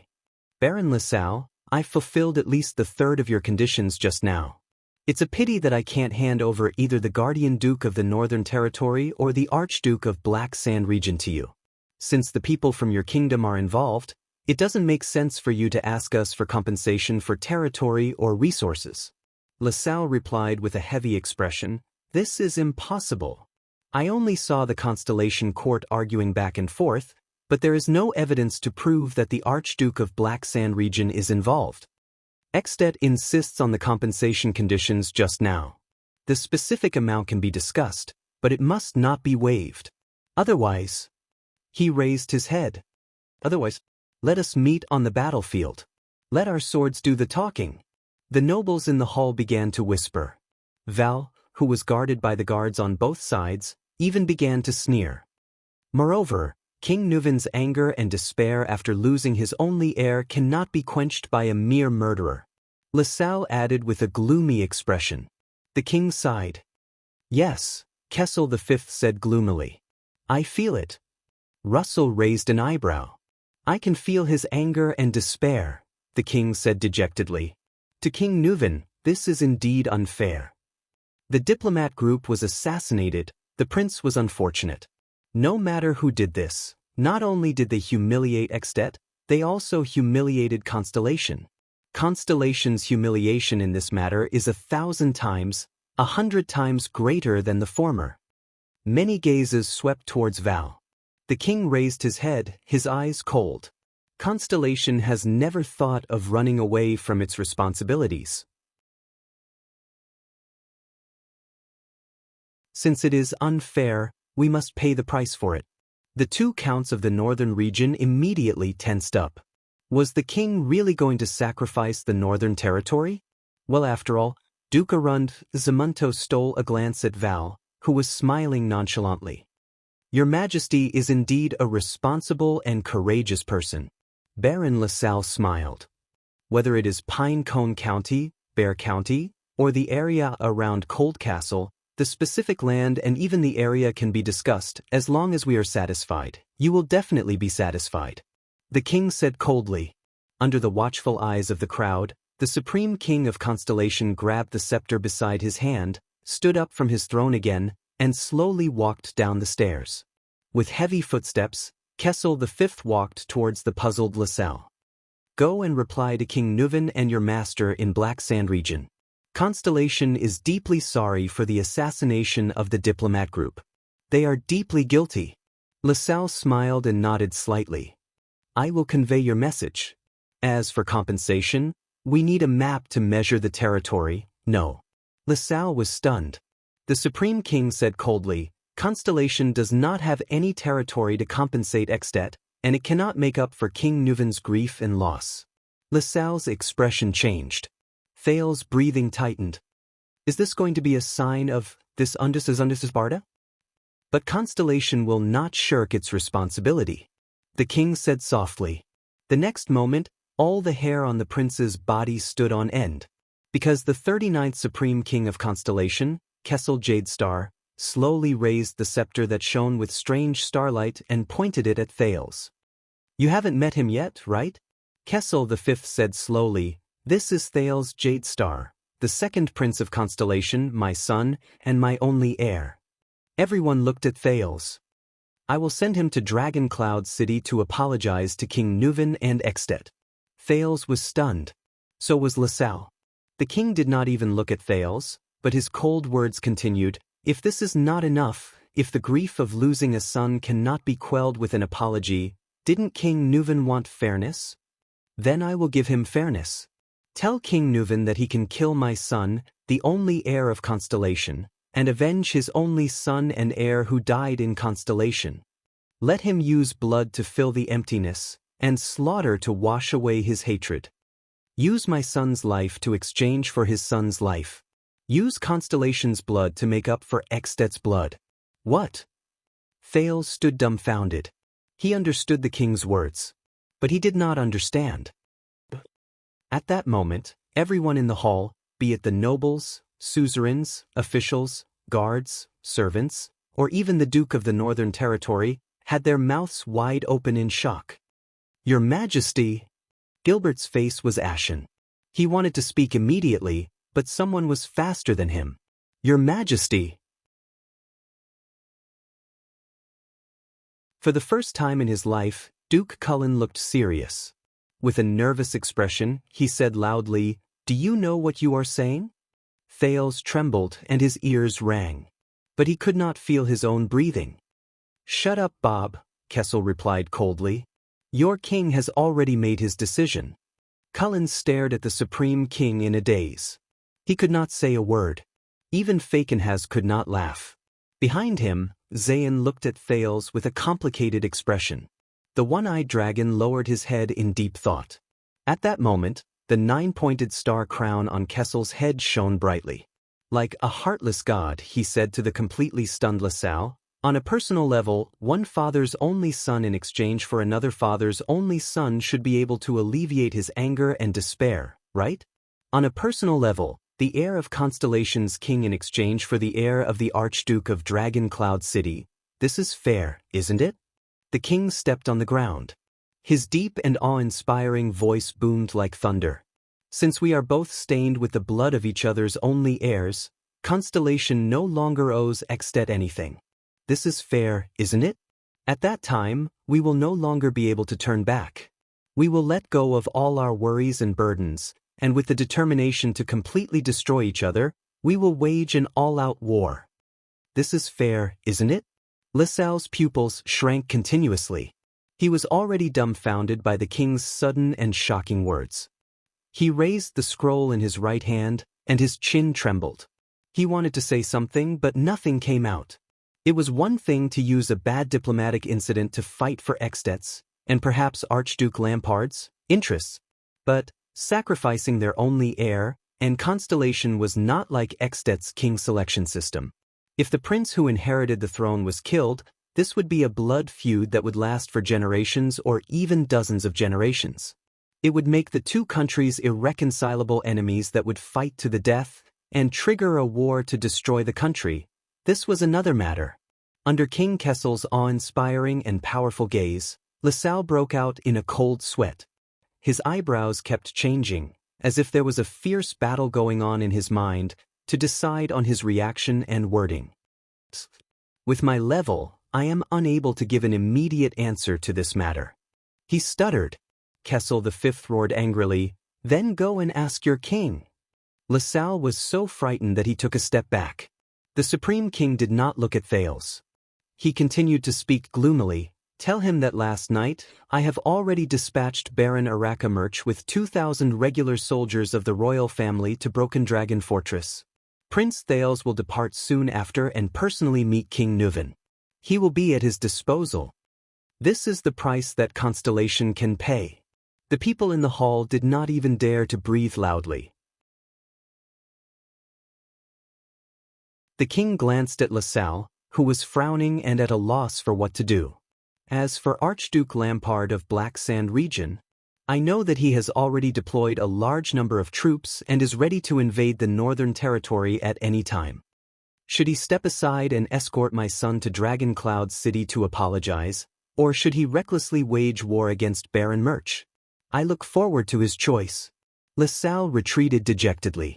He panted heavily, like a drowning man. Your Majesty! The one who spoke was the 15-year-old Duchess Liana. This elegant young lady's face was pale. His Highness is your one and only heir. If anything happens to him along the way, your throne. Ha! The Supreme King laughed angrily and said, It's too simple. Thales shuddered and looked at everything in front of him. Kessel V turned around and faced the suzerains in the hall.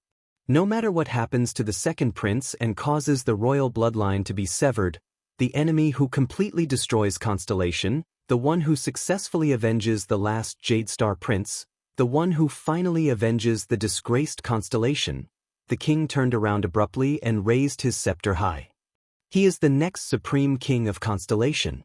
If Constellation does not even have such a person, Kessel coldly swept his gaze over the nobles in the hall. His words were as sharp as a knife, and he spoke with great force. Then what is the point of its existence? The entire hall was silent. The meeting is adjourned, Kessel concluded coldly. I await King Nuven's reply. At this moment, Kai. The pale-faced Duke Val Arun struggled to open his mouth. He looked at Kessel in disbelief, then at Thales. What kind of madness are you going through now? Kessel V sneered. Madness? The king snorted coldly. As if mocking him, he repeated what he had just said to Val. Everything I've done is for the sake of Constellation. 2 guards walked forward and escorted the dazed Duke away. Lisao left with his face drenched in sweat. The suzerains looked at the king and his heir amidst their whispers. Gilbert clenched his fists and looked at His Majesty, who was wearing the astral blue cloak. The king strode away and did not look at anyone else. Only Thales breathed absent-mindedly. He was completely unaware of the gazes in the hall. Begging for my collection, Amway, leave a comment, tickets, add me to the group 397147168.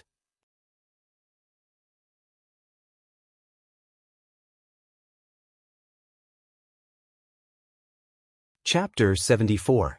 Lower City District, Underground Street, Sunset Pub, You really should have gone to take a look the day before yesterday. It was really crowded, especially when the second prince appeared. I could not help but shout along with him, "Hey boy! Watch where you're going." A 10-year-old boy carrying a bag full of potatoes squeezed past the fat and fierce Edmund with a bitter expression. Edmund snorted and turned his head back to continue fiddling with the food on his plate. Hee, you don't know, right? The new prince's name is Thales. It's exactly the same name as that black-haired rascal who always came here to freeload. Boy, why are you turning your head back? What does the prince have to do with you? Get back to work. I heard that the philandering Kessel wants to use his life to make peace with Ekstedt. Today, everyone in the market is talking about this. Everyone is filled with righteous indignation, saying that the suzerains of Constellation are all good-for-nothings who can't protect the country, and that the royal family has sacrificed too much for Constellation. Bah, that Jadestar royal family that only produces lunatics. You don't know, 12 years ago, I was in front of the palace gate. In front of Edmund was a young girl in tight trousers and a sleeveless coat. She was bored to death and was fiddling with her short brown hair. She leaned against the food delivery window between the front desk and the kitchen, looking as if she had nothing to live for. The face of this nimble and valiant brown-haired girl twitched. She gritted her teeth and said, "I say, before you tear it into pieces, are you going to give me that plate of steak or not?" Edmund raised his head with a furious expression. He glared at the female bartender of Sunset Pub, Jayla Charlton, and pushed the steak in his hand towards her. Jayla turned around and passed the steak to the timid little girl with a scar on her face outside the front desk. Behind her, Edmund snorted. "What kind of attitude is this? I just want to have a chat with you, to enlighten you so that you can forget about that golden-haired, green-skinned, heartless man." Jayla rolled her eyes fiercely. Her delicate face was as long as the surface of a pen. She turned her head and replied angrily, "Damn fatty. If you bring this up again, I will give your dream lover." Hey. The plump chef Edmund's expression changed drastically. He raised his chubby hand and slapped the delivery window twice. "You're going to fall out with me just because of a disagreement? I'm just concerned about my cute niece's relationship progress. You know, the most important thing for two people is to have a common language. If a gangster bartender and a police officer get together."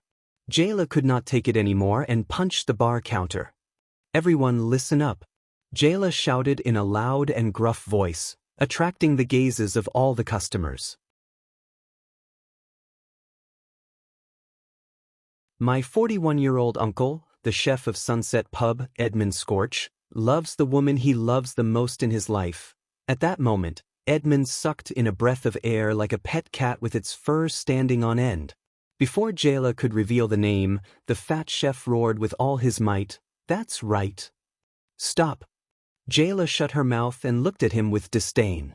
She said disdainfully, "Single dog, coward, unrequited love." Edmund glared at his niece dejectedly and said embarrassedly, "That's right. There are no more potatoes. I'm going to restock." Cinti, who was carrying another bag full of potatoes, watched Edmund leave the kitchen with a puzzled expression. "There are no more potatoes? Then what am I carrying?" At that moment, a boy with his right hand wrapped in a piece of cloth stumbled in with a panicked expression. Here. With a long face and a swollen head, Ryan pounced on the bar counter. The poor child was hugged by the surprised Cinti. Jayla's expression darkened and she put down the rag in her hand. Korea, who had just returned from delivering food, raised her head to look at the entrance and could not help but tremble. With a pale face, she watched a dozen fierce-looking men dressed in black rudely push aside the customers who blocked their way and slowly walk into the pub. The noisy pub instantly fell silent. "Go to the kitchen." Jayla extended her hand to the side of her leg and calmly said to the three child beggars. However, two thugs dressed in black walked out from the dozen of people. They looked hostile and blocked the entrance from the bar counter to the kitchen. The three child beggars cowered and hid by Jayla's side. "What is the meaning of this?" Jayla angrily asked. "This is Sunset Pub. This is not Black Street. Even Morris would not dare to behave atrociously here." However, the thugs were unmoved. They only walked to every corner of the pub with indifferent expressions, as if they were standing guard. One of the thugs, who looked like a tough guy, took out a single-sided axe from behind his back. Under the angry and fearful gazes of a few customers, his expression was cold as he swung the axe with one hand. He chopped at a table. Asterisk bang. Asterisk, the huge force smashed the table in half and sent it flying. Many customers covered their heads in panic, trying to block the flying shards. The resolute axeman turned his head coldly and said loudly to the others in the pub, "The Brotherhood is doing business. The Brotherhood has business. Get lost." The customers in the pub recognized the identity of these people and whose subordinates they were. Thunder Axe, Asku, one of the 13 generals of the Brotherhood. They were the tough guys who were in charge of smuggling arms across borders. Many people stood up without hesitation and left the pub as if they were fleeing. At that moment, a silver bolt of lightning flew towards Asku at an extremely fast speed. It was a flying knife with a strange arc. Sunset Pub's famous wolf limb knife. Asku's expression changed. He swung his axe and knocked away the flying knife just in time. Asterisk ding. Asterisk, but Asku's body trembled. He was shocked to find that the flying knife had a strange power that vibrated and transmitted to his hand. He could not help but freeze. Asku gritted his teeth to resist the tremor. What is this? An even faster slender figure had already grabbed another knife and was flying towards him from the bar counter at an extremely fast speed. Sniper knife. It went straight for his throat. Asku's pupils shrank while he was still frozen in place. He could not dodge it. But the expected splatter of blood and flesh did not come. Jayla gritted her teeth and watched in disbelief as the knife she was supposed to cut into Asku's throat was held tightly by a hand wearing an iron glove. The owner of the iron glove was a middle-aged man with a face full of scars. He stood beside Jayla, and at the critical moment, he pinched the Charlton family's instant kill knife. I still remember that as a Charlton who gave up on his family's profession, "You are just a useless ordinary class," the scarred middle-aged man said coldly. "If it were not for the reversed machete, you would not even have the chance to be a bartender here. The Brotherhood does not accept trash. But judging from the strange tremor on your knife, you have unknowingly become a supra-class elite." The middle-aged man let go of the knife in his hand and snorted. "It seems that the killings and battles in Red Street Market have improved you. As expected, the people of the Charlton family can only improve their skills by bathing in blood." Jayla took a step back with a face full of anger.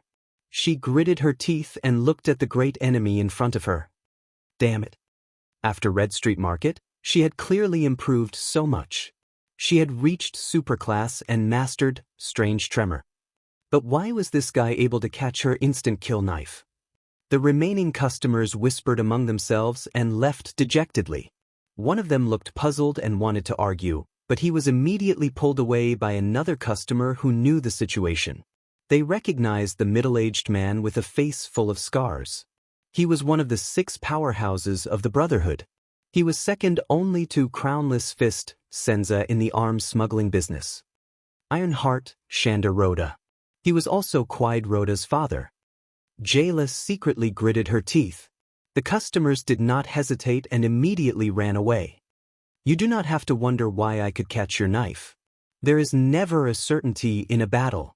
The so-called division between ordinary class and superclass is just a saying. Rhoda, who looked ferocious because of the scar, snorted softly. He did not even look at Jayla. Asku looked at Jayla with a face full of indignation. He put the axe back on his back and pulled out a chair for Rhoda. Due to various reasons, it is very normal for people of the same class to be crushed by one side, or for people of different classes to be evenly matched. Rhoda, whose face was full of scars, casually sat down on the chair. He crossed his arms and looked at the female bartender, who looked as if she was facing a great enemy. When I was young, I even saw a super-class swordsman. In a battle where the disparity in strength was so great that it was almost impossible for him to win. He killed 2 supreme-class elites. What? Jayla's pupils shrank. Rhoda looked at the shocked Jayla and said with a smile, "That was the battle where the person I admired the most became famous." Faced with that kind of encirclement and that kind of enemy, I thought I was going to die there, until he raised his sword. So, from then on, I no longer believed in any absolute division of strength. Even supreme class elites could be killed like pigs. Rhoda leaned forward. There was a thoughtful and serious look on his scarred face. Then why is it impossible for my useless son to be killed by a few child beggars? Jayla furrowed her eyebrows and looked at Rhoda in surprise. He really came. The three children behind her shrunk even more. Jayla subconsciously took a step to the side and blocked the three children. She raised the knife in her hand. Now, are you sure you still want to use your knife in front of me, little girl? Rhoda exhaled and smiled in satisfaction. The female bartender glanced at Oskar and the dozen strong men around him from the corner of her eyes. She knew that this was the elite team in the Brotherhood who were in charge of smuggling firearms. She could not fight against them. Jayla gritted her teeth and stabbed the wolf limb blade in her right hand into the table by the side. Damn it. What should I do? So, this is the original form of the reversed machete? The middle-aged man with the scar looked at the strange curve of the wolf limb blade. He used the iron glove on his right hand to rub the 4 rings on his left hand and said slowly, "The legendary assassin of the Brotherhood changed his weapon because of the creativity of a little girl like you. In just a few years, he even changed his nickname. How rare." "I call it the wolf limb blade," Jayla said coldly. She looked like she was trying to chase him away. "What does it matter?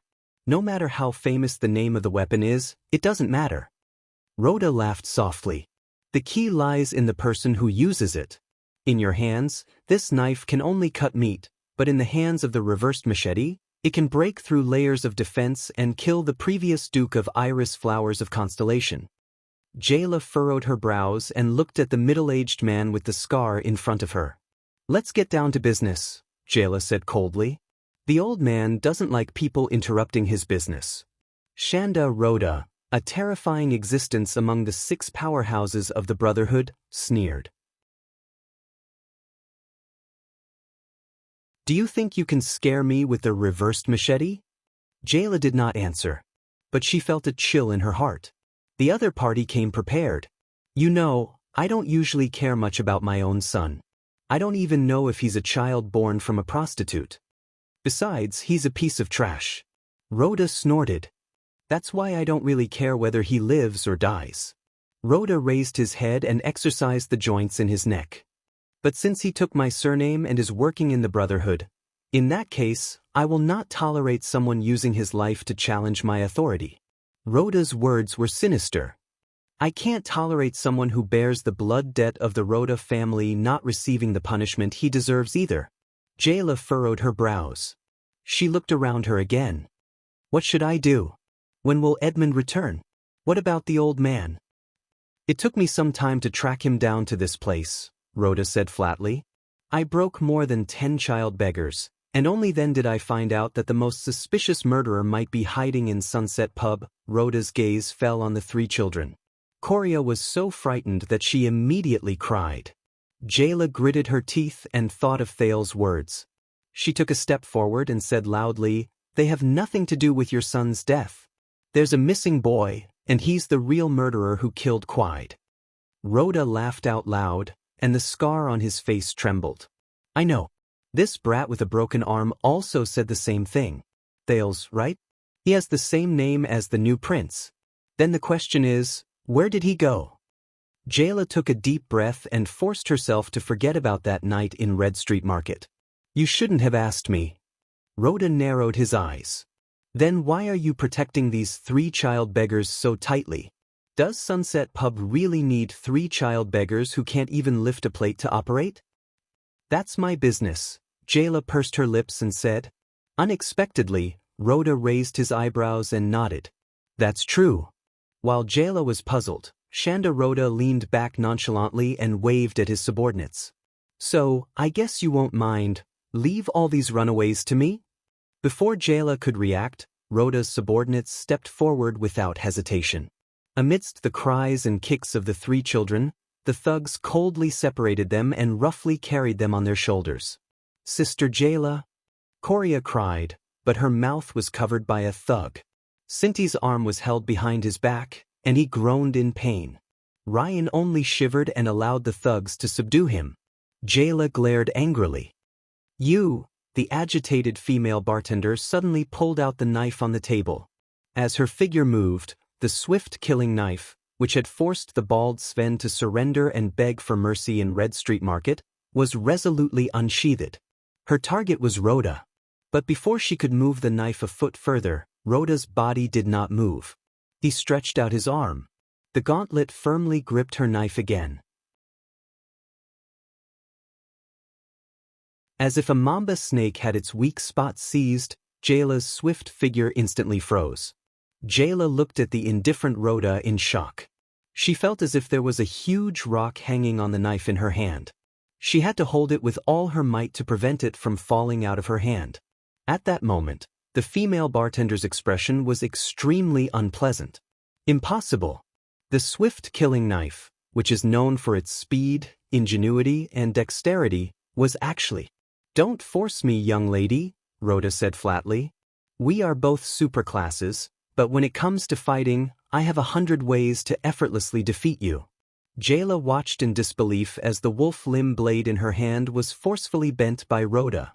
The gauntlet loosened and let go of the deformed wolf limb blade. But immediately after, the blade of an axe blocked Jayla's throat. "This time, you won't have a chance." Aschak's eyes burned with fighting spirit. Jayla bit her lip and looked at the enemies who seemed to have the intention to surround her. She said angrily, "This is Sunset Pub. You are challenging the old man's authority." Rhoda stood up coldly. "Listen up, young lady." Anger and hatred appeared in his eyes. "I respect your family name and the owner of this pub. This is why I have not touched a single hair on you. I have already shown my greatest friendship and goodwill, as well as my respect for the reversed machete." Jayla raised her head indignantly. "But you can't," but Rhoda roared and interrupted her. "Enough with the nonsense." Jayla was stunned for a second. With a ferocious expression, Rhoda walked in front of her and stared down at her. "Do you think I don't know that you are related to my son's death? Hundreds of people saw him come to your pub, and you crippled one of his hands." "He knows?" Under great pressure, Jayla's breathing quickened. "I don't care how he was schemed against." Rhoda exhaled and laughed savagely. "I only plan to get rid of all the people related to his death." The 3 children continued to struggle and kick, but they gradually lost their strength. Rhoda's scarred face twitched, and he said in a terrifying manner, "That's why I have been very lenient toward you. Young lady, you should go and see that Nair Rick. Lance said all sorts of good things for him." Jayla's heart trembled. "So, for the sake of our old friend," Rhoda straightened his clothes and revealed a ferocious smile. "I only dug out one of his eyes and crippled one of his hands." Rhoda's tone became indifferent again. "Don't worry, I am not a murderer, nor am I a sadist. I just have some authority to uphold." Jayla lowered her head. Her heart was filled with bitterness. "What should I do? I don't have any ideas. If you were here, smart little brat, what would you do? Continue with your business. I will compensate for the losses here." Rhoda turned around nonchalantly, stepped over the messy pub, and walked out of the door. "Send my regards to Lord Reversed Machete." Askau looked at the messy tables and chairs on the floor and nonchalantly threw down a bag of money. "You are very powerful," Thunder Axe said with a cold expression, "but I will definitely be stronger than you." The group left into the distance. Jayla stared at their backs in a daze. Only the 3 children's cries and struggles were left in the air. Jayla clenched her fists and looked at the wolf limb blade in her hand. Her expression was one of struggle. The hand that held the blade began to tremble. The children's sounds gradually faded into the distance until they disappeared. Jayla lowered her head deeply. Asterisk clang. Asterisk the wolf limb blade fell powerlessly. The female bartender of Sunset Pub's knees buckled. She knelt down in the mess on the floor. "Jayla Charlton." The bartender trembled and muttered weakly to herself. "You're terrible." Jayla shut her eyes tightly. She almost crushed the teeth in her mouth. A few tears rolled down her cheeks. I'm sorry, Brett. The tears fell on the floor. I couldn't.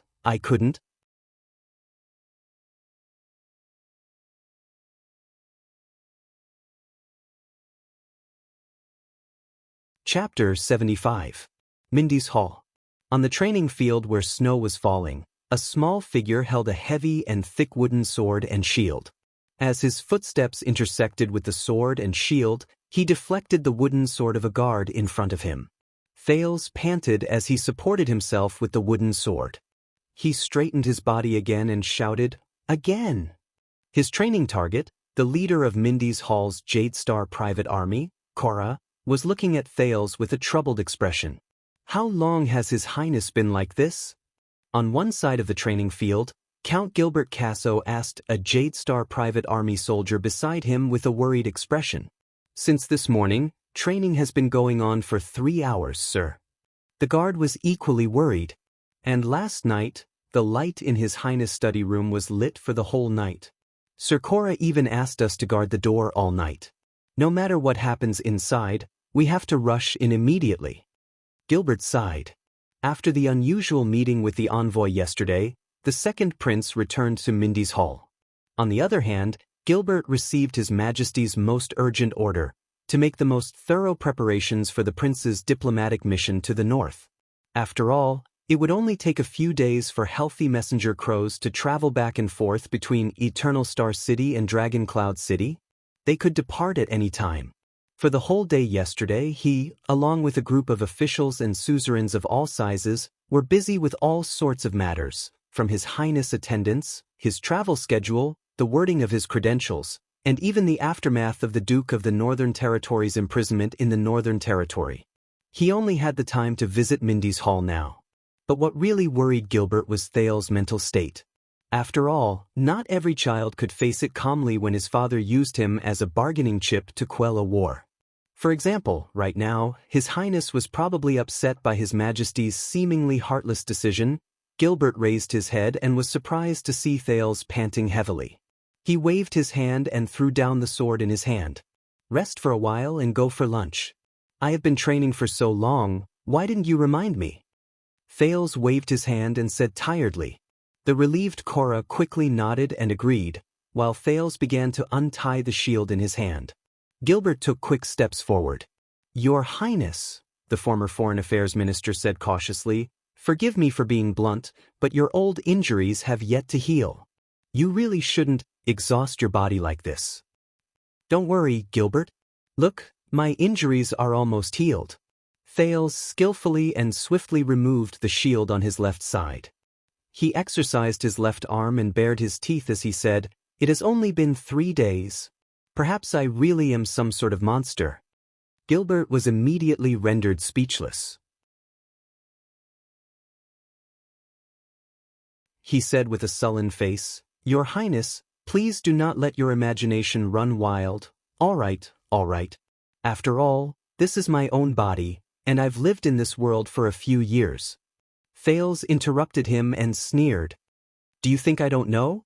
This strange physique is most likely due to my mother, who is even more mysterious than a mystic, right?"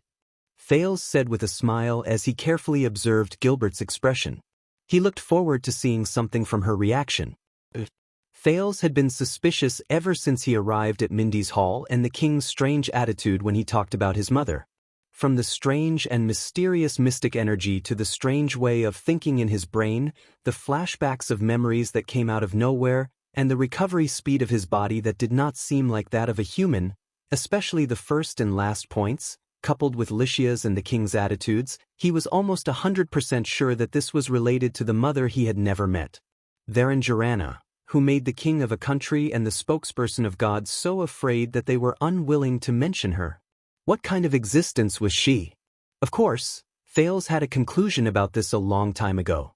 He thought about what Yodel said in Mindy's Hall and what Arun said in Renaissance Palace. A family that was entangled with calamities. Thales looked at his 9-pointed star emblem and sighed. His mother could very well be until he was certain, he tried his best not to think in this direction. But he had to find out the answer. From the king and Lycia's strange behavior to his middle name, He did not want to let go of any possible information, even if the results might not be good. Gilbert furrowed his brows deeply. As expected, His Highness has been suspicious since a long time ago. Your Highness, Gilbert exhaled, shook his head and said, "It is not convenient for me to comment on your background, but you must know that you inherited His Majesty's Jade Star bloodline. It also originated from the ancient empire and extended to the final empire. It is the noblest bloodline in human history, the bloodline of the imperial family, the Carlus family. Perhaps this ancient and great bloodline still hides some unknown secrets." Thales sighed. As expected of a diplomat. From his expression to his choice of words, everything is watertight. I can only think of another way to find a little tadpole looking for its mother. All right, don't worry about me thinking too much. Thales sat down while panting and sweating. He shook his boots and poured out the sand inside. Anyway, it is not a bad thing for now. Besides, how can there be a difference in bloodline and race? Hence, the prince said cheerfully, as for my mother, I will find out one day anyway, and my top priority is the country with the dragon flag flying in the north. Gilbert was stunned.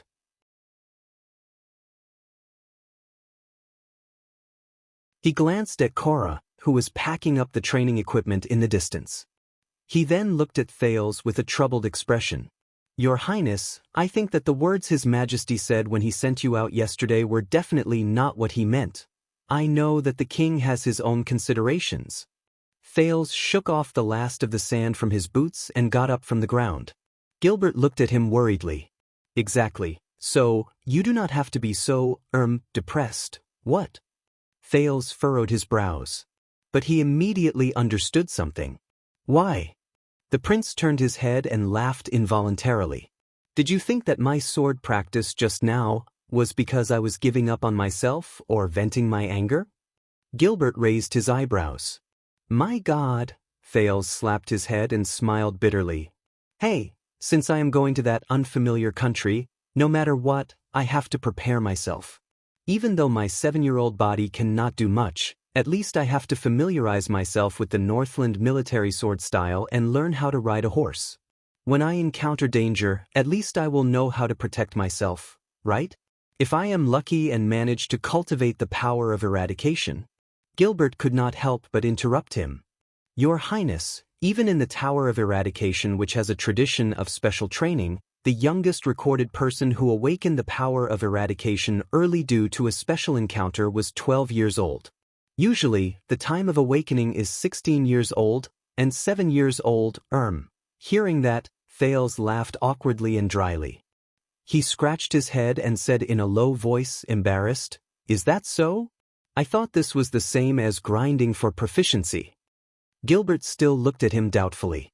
But, do you really know and understand His Majesty's intentions without any grudges?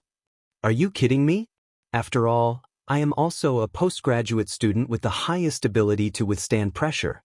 Ahem, I am the second prince with a strong mental fortitude.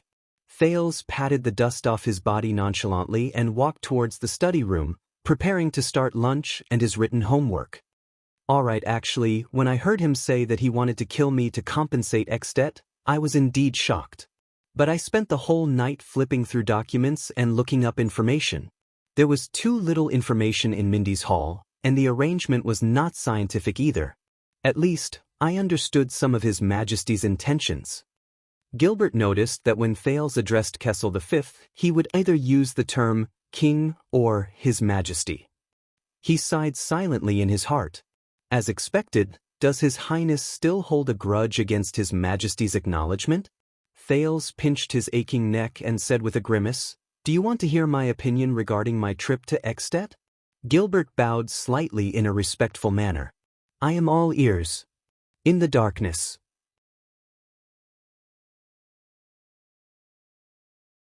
Marat's unique, hoarse, and aged voice rang out. You let him escape? Raphael's voice was light and bright. Our people also felt that it was very strange. It seemed that the strange doctor had already seen through the trap and returned without hesitation. The assassination team's men pounced on empty air.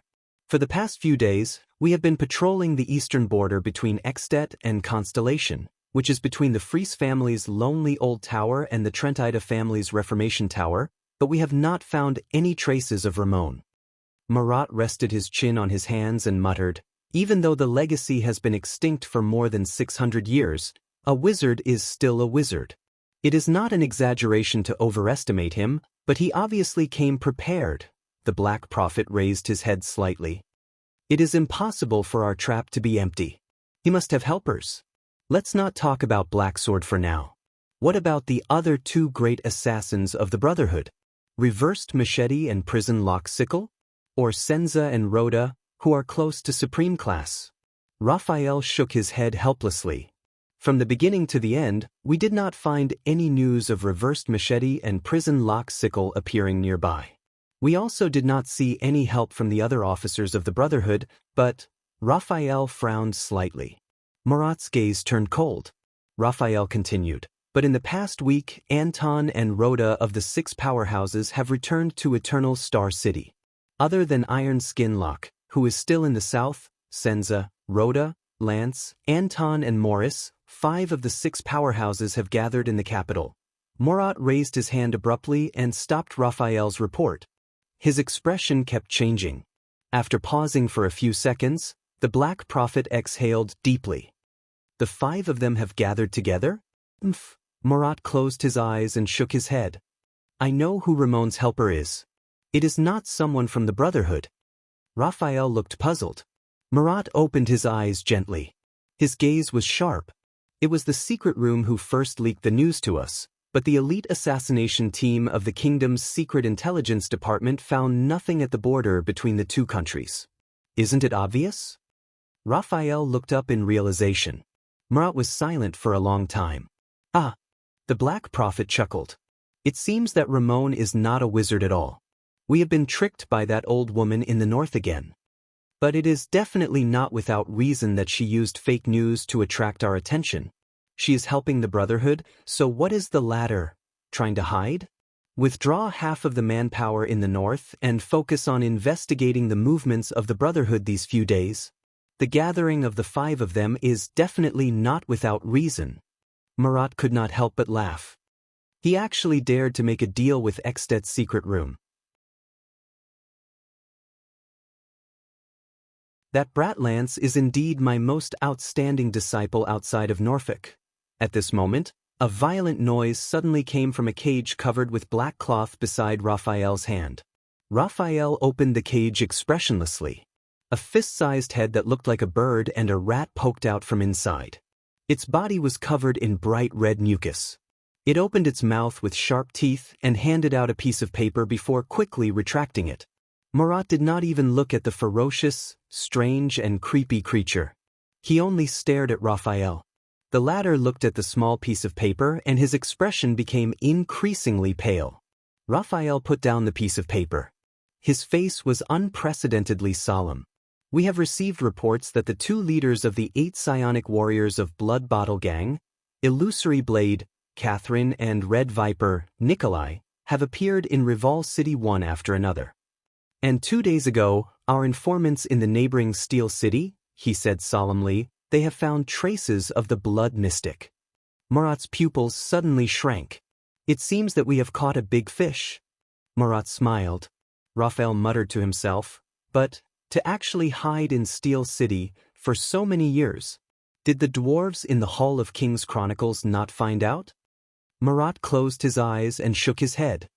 Because of the Sunset Goddess, the relationship between the Hall of Kings Chronicles and Empress Helen has worsened over the past 300 years. The Blazing Wind Cannon has also mysteriously fallen into a state of cooldown. They do not even have a single usable legendary anti-mystic equipment. Even if they knew, they could only pretend to be deaf and mute. Raphael frowned and scoffed. "Are you sure it's the blood mystic? What's the specific report?" The Black Prophet gripped his cane tightly and asked solemnly. But he immediately noticed that Raphael only had a sorrowful look on his face and sighed. The young man in white lowered his gaze and spread open the piece of paper. "No report," he said solemnly. Marat raised his head abruptly. His sharp gaze pierced straight into Raphael's. He waited for his explanation. The young man in white exhaled and said faintly, "The reason why we discovered the blood mystic is because, from the City of Steel to Rival City, we have a total of 34 spies. All of them died." Raphael said quietly. Also, flesh and blood were scattered everywhere. Not a single corpse was left intact. "It matches our records, the style of the blood mystic." He did not continue. After a while, Murat heaved a deep sigh. "It is demonstrating to the Secret Intelligence Department that it can find any one of us at any time outside the capital. As expected, it is that damned," he said hoarsely, "homicidal maniac, that you're tuning in to the Wandering Hero YouTube channel. Don't forget to subscribe and join us on this journey to catch the most captivating stories.